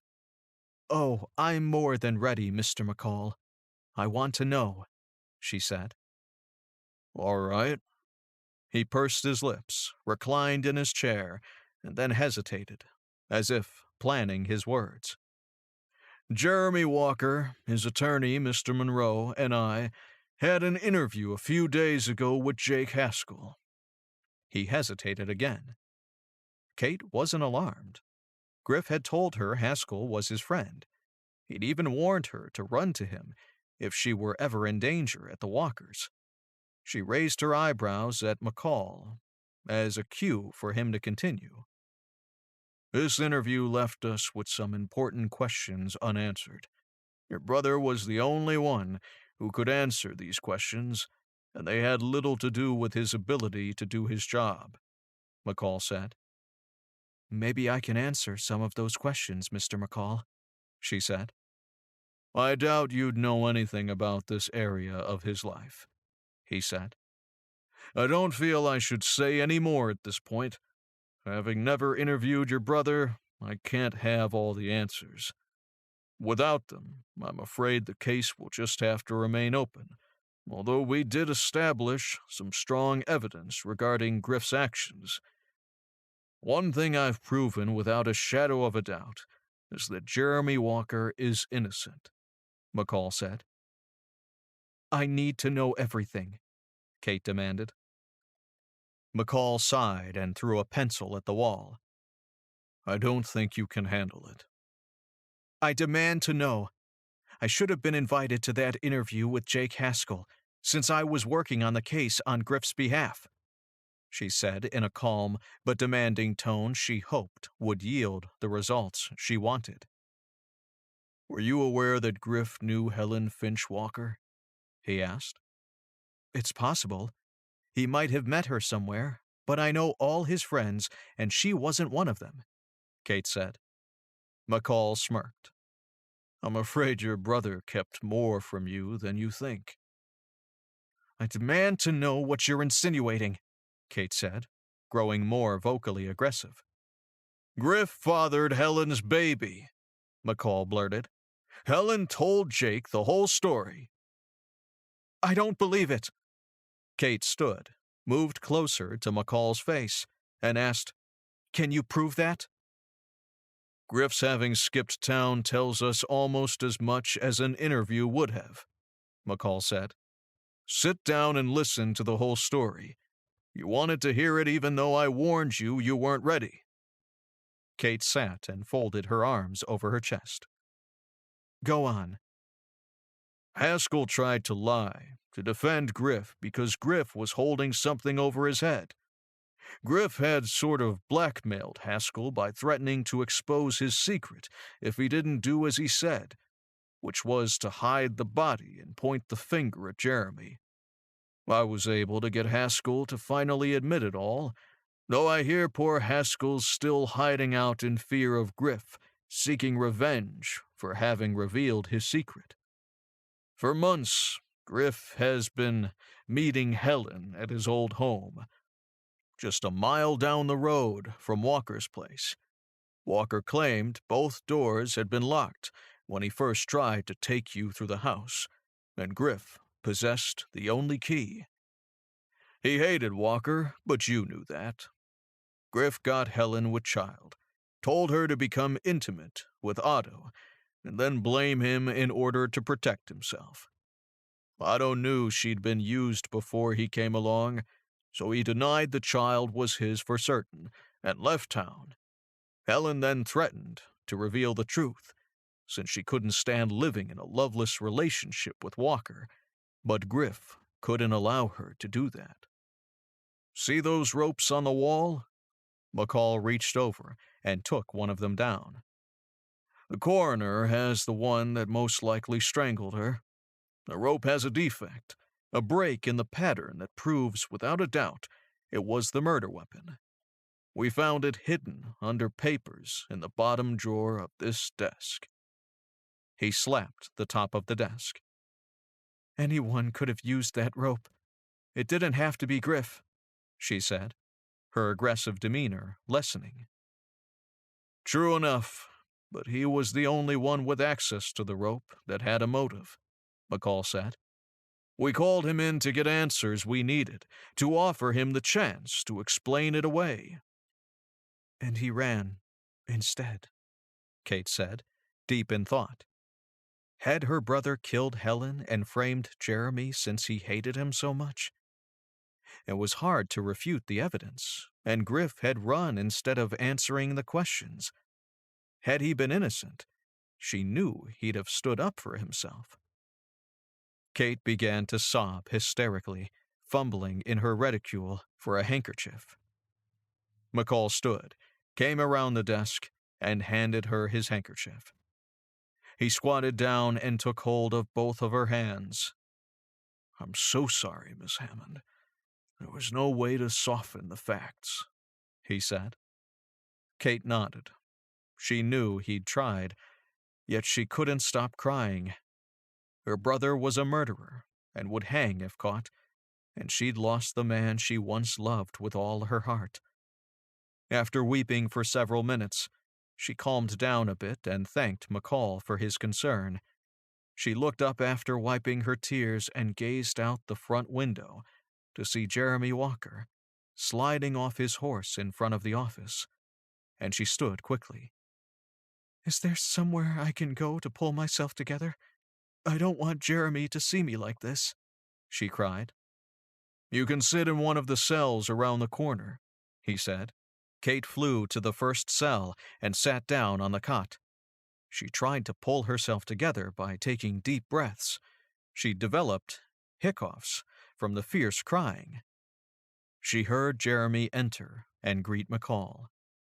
Upset as she felt, her desire to hear what Jeremy had to say to McCall was stronger. She stood up and pressed her ear to the wall between the cell and the office to listen. Jeremy asked if there had been any word from Griff, and she heard McCall say he was still missing. "Is there any way we can keep this whole thing quiet?" Jeremy asked McCall. "I thought you wanted your name cleared," McCall said. "I do, but I don't want to kill Kate Hammond's memory of her brother. I don't want her to know what he's done," Jeremy said. "Please, is there any other way we can solve the case?" Kate suddenly felt like a pair of strong arms had been wrapped around her. "Sure. You could confess to killing the woman yourself," McCall said. "Is that what you want to do?"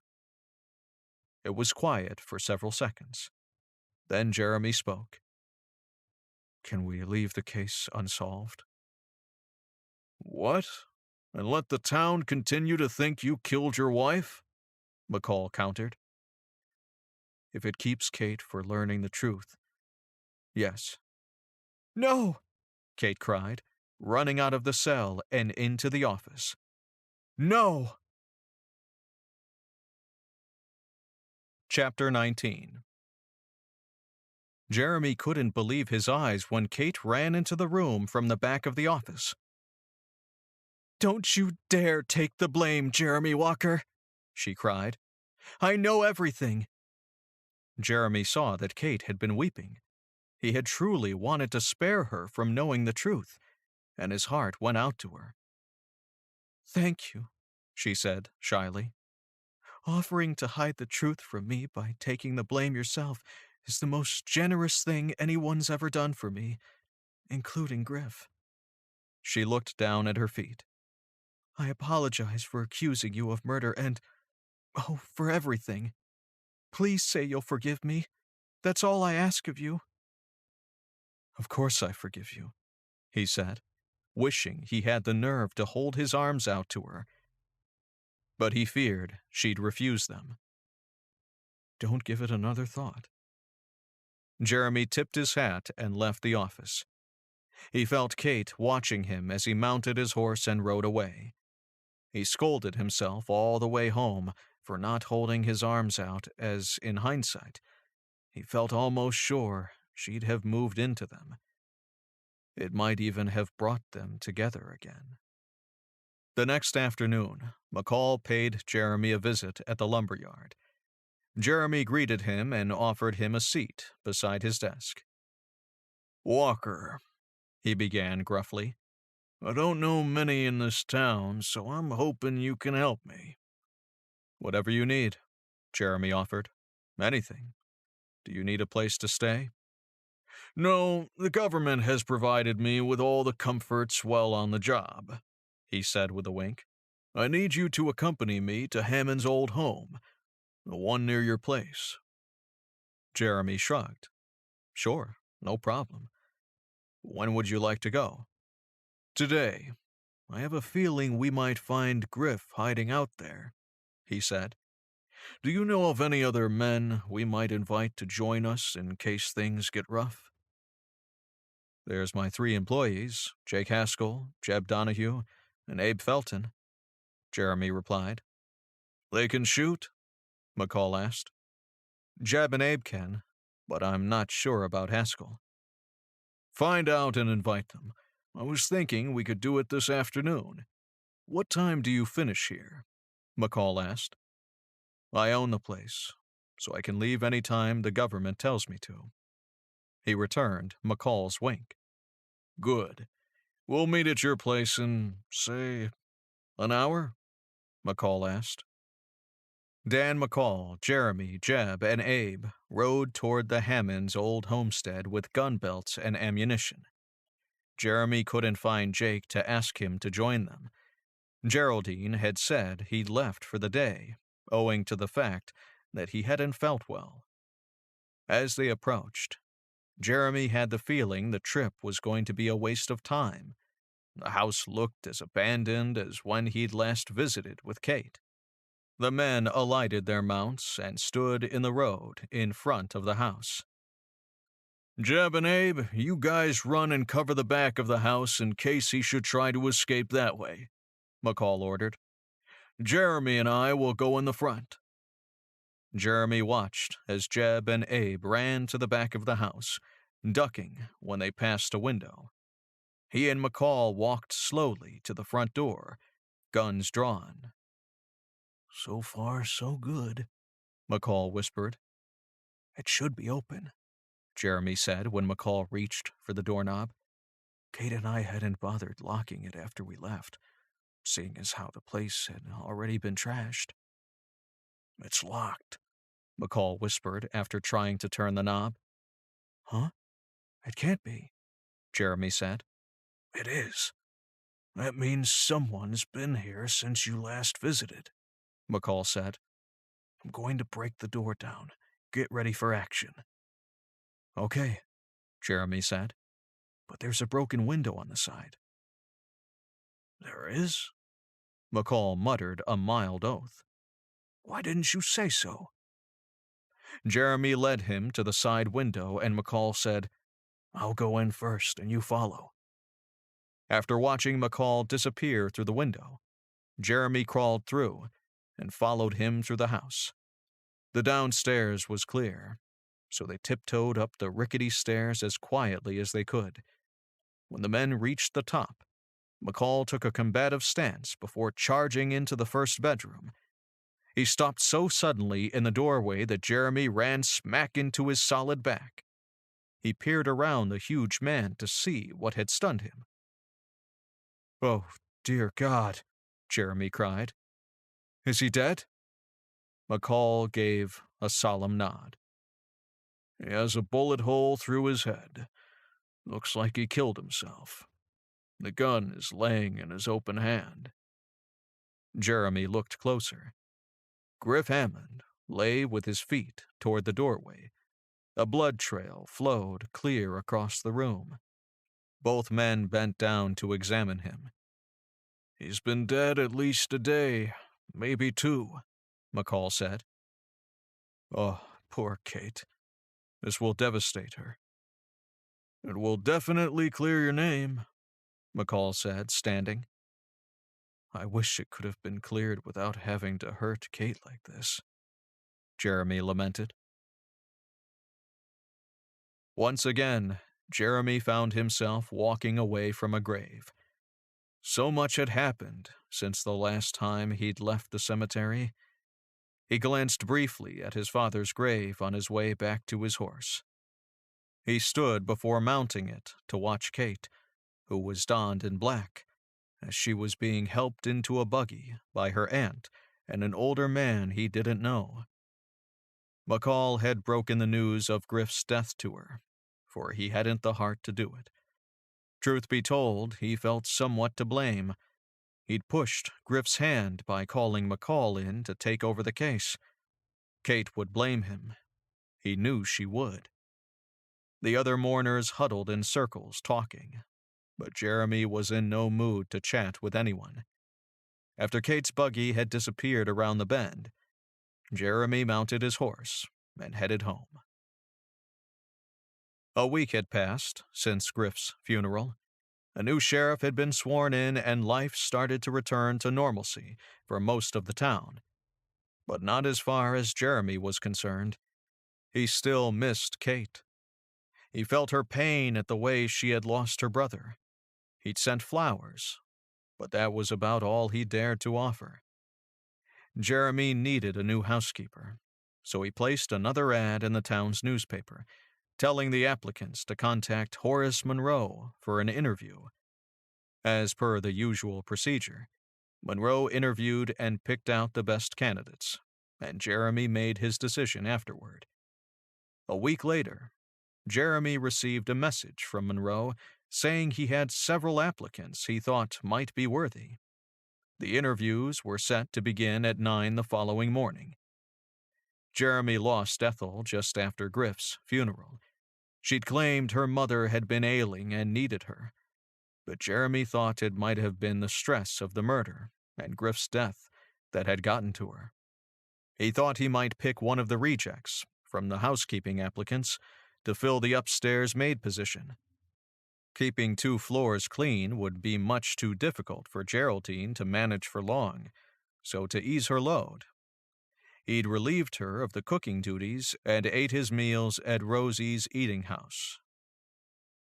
The clerk began to escort the selected applicants. The first candidate was a sturdy-looking woman who looked a bit familiar to Jeremy. Horace Monroe introduced her as Mrs. Bertha Hubert. "Do I know you?" Jeremy asked. "Well, I don't think so," she said. "I rather doubt we've ever met." "All right," Jeremy said, with a shrug. "What experience do you have keeping house?" The woman spouted off about several of her previous positions and then said, "And presently I'm keeping house for my niece, who has just lost her brother to death. Neither of us have a job, so we need to seek employment." The woman must have seen Jeremy's mouth drop, because she added, "I'm an excellent cook." Jeremy knew where he'd seen her before. She was Kate's Aunt Bertha, the one who'd accompanied Kate to the funeral. Until that very moment, he hadn't considered that both of the women would be without an income once Griff had gone. "You're hired," Jeremy said firmly. "When can you start?" "Today, if you need me," she said, wiping a stray tear from her eye. "Thank you so much. You have no idea how grateful I am." "No need. You're exactly what I'm looking for, Mrs. Hubert." Monroe gave Jeremy a pleased look and congratulated the woman, who left after receiving further instructions from Jeremy. Once she'd left the room, Monroe said, "Now, what should I do with the other 4 ladies?" "I also need an upstairs maid. Can you pick the ones you think might be right for the job so we can wind this up?" Jeremy asked, pulling out his pocket watch and gazing at it. "I have the perfect woman," Monroe said. He walked to the door. "I'll be right back. George wouldn't know which one I'm thinking of." When Monroe came back into the room, Jeremy stared in disbelief at the woman who'd entered. He opened his mouth to exclaim her name, but Monroe winked and put his finger to his mouth as if to hush him.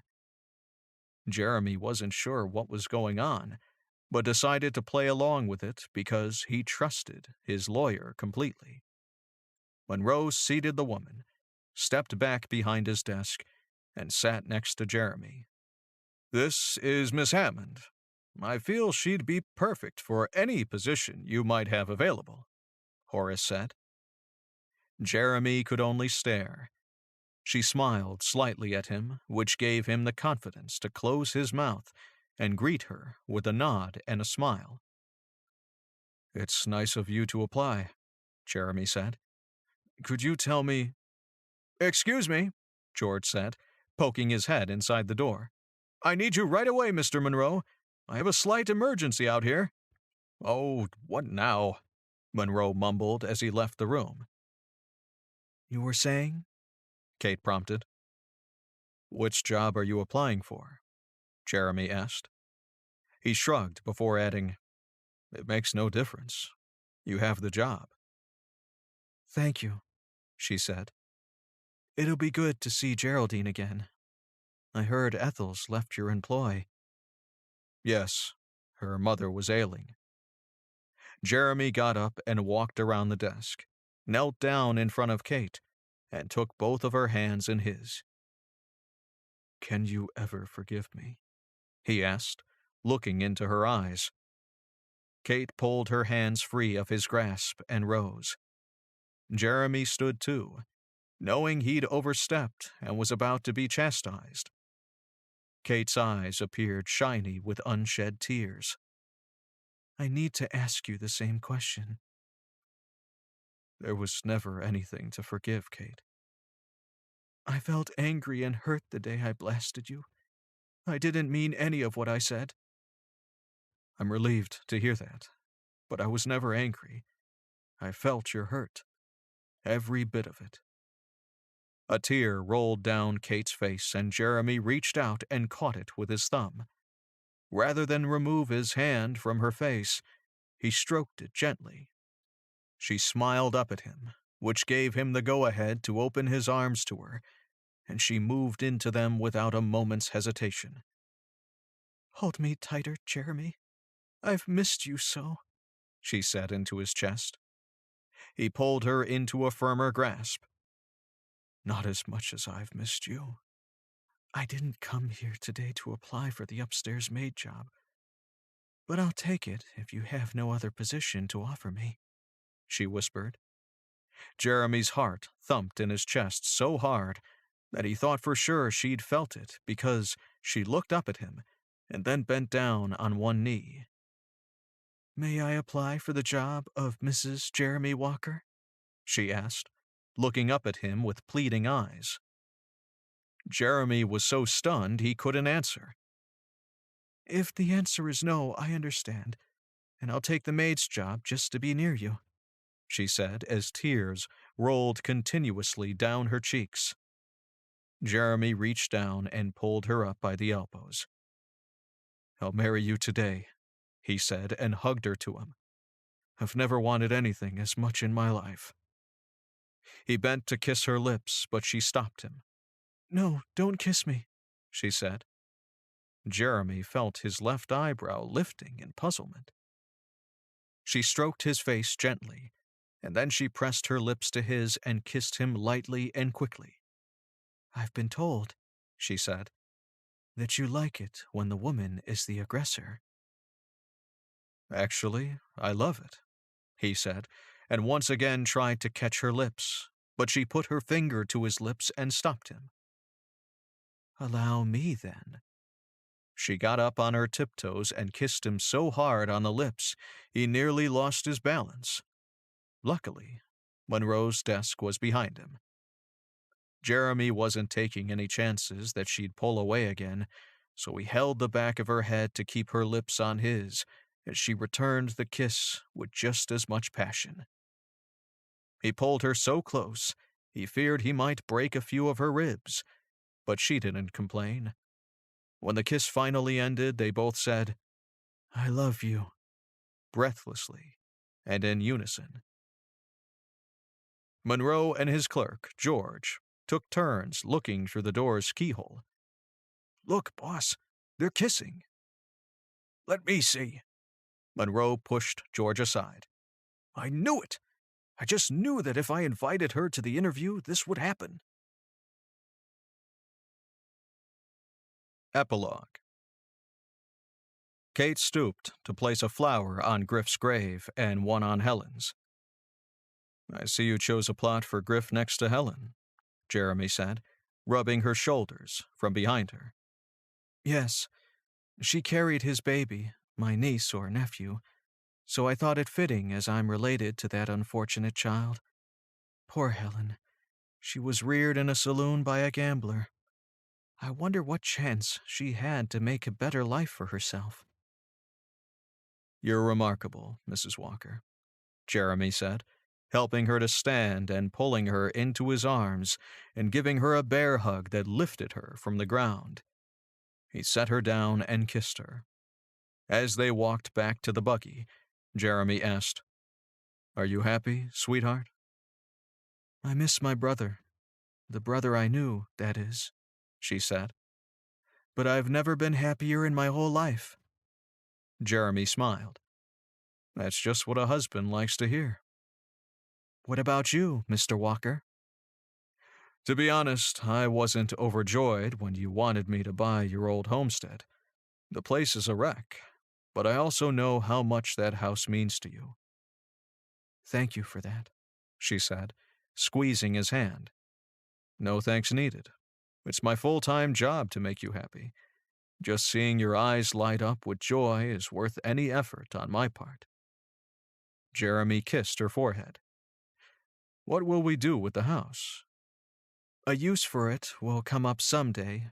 Maybe it could be a retirement home for our servants or something. We could fix it up a bit before then." Jeremy helped her onto the buggy seat. He felt a twinge of guilt because he hadn't told her that was where her brother killed himself, nor had Dan. He'd decided to let her have pleasant memories of her homestead.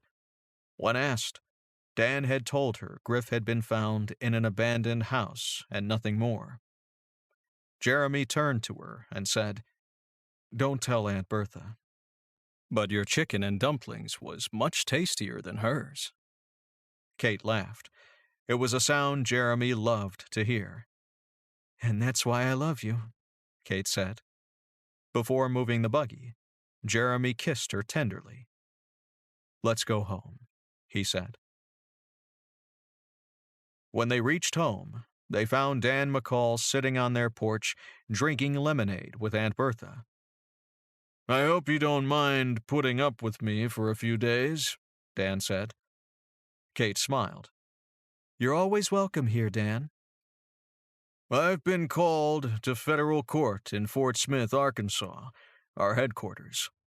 I have no idea what they could want me for, but I thought I'd stop here on my way and leave for there tomorrow." Jeremy patted Dan on the back. "Our door is always open to you. If it weren't for you, I wouldn't be a happily married man right now. Should we look for a nice wife for you next?" "No," Dan exclaimed. "I'll never marry. I've devoted my life to fighting crime. I never stayed in the same place long enough." "Surely, someday," Kate began. "Never!" Dan sounded adamant. "Not me. But I'm happy I could play a part in your happiness." The end. Will Dan meet someone who will make him eat his words, "I'll never marry"? The answer is in Book 5 of Heroes of Hayes, Dan McCall's Bride. This has been The Housekeeper's Proposal, Heroes of Hayes, Book 4. Written by Barbara Goss. Narrated by Roberto Scarlato. Copyright 2017 by Barbara Goss. Production copyright 2017 by Barbara Goss. This audio has been brought to you by Bar 26 Publishing, LLC. For more content, check out the rest of our channel.